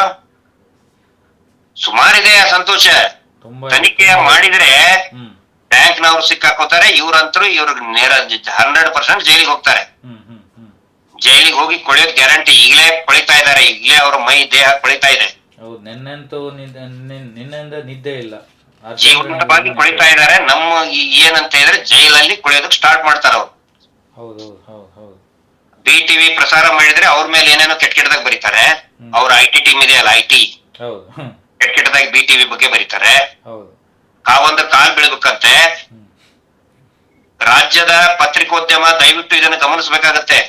ಹೌದು ಯಾಕಂತ ಹೇಳಿದ್ರೆ ಕರ್ನಾಟಕದಲ್ಲಿ ಪತ್ರಿಕೆಯ ಮೇಲೆ, ಟಿವಿ ಚಾನೆಲ್ ಮೇಲೆ ಬಹಳಷ್ಟು ಗೌರವ, ನಂಬಿಕೆಯನ್ನ ಜನ ಇಟ್ಕೊಂಡಿದ್ದಾರೆ. ಹೌದು ಸರ್ ಹೌದು. ಟಿವಿಯಲ್ಲಿ ಯಾಕೆ ಬರಲ್ಲ ಅಂತ ಕೇಳ್ತಾರೆ ಸರ್ ಯಾವಾಗ. ಅಲ್ಲ, ಈಗ ಟಿವಿ ಮೇಲೆ ಬಂತಲ್ಲ, ಅಂತವ್ರಿಗೆ 13 ವರ್ಷದ ಹಿಂದೆ ಹೋಗಿ ಕಾಲ್ ಬಿದ್ದಿದ್ರಂತೆ BTVದವರು, ಈಗೂ ಕಾಲ್ ಬೀಳ್ಬೇಕಂತೆ, ಹೋಗಿ ಕಾವಂದದ ಕಾಲ್ ಬೀಳ್ಬೇಕಂತೆ. ಹ್ಮ್ ನಾವು ಪತ್ರಿಕೆಯ ಬೆಂಬಲಕ್ಕೆ ಇಟ್ಕೊಂಡು ನಾವು ಮಾತಾಡ್ತಾ ಇದೀವಿ, ಟಿವಿ ಚಾನಲ್ ಬೆಂಬಲಕ್ಕೆ ಇಟ್ಕೊಂಡು ಮಾತಾಡ್ತಾ ಇದ್ದೀವಿ. ದಯವಿಟ್ಟು ನೀವು ಭಯದಲ್ಲಿ ಬದುಕಬೇಡಿ, ಹೌದು ಭಯದಲ್ಲಿ ಕೆಲಸ ಮಾಡಬೇಡಿ. ನಿಮ್ಮ ನಿಜವಾಗ್ಲೂ ಜೊತೆಗೆ ಇಡೀ ರಾಜ್ಯದ ಜನ ಇರ್ತಾರೆ. ಹೌದು. ನಿಜವಾಗ್ಲೂ ಅವರು BTVಗೆ ಬಂದು ಅವರ ಪ್ರಶ್ನೆಗಳಿಗೆ ಉತ್ತರ ಕೊಡ್ಬೇಕಿತ್ತು. ಕೊಡ್ಬೇಕು. ಅದು ಬಿಟ್ಟು ಕಾಲಿಗೆ ಬೀಳಕ್ ಕೇಳಿದ್ರೆ ಕಾಲ್ ಬೀಳ್ಬೇಕಂತೆ. ಇದನ್ನೇ ಮಾಡ್ಕೊಂಡು ಬಂದ್ರು. ಬಟ್ ಈಗ ಅವ್ರಿಗೆ ಅದು ಕಂಟ್ರೋಲ್ ಮಾಡಕ್ ಆಗ್ತಾ ಇಲ್ಲ.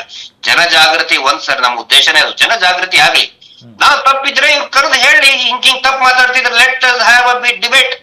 ಹೌದು, ಡಿಬೇಟ್ಗೆ ಕರೀರಿ, ನಾವು ಕರೀರಿ, ready ಟಿವಿ ಇದ್ದೇವೆ. ಚಾನಲ್ ದಾಖಲೆಗಳನ್ನೆಲ್ಲ ತೋರಿಸ್ಲಿಕ್ಕೆ ರೆಡಿ ಇದ್ದೇವೆ. ಓಪನ್ ಡಿಬೇಟ್ ಆಗ್ಲಿ, ಬರ್ತೀವಿ, ಎಲ್ಲರೂ ಬರ್ತೀವಿ. ಎಲ್ಲಾ ದಾಖಲೆಗಳಿಗೂ ಉತ್ತರ ಕೊಡ್ಲಿಕ್ಕೆ ನೀವು ರೆಡಿ ಆಗಿದ್ರೆ ಬನ್ನಿ. ನೊಂದಂತವ್ರು ನೋಡಿ, ಆಯ್ತಪ್ಪ ನೀವು ನಮಗೂ ಉತ್ತರ ಕೊಡ್ಬೇಡಿ, ನಾವ್ ಯಾರು ಅಲ್ಲಪ್ಪ.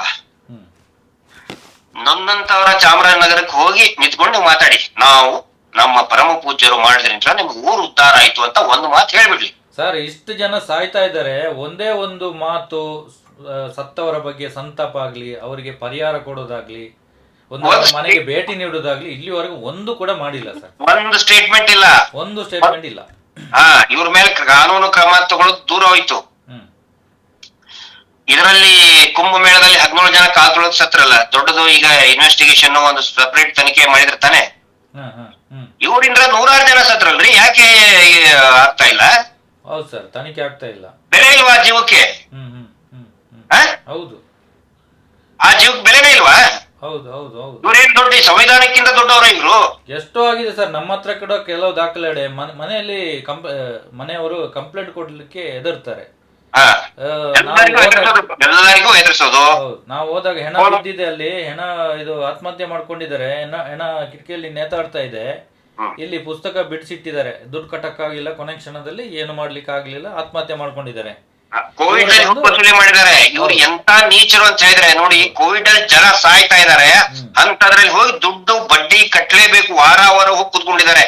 ಬಹುಶಃ ಸಂತೋಷ್, ಈ ಭೂಮಿ ಮೇಲಿರುವಂತಹ ಅತ್ಯಂತ ಕೆಟ್ಟ ಹುಳ ಇವರು, ಕೆಟ್ಟ ವಿನೋಮಸ್ ವಿಷ ಜಂತು ಅಂದ್ರೆ ಇದೇ ಕುಟುಂಬ, ನೇತ್ರಾವತಿ ತೀರದ ಧರ್ಮೋದ್ಯಮಿಗಳು ಏನಿದಾರಲ್ಲ, ಅತ್ಯಂತ ವಿಷ ಜಂತು ಇವರು ಭೂಮಿ ಮೇಲೆ ಇರುವಂತದ್ದು. ಕೋವಿಡ್ ಅಲ್ಲಿ ಜನ ಸಾಯ್ಬೇಕಾದ್ರೆ ಹೋಗಿ ಬಡ್ಡಿ ವಸೂಲಿ ಮಾಡ್ಕೊಂಡು ಬಂದಿದ್ದಾರೆ ಅಂತಾಳೆ. ಇವ್ರು ಎಂತ ಹೊಲಸು ಹುಳ ಇವರು ಭೂಮಿ ಮೇಲೆ ಇರುವಂತ ಒಂದು 2 ವಾರ 3 ವಾರ ಏನೋ ಕಟ್ಟೋದು ಬೇಡ ಅಂತ ನಿಲ್ಸಿದ್ರು, ಆಮೇಲೆ ಬಡ್ಡಿ ಸಮೇತ 20-30 ಸಾವಿರ ಎಲ್ಲ ಇಸ್ಕೊಂಡು ಹೋಗಿದ್ದಾರೆ. ಅದು ಎಂಟ್ರಿನೇ ಮಾಡಿಲ್ಲ, ಪುಸ್ತಕಕ್ಕೆ ಎಂಟ್ರಿ ಮಾಡಿಲ್ಲ, ಎಂಟ್ರಿನೇ ಆಗಿಲ್ಲ. ಅದಕ್ಕೆ ಅದು ಬಡ್ಡಿಗೆ ಹೋಗಿದೆ, ಅದು ಇನ್ಸೂರೆನ್ಸ್ ಹೋಗಿದೆ ಬಹಳ ಇದೆ. ಕೊನೆಯದಾಗಿ ನಾನು ಹೇಳೋದು, ದಯವಿಟ್ಟು ಯಾರು ಇವರಿಗೆ ವಾರದ ಬಡ್ಡಿ ಕಟ್ಟಬೇಡಿ. ಹೌದು ಸರ್. 4 ವಿಷಯಗಳ, ಒಂದು ಉಳಿತಾಯದ ಹಣ, ಬ್ಯಾಂಕ್ ಪಾಸ್ಬುಕ್, ಅದರಲ್ಲಿ ನೀವು ಲೆಕ್ಕಪತ್ರ ಇರಬೇಕು, ಎಷ್ಟು ಕಟ್ಟಿದ್ರಿ, ರೇಟ್ ಆಫ್ ಇಂಟ್ರೆಸ್ಟ್, ಬ್ಯಾಂಕಿನ ರೇಟ್ ಆಫ್ ಇಂಟ್ರೆಸ್ಟ್ ಅಲ್ಲಿ ಲೆಕ್ಕ ಮಾಡಿ, NRLM ಇದ್ರೆ 3.5% ಕಡಿತಗೊಳಿಸಿ, ಆ ನಂತರ ಇನ್ಶೂರೆನ್ಸ್ ಲೆಕ್ಕ ಕೇಳಿ ಮತ್ತು NRLM ಕೇಳಿ. ಇಷ್ಟು 4ಗಳನ್ನ ಕೇಳಿ ದುಡ್ಡು ಕಟ್ಟೋದಾದ್ರೆ 3 ತಿಂಗಳಿಗೆ ಒಂದ್ಸರಿ RBI ನಿಯಮದ ಪ್ರಕಾರ ಅದೇ ಬ್ಯಾಂಕಿಗೆ ಕಟ್ತೀವಿ ಅಂತ ಹೇಳ್ಬಿಡಿ ಇಷ್ಟೇ.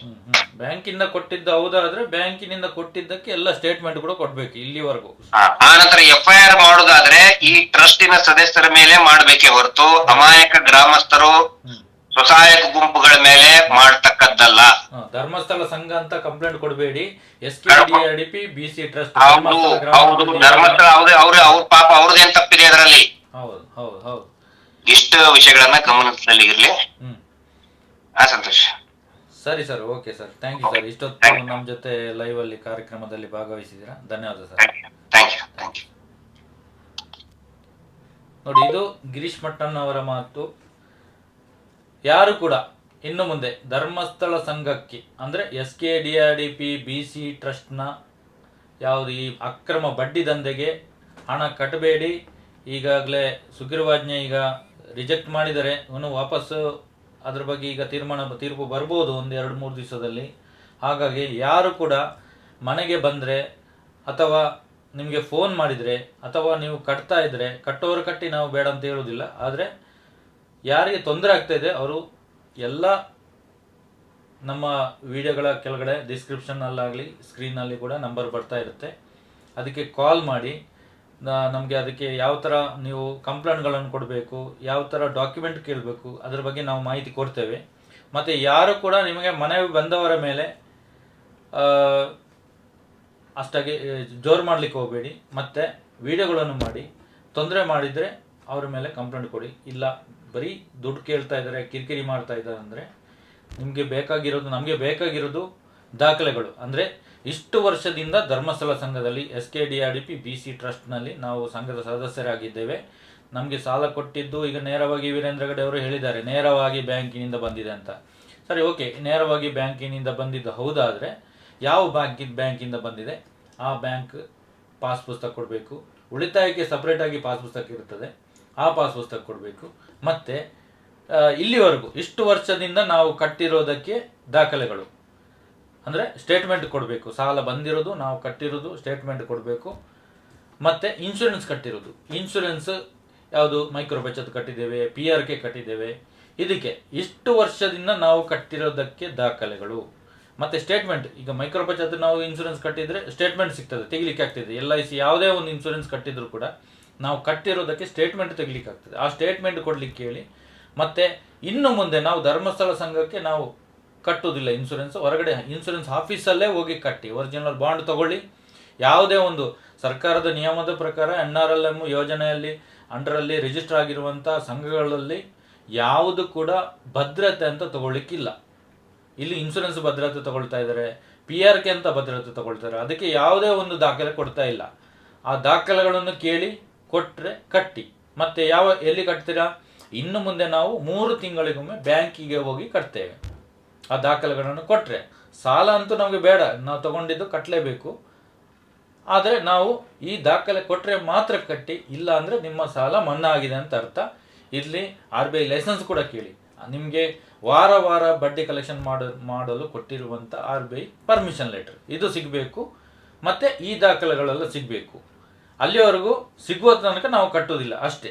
ಮತ್ತು ಏನಾದರೂ ತೊಂದರೆ ಮಾಡೋದು, ಕಿರುಕುಳ ಮಾಡೋದು ಏನಾದರೂ ಕಂಡು ಬಂದಲ್ಲಿ ದಯವಿಟ್ಟು ನಿಮ್ಮ ಹತ್ತಿರದ ಪೊಲೀಸ್ ಸ್ಟೇಷನ್ಗೆ ಹೋಗಿ SKDRDP BC ಟ್ರಸ್ಟ್ ಧರ್ಮಸ್ಥಳ ಗ್ರಾಮಾಭಿವೃದ್ಧಿ ಯೋಜನೆ ಹೆಸರಲ್ಲೇ ವಿಷಯದಲ್ಲಿ ಬರಬೇಕು. ಧರ್ಮಸ್ಥಳ ಗ್ರಾಮಾಭಿವೃದ್ಧಿ ಯೋಜನೆ SKDRDP BC ಟ್ರಸ್ಟ್ನ ಅಧ್ಯಕ್ಷರಾದ ವೀರೇಂದ್ರ ಹೆಗಡೆ ಅವರು ಮತ್ತು ನಿರ್ದೇಶಕರಾದ ಅನಿಲ್ ಮತ್ತು ಟ್ರಸ್ಟಿನ ಸದಸ್ಯರ ಮೇಲೇ ಕಂಪ್ಲೇಂಟ್ ನೀವು ಕೊಡಬೇಕು. ಯಾಕಂದರೆ ಸಾಲ ಕೊಡು ನಮಗೆ ಬರುವಂಥದ್ದು SKDRDP BC ಟ್ರಸ್ಟ್ನ ಅಕೌಂಟಿಂದ ನಮಗೆ ಸಾಲ ಬರುವಂಥದ್ದು. ನಾವು ಇಲ್ಲಿ ಕೊಟ್ಟಂಥ ಹಣ SKDRDP ಮೇನ್ ಬ್ರಾಂಚ್ ಧರ್ಮಸ್ಥಳಕ್ಕೆ ಹೋಗ್ತದೆ. ಅದರ ಅಧ್ಯಕ್ಷರು ವೀರೇಂದ್ರ ಹೆಗಡೆ ಅವರು. ಹಾಗಾಗಿ ಅವರು ನೇರವಾಗಿ ಹೇಳಿದ್ದಾರೆ, ನೇರವಾಗಿ ಬ್ಯಾಂಕಿಂದ ಬಂದಿದೆ ಅಂತ. ಆದರೆ ನಮಗೆ ಬ್ಯಾಂಕಿಂದ ಬಂದಿರುವಂಥ ದಾಖಲೆ ಕೊಡ್ತಾ ಇಲ್ಲ. ಹಾಗಾಗಿ ಇಲ್ಲಿ ನೇರವಾಗಿ ಅವರೇ ತಪ್ಪಿತಸ್ಥರಾಗಿದ್ದಾರೆ. ಮತ್ತು ಮೊನ್ನೆ ಭೂರಹಿತ ಬಡವನ ಕೇಸಲ್ಲಿ ಕೂಡ ಇವರು ಹರ್ಷೇಂದ್ರ ಕುಮಾರ್ಗೆ ಬರೆದು ಕೊಟ್ಟಿದ್ದಾರೆ. ಇಲ್ಲಿ 7.59 ಎಕರೆ ಮಂಜೂರು ಮಾಡಿ, ನನ್ನದೇನು ಆಕ್ಷೇಪಣೆ ಇಲ್ಲ, ಭೂರಹಿತ ಬಡವ, ಅವನಿಗೆ 1200 ರೂಪಾಯಿ ವರ್ಷಕ್ಕೆ ಆದಾಯ ಇರುವಂಥದ್ದು, ಅವನಿಗೆ ಕೊಡಿ ಅಂತ ಬರೆದು ಕೊಟ್ಟಿದ್ದಾರೆ, ಬೇರೆ ಸುಳ್ಳು ದಾಖಲೆ ಬರೆದು ಕೊಟ್ಟಿದ್ದಾರೆ. ಇನ್ನೊಂದು ಕಡೆ ನಮ್ಮ ಕುಟುಂಬದ ಆಸ್ತಿ ಅಂತ 1000 ಎಕರೆ ಆಸ್ತಿ ಇದೆ, ಅದೇ ದೇವಸ್ಥಾನದ ಆಸ್ತಿ, ಅದು ಧರ್ಮಸ್ಥಳ ಶ್ರೀ ಕ್ಷೇತ್ರ ಧರ್ಮಸ್ಥಳ ಮಂಜುನಾಥನ ಆಸ್ತಿಯನ್ನು ಇವರ ಹೆಸರಿಗೆ ಮಾಡಿ 1000 ಎಕರೆಯಲ್ಲಿ ಇದು ನಮ್ಮ ಕುಟುಂಬದ ಆಸ್ತಿ, ಇದರಲ್ಲಿ ಕಾಲು ಭಾಗ ಹರ್ಷಚಂದ್ರನಿಗೆ ಹಕ್ಕಿದೆ ಅಂತ, ಎಲ್ಲರಿಗೂ ಹಕ್ಕಿದೆ ಅಂತ, 4 ಕುಟುಂಬದವರಿಗೆ ಹಕ್ಕಿದೆ ಅಂತ ಅದರಲ್ಲೂ ಕೂಡ ಬರೆದು ಕೊಟ್ಟಿದ್ದಾರೆ. ಹಾಗಾಗಿ ಇಲ್ಲಿ ಸುಳ್ಳು ಹೇಳಿದ್ದಾರೆ. ಹಾಗಾಗಿ ಇಲ್ಲಿ ಮೊನ್ನೆಯಿಂದ ಅವರು ಆ ವಿಚಾರದಲ್ಲಿ ಬೆತ್ತಲಾಗ್ತಾ ಇದ್ದಾರೆ, ಇಬ್ಬರು ಅಣ್ಣ ತಮ್ಮಂದಿರು. ಹಾಗಾಗಿ ಇಲ್ಲಿ ನೇರವಾಗಿ ಅವರು ಹೇಳ್ತಾ ಇದ್ದಾರೆ ಬ್ಯಾಂಕಿಂದ ಸಾಲ ಕೊಟ್ಟಿದ್ದು ಅಂತ. ಹಾಗಾಗಿ ಅವರು ಸುಳ್ಳು ಹೇಳಿದ್ದಾರೆ. ಮತ್ತೆ ಇಷ್ಟೊಂದು ಜನ ಆತ್ಮಹತ್ಯೆ ಮಾಡಿದ್ದಾರೆ, ಎಲ್ಲಿ ಕೂಡ ಅವರು ಅದ್ರ ಬಗ್ಗೆ ಮಾತು ಎತ್ತಿಲ್ಲ. ಅವರಿಗೆ ಸಾಂತ್ವನ ಹೇಳುವಂಥದ್ದು, ಅವರಿಗೆ ಪರಿಹಾರ ಹೇಳುವಂಥದ್ದು, ಅವರನ್ನು ಕಂಡು ಭೇಟಿಯಾಗಿ ಅವ್ರ ಬಗ್ಗೆ ಮಾತಾಡುವಂಥದ್ದು ಇಲ್ಲಿವರೆಗೂ ನಡೆದಿಲ್ಲ. ಏನೂ ಆಗಿಲ್ಲ ಅಂತ ಸುಮ್ಮನೆ ಬಾಯಿ ಮುಚ್ಕೊಂಡು ಕೂತ್ಕೊಂಡಿದ್ದಾರೆ. ಹಾಗಾಗಿ ನಿಮಗೆ ಸಮಸ್ಯೆ ಆಗಿರೋದು, ನಿಮಗೆ ಸಾಲ ಕೊಟ್ಟಿರೋದವರೇ, ನೀವು 1 ಲಕ್ಷಕ್ಕೆ 2 ಲಕ್ಷ ಅಂತ ಅವ್ರಿಗೆ ಕಟ್ಟಿರೋದು ಕೂಡ ಅಲ್ಲಿಗೆ ಗೋಡಾನಿಗೆ ಹೋಗ್ತದೆ, ಅವರ ಗೋಡಾನಿಗೆ ಕ್ಯಾಶ್ ಕೊಡ್ತಾ ಇದ್ದೀರಾ ನೀವು. ಆದರೆ ನಿಮ್ಗೆ ಯಾವುದೇ ಟ್ರಾನ್ಸಾಕ್ಷನ್ ದಾಖಲೆ ತೋರಿಸ್ತಾ ಇಲ್ಲ. ಹಾಗಾಗಿ ನೀವು SKDRDP BC ಟ್ರಸ್ಟ್ನ ವಿರುದ್ಧನೇ ನೀವು ಕಂಪ್ಲೇಂಟ್ ಕೊಡಬೇಕು. ಬೇರೆ ಇಲ್ಲಿ ಬಂದವರ ಮೇಲೆ ನೀವು ಅಲ್ಲಿ ಅವರು ಏನಾದರೂ ಕಿರುಕುಳ ತೊಂದರೆ ಕೊಟ್ಟರೆ ಮಾತ್ರ ಅವರ ಮೇಲೆ ಕಂಪ್ಲೇಂಟ್ ಕೊಡಿ. ಇಲ್ಲ ಅಂದ್ರೆ ನಿಮಗೆ ಆಗಿರುವಂಥ ಸಮಸ್ಯೆಯ ಬಗ್ಗೆ ನೀವು ನೇರವಾಗಿ ಅವರ ಹೆಸರಲ್ಲೇ ಕಂಪ್ಲೇಂಟ್ ಕೊಡಬೇಕು. ಇನ್ನು ನಮಗೆ ಏನು ಸಮಸ್ಯೆ ಆಗಿಲ್ಲ, ಏನು ತೊಂದರೆ ಕೊಟ್ಟಿಲ್ಲ, ನಮ್ಮ ಸಾಲ ಈಗ ಮನ್ನಾ ಆಗ್ತದೆ ಅಂತ ಹೇಳ್ತಾ ಇದ್ದಾರೆ ಸರ್ಕಾರ ಅಂತ ನೀವು ಸುಮ್ಮನೆ ಇರಬೇಡಿ. ಯಾಕಂದ್ರೆ ಇಲ್ಲಿ ನಮ್ಮ ಹೋರಾಟ ಇರುವಂಥದ್ದು, ನಮ್ಮಿಂದ ವಸೂಲಿ ಮಾಡಿದಂಥ ಇಷ್ಟು ವರ್ಷದಿಂದ ನಮ್ಮಿಂದ ಏನು ವಸೂಲು ಮಾಡಿದ್ದಾರೆ ಅದು ಬಡ್ಡಿ ಸಮೇತ ನಮಗೆ ರಿಟರ್ನ್ ಸಿಗಬೇಕು. ಅದಕ್ಕೋಸ್ಕರ ನಾವು ಕಂಪ್ಲೇಂಟ್ ಕೊಡಬೇಕು ಎಲ್ಲರೂ ಕೂಡ. ಈಗ ಕಟ್ಟುವವರು ನಮಗೆ ಆಗುದಿಲ್ಲ, ನಮಗೆ ಭಯ ಆಗ್ತಾ ಇದೆ ಅಂತ ಹೇಳಿಕ್ಕೆ ಹೋಗಬೇಡಿ, ನಮಗೆ ಫೋನ್ ಮಾಡಿ, ನಾವು ಅದಕ್ಕೆ ಯಾವ ಥರ ಅಂತ ನಾವು ಅದಕ್ಕೆ ಸೊಲ್ಯೂಷನ್ ಕೊಡ್ತೇವೆ. ಆದರೆ ದಯವಿಟ್ಟು ಎಲ್ಲರೂ ಕಂಪ್ಲೇಂಟ್ ಮಾಡಿ. ಯಾಕಂದರೆ ತುಂಬ ಹೆಚ್ಚಿನ ಕಂಪ್ಲೇಂಟ್ ಬಂದಾಗ ಅಲ್ಲಿ ಕೋರ್ಟಲ್ಲಿ ಇರೋದ್ರಿಂದ ಈ ಕೇಸು ತನಿಖೆ ಆಗ್ತದೆ.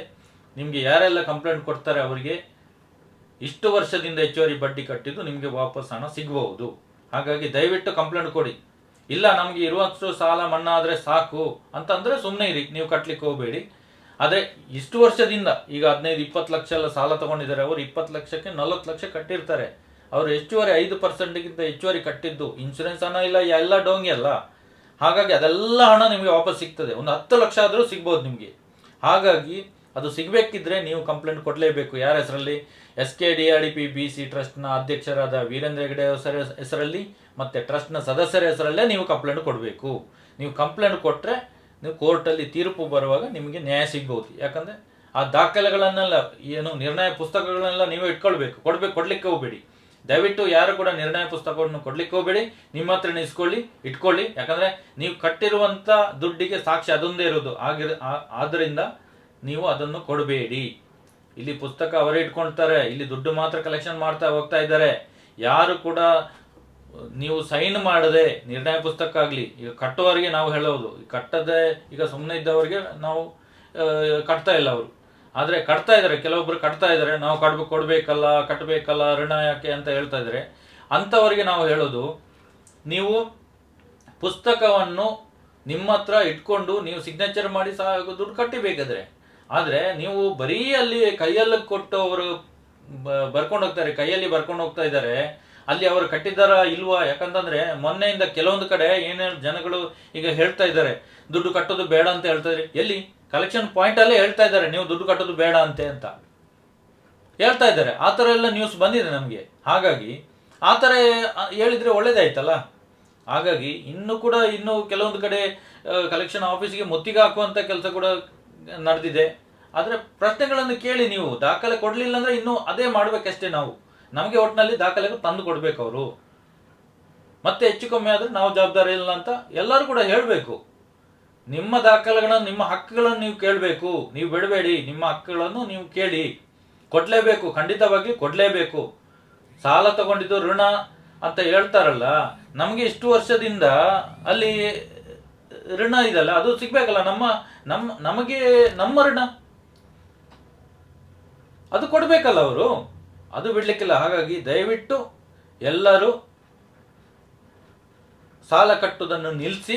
ಈಗಾಗಲೇ ಸರ್ಕಾರದಿಂದಲೇ ಈಗ ಸುಗ್ರೀವಾಜ್ಞೆ ಹೋಗಿದೆ ರಾಜ್ಯಪಾಲರಿಗೆ, ರಾಜ್ಯಪಾಲರು ರಿಜೆಕ್ಟ್ ಮಾಡಿದ್ದಾರೆ. ಆದರೆ ಕೂಡ ಕೆಲವೊಂದು ಅಂಶಗಳನ್ನು ಅದನ್ನು ಚೇಂಜ್ ಆಗುವುದಿಲ್ಲ. ಯಾವುದಂದ್ರೆ RBI ಗೈಡ್ಲೈನ್ಸ್ ಇಲ್ಲದೆ, RBI ಲೈಸೆನ್ಸ್ ಇಲ್ಲದೆ, RBI ಗೈಡ್ಲೈನ್ಸ್ ಫಾಲೋ ಮಾಡದೆ ಯಾರೆಲ್ಲ ಅಕ್ರಮವಾಗಿ ಬಡ್ಡಿ ದಂಧೆ ಮಾಡ್ತಾ ಇದ್ದಾರೆ, ಮೈಕ್ರೋ ಫೈನಾನ್ಸ್ ಆಗಲಿ ಸಂಘಗಳಾಗಲಿ, ಅದೆಲ್ಲ ಬ್ಯಾನ್ ಆಗಬೇಕು. ಅದೆಲ್ಲ ಸಾಲ ಮನ್ನಾ ಅಂತ ಸರ್ಕಾರ ಕೂಡ ಹೇಳಿದೆ, ಅದನ್ನು ಚೇಂಜ್ ಮಾಡೋದಿಲ್ಲ. ಆದರೆ ಶಿಕ್ಷೆ ವಿಷಯದಲ್ಲಿ ಸ್ವಲ್ಪ ಹೆಚ್ಚು ಕಮ್ಮಿ ಆಗ್ಬೋದು, ಅದ್ರ ಬಗ್ಗೆ ಚರ್ಚೆಗಳು ನಡೀತಾ ಇದೆ. ಹಾಗಾಗಿ ದಯವಿಟ್ಟು ಯಾರು ಕೂಡ ಧರ್ಮಸ್ಥಳ ಸಂಘದ ಹಣವನ್ನು ಕಟ್ಟಲಿಕ್ಕೆ ಹೋಗಬೇಡಿ, ಮತ್ತೆ ದಾಖಲೆಗಳನ್ನು ಕೇಳಿ, ಕಂಪ್ಲೇಂಟ್ ಕೊಡಿ. ನೀವು ಹೆಚ್ಚುವರಿ ಬಡ್ಡಿ ಕಟ್ಟಿದ್ದು ನಿಮಗೆ ವಾಪಸ್ ಸಿಗ್ತದೆ ಅಂತ ಹೇಳ್ತಾ ಇವತ್ತಿನ ಲೈವ್ ಕಾರ್ಯಕ್ರಮವನ್ನು ಮುಗಿಸ್ತಾ ಇದ್ದೀವಿ. ಧನ್ಯವಾದಗಳು.